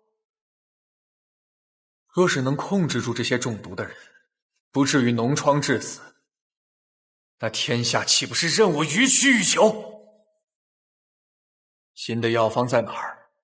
所以你设计让我上钩，还要那么多人的性命逼我交出解药。如果当时在太医署你把药方给我，那一切都水到渠成。没想到你自作自受，所以现在药方在哪？我相信你一定研制出来了。你有病吧？都闹成这样了，就算我有，我也不可能告诉你。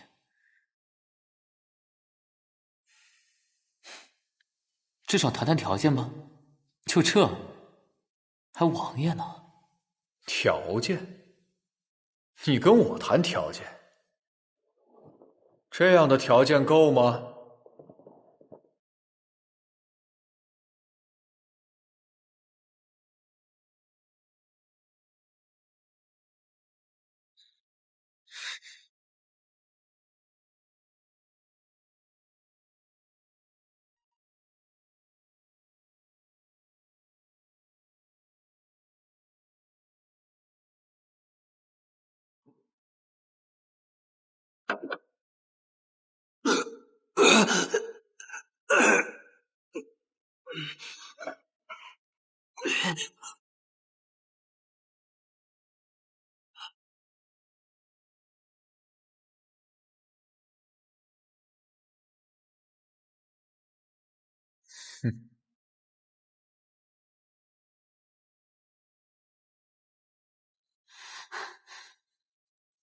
解药已经验证过了，果然有效。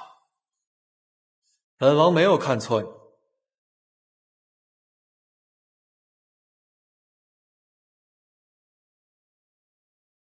我就知道你不会放过我。我的命加解药，能换他们几个人的命吗？这笔买卖你不亏。不，只有我死了，他才能安心完成他的计划。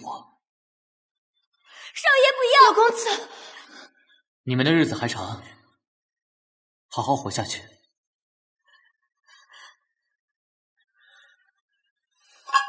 少爷，刘川，不要！刘川，不要！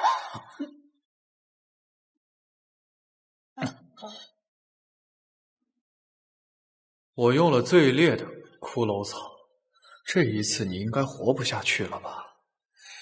刘川，你还没有给我讲那本小说，嘉王，你杀了我！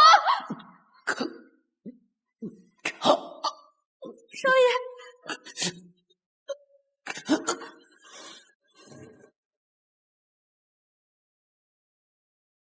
刘川，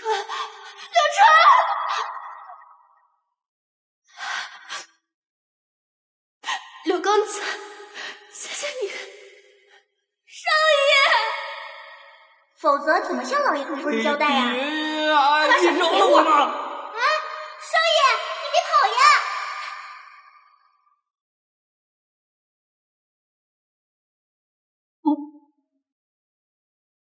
人家讲我都是你的。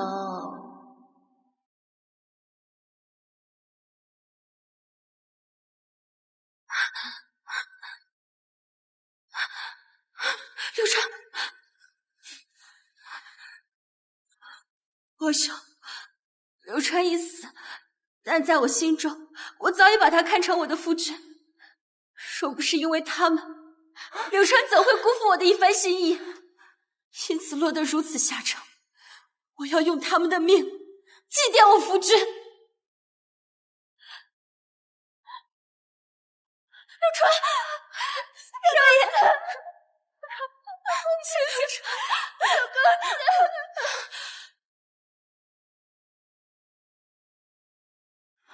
从前觉得你声名狼藉，定是个浪荡子，没想到你是真正的君子。少爷，你不是说要带我赚很多很多钱吗？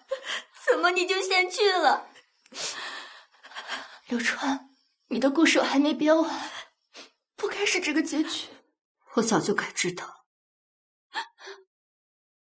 你不是的。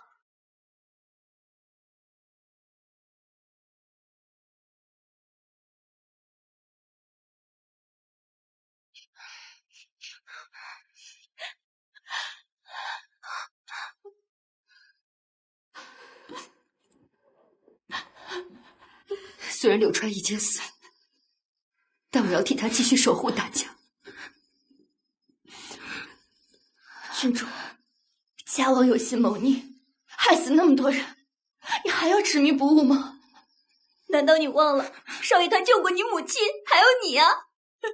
要杀就杀吧，正好陪柳浪一起去死。刘川，我知道你从未喜欢过我，但在我心里，你仍然是我最钦佩的人。我担心王兄出尔反尔会对你们不利，所以我就把你们放回来了。你们现在可以走了。那你呢？由我来守护柳川最后一程。秋远，你说我这算不算是赢了你一回？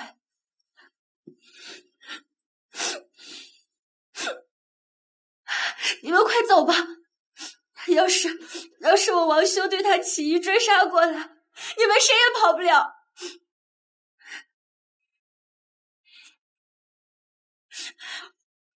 我就算是死，也一定要为你报仇。不可以，你不可以，你别去，你别太冲动，外面很危险的。几点了？该上班了。在哪？刘浪，我我以为我再也见不到你了，少爷，家锦担心死了。哎，这还得感谢卓然王爷和曲大友。我利用了卓然王爷的药剂，还提取了曲大友的抗体血清进行研究，结果真的研究出解毒的药物进行熬煮。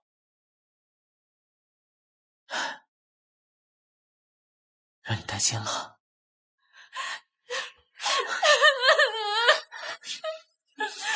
好了好了，好了好了，别哭了，我保证回头再也不吓你了。这个是你说的，要是敢骗我，看我不揍死你！那现在该如何？我差点帮他害死了你。算了，这不是你的错。既然他与天下为敌，那我们就对抗他。你王兄过来了，我拖住他，你快带柳兄先走。母亲，那我们都走了，那您怎么办？我未能教导家王向善，愧对先帝，愧对我夫家国公。如今能阻止他的只有你们了，一定要好好活着。柳公子，请依旧拜托了。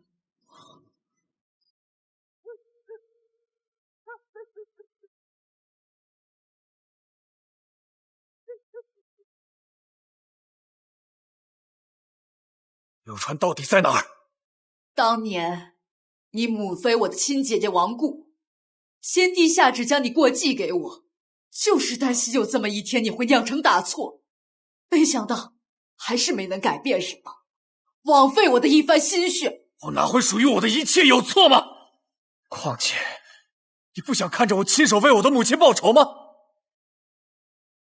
做的一切也是为了更好的回报你。你简直丧心病狂，你根本不会得逞。住口！所以，柳川到底死了吗？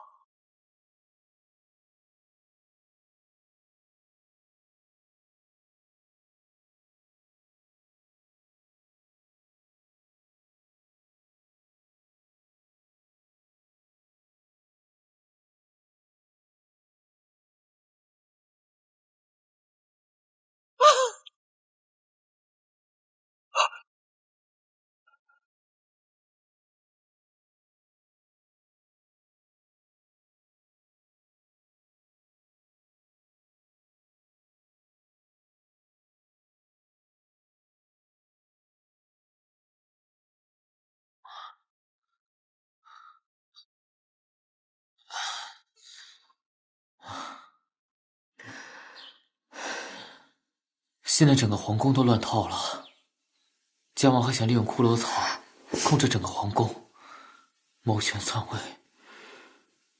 这么大规模的行动，一定还留有后手。难不成他们还能从阎王那儿借兵不成？阎王？宫中常有人说，曾有人像监正一样误入阎罗殿，口供俱在。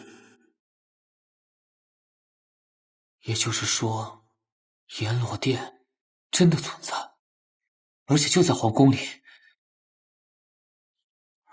而且那正好是给他们下药的地方。在宫里。可嘉王是前几日才拿到太后特许，能随意出入皇宫的。如果有内应呢？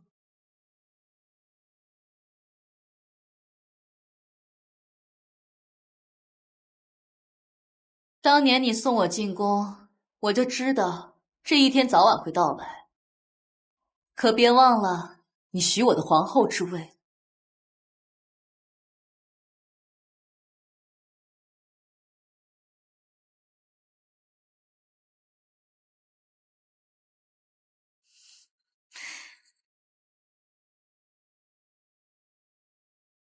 保重。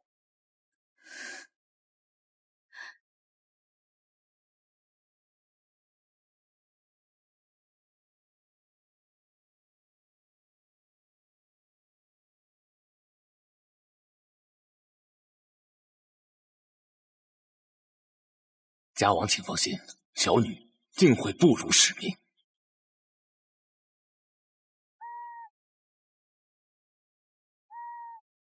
全靠家王的点拨和相助，下官才能攀附新党，一路飞升。大恩大德，莫齿难忘。从今以后，不分你我，将来成事，共享天下。多谢家王。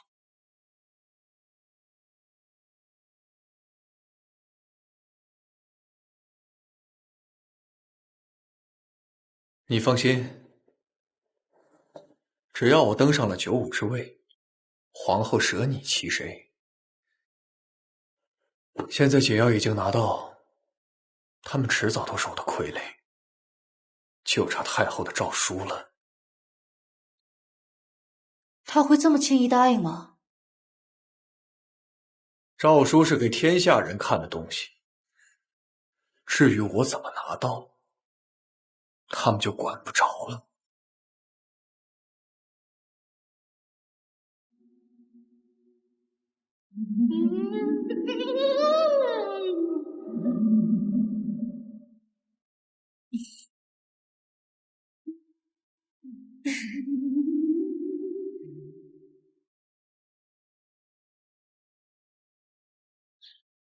生死不只是假象，大部分人都是被集中看管起来的时候中毒，而那些事先中毒的，都是声称去过阎罗殿的人。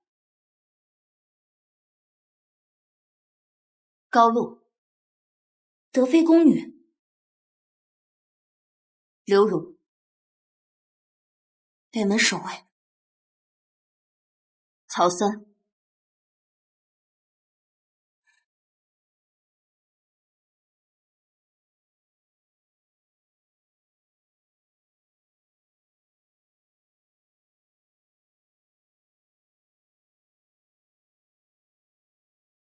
我已经找到阎罗殿了。这里是何处？德妃请过。果然是这对狗男女。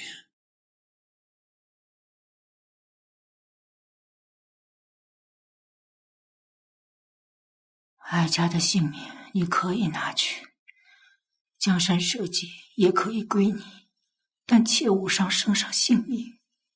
太后不是一直对圣上的新政不满意吗？才会让本王当马前卒。怎么，圣上死了你不开心吗？我和他虽想法不同，但都是为了江山社稷。况且他是我的骨肉，我是他娘亲。娘亲？那我的娘亲呢？姐姐安心上路，本宫定会让你的孩子当上储君。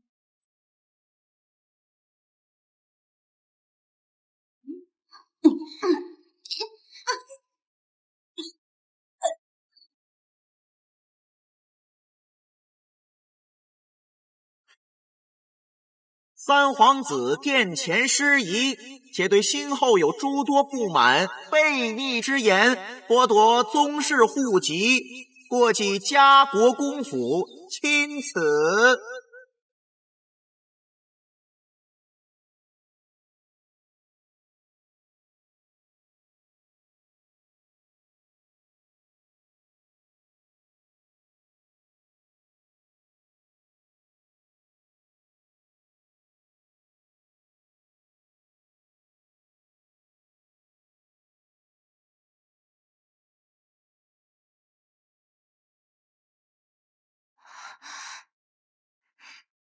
一定要抓紧时间。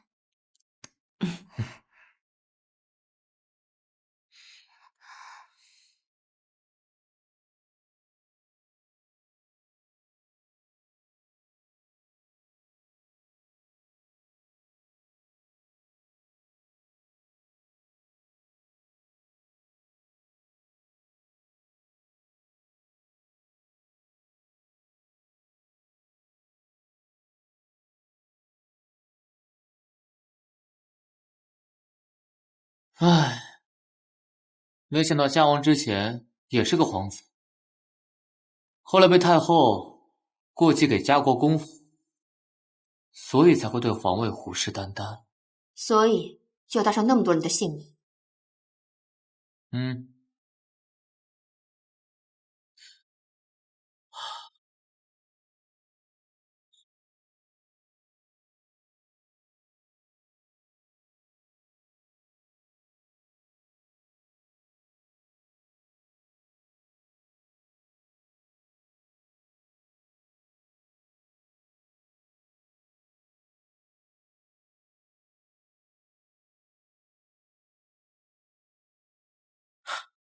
找到了，隐蔽空间和外部空间会形成压强差，没想到通往阎罗殿的道路居然在柜子里。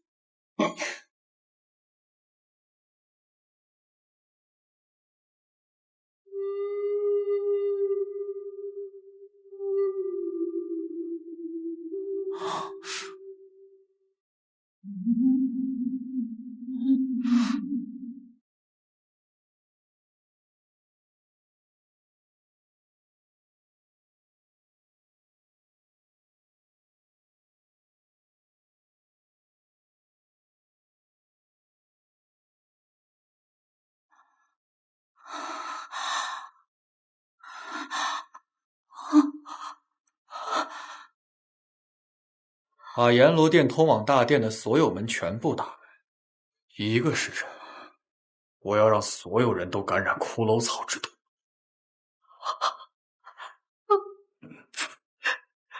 这样我是不是就不算亲自杀了圣上？你满意了吗？不要，我求求你，一次见，再让我见我儿一面。你这又是何必呢？啊，他也不想见你呀。况且我母妃死的时候，你也没让我见呢。不过我仁慈，你们很快就会团聚。来人！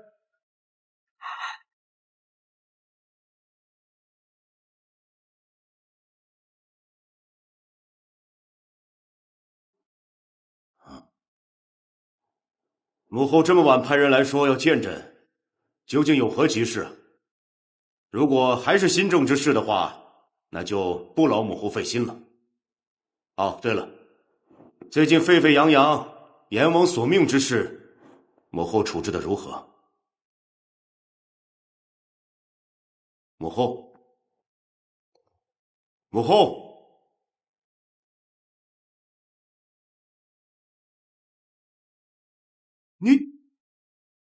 你不是为你父亲扶丧，为什么此刻会出现在太后这里？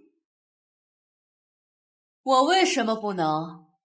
今夜之后，这皇宫就没有我不能任意出入的地方。郡主到！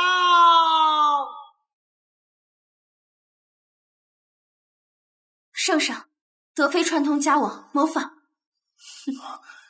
启郡主，不许胡言！圣上满脑子新政，连我长什么样都忘了，又怎会知后院已经失火呢？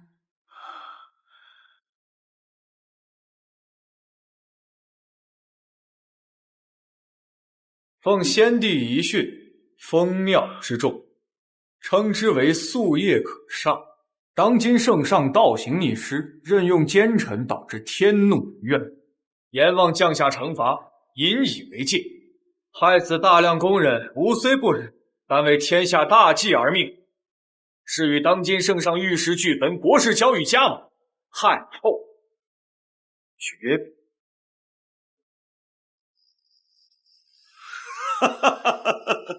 家王，母后要和我同归于尽，你当朕是3岁小孩子吗？我当你研究新政，把脑子都研究坏了。当着诏书的面，你觉得他们是相信你的话，还是相信先帝、先后的话？你把母后怎么了？尔等要是敢谋害母后，朕会将你碎尸万段！你们母子俩可真是太有意思了。平时不是打得不可开交吗？现在又惺惺相惜。你这么关心他，那就去地府好好关心吧。圣上，他是想伪造您和太后因新政反目同归于尽的假象，然后他好名正言顺的继位。依儿，我没想到你最终还是背叛了我。皇兄，难道母妃已死都没能换回你的良知吗？你还要一错再错？我只要你还我母亲的命。别啰嗦，再多废话，我连你也不放过。告诉你吧，柳川他没有死，而且他已经找到了你精心打造的阎罗殿，你的计划不可能成功。阎罗殿，他还能活着回来？背后议论人可不好吧，嘉王。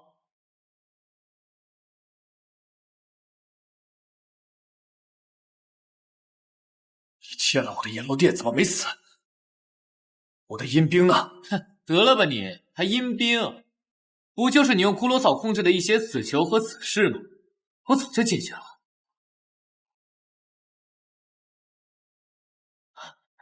拿着。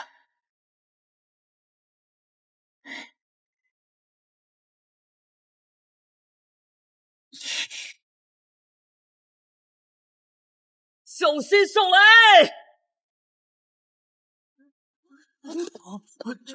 这就是太好了！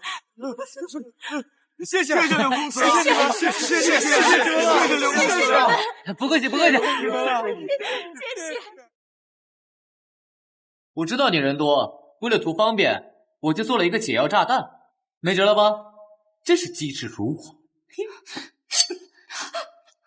皇兄，你还不认输吗？我也救我！你还看不出来吗？他这个人为了达到目的，任何人都可以牺牲，包括你。不可能，不可能！王爷，你说过要给我做皇后的。是啊，帮你做个是皇后嘛。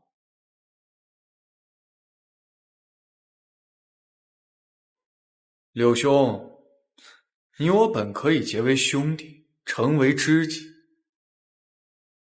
齐享天下。哼，我堂堂一个应天府小仵作，跟你这种恶毒王爷齐名，那我以后出去怎么见人？怎么打造自己的个人品牌呢？那你和我又有什么分别？你为了引我出来，不是也牺牲了生死簿上那么一堆人吗？啊，说到这个，你不说我差点都忘了。你还记得你让我去猎女牙，搞定那个什么贩卖人口的勾当吗？啊，那个假死药出自你手吧？那药我留了一些，我还加以改进了。在集体中毒后再放入解药，虽然药性跟毒性两个相排斥，但是还是可以让人昏迷假死。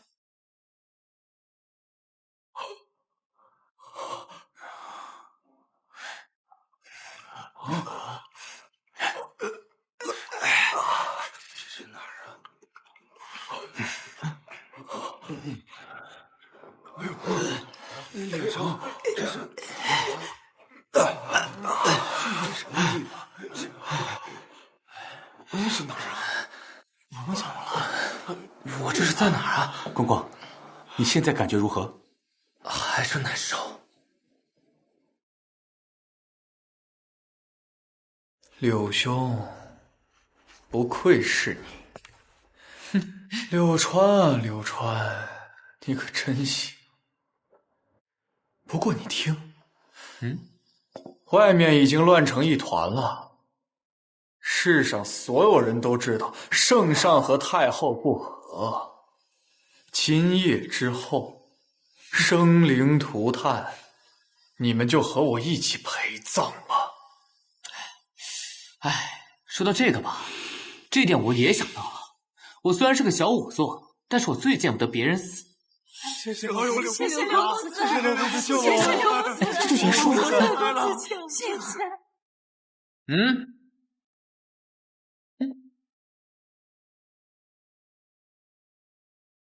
信君护符。皇上放心，太后没事。嗯。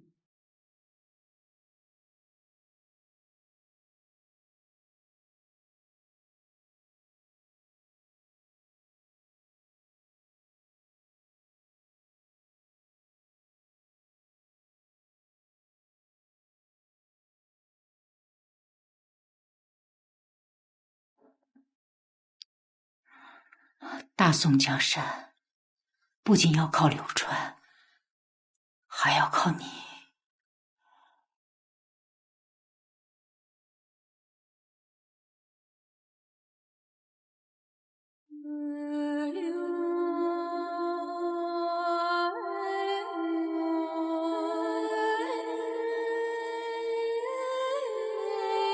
家王，你已经无计可施，受降吧。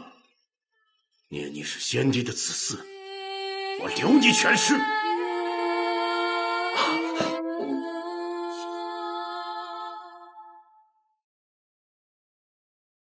留我全尸。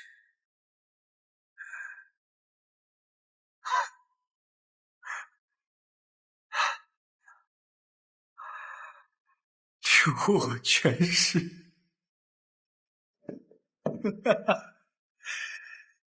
天下的一切尸首都是我的。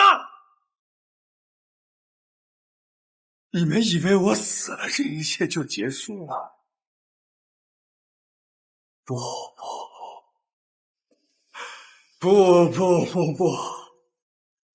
阎罗大殿已经打开了，生死簿的笔永远都不会停下。柳川，我在阎罗殿等你。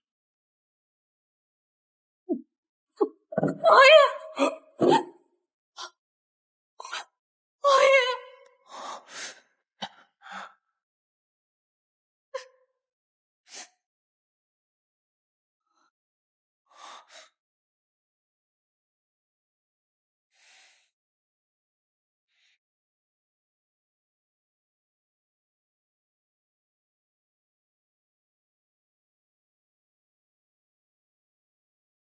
这已经是他最好的死法了。来人呐！在！将德妃收押问斩。是。走，走，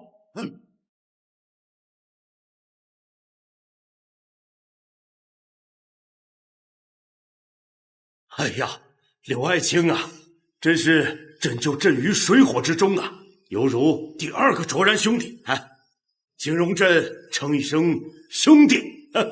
既然皇帝都这么说了，那哀家就收柳川为义子，你俩做兄弟吧。母后，儿臣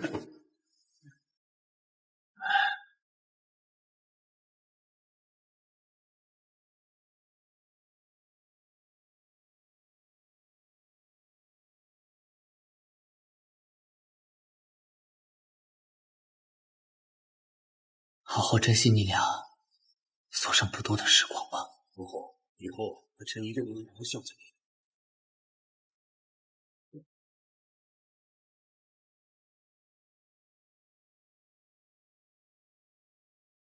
哎呦，快点，你们都准备好啊啊！哎，快点，快点，别磨磨蹭蹭的。这红色好适合你呀！哎呦，小心点！你今天一定是最好看的。造，这么贵的东西。夫人，今天可真漂亮。哎呀，这太漂亮了，这叫郎才女貌啊！是啊，一对啊，真是。堂堂郡主和涂家大小姐，难道也想来抢柳郎？抢亲可不分什么大小先后啊！哎，我是郡主，当然得我说的算了。秋月，今天我可不会客气，至于你们，就别妄想了。哎，柳公子是我啊！哎呀，你们是打梗的吗？哎呀，我就楚柳郎。行，顾大人到。奉圣谕。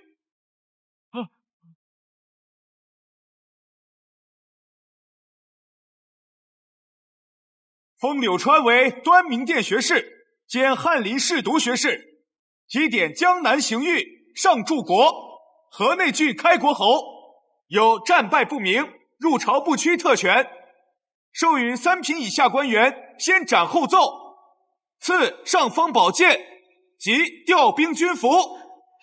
谢陛下。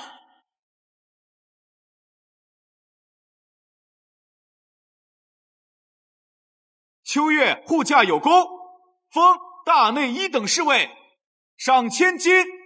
太后收为义女，赐号义勇郡主，钦此。谢陛下。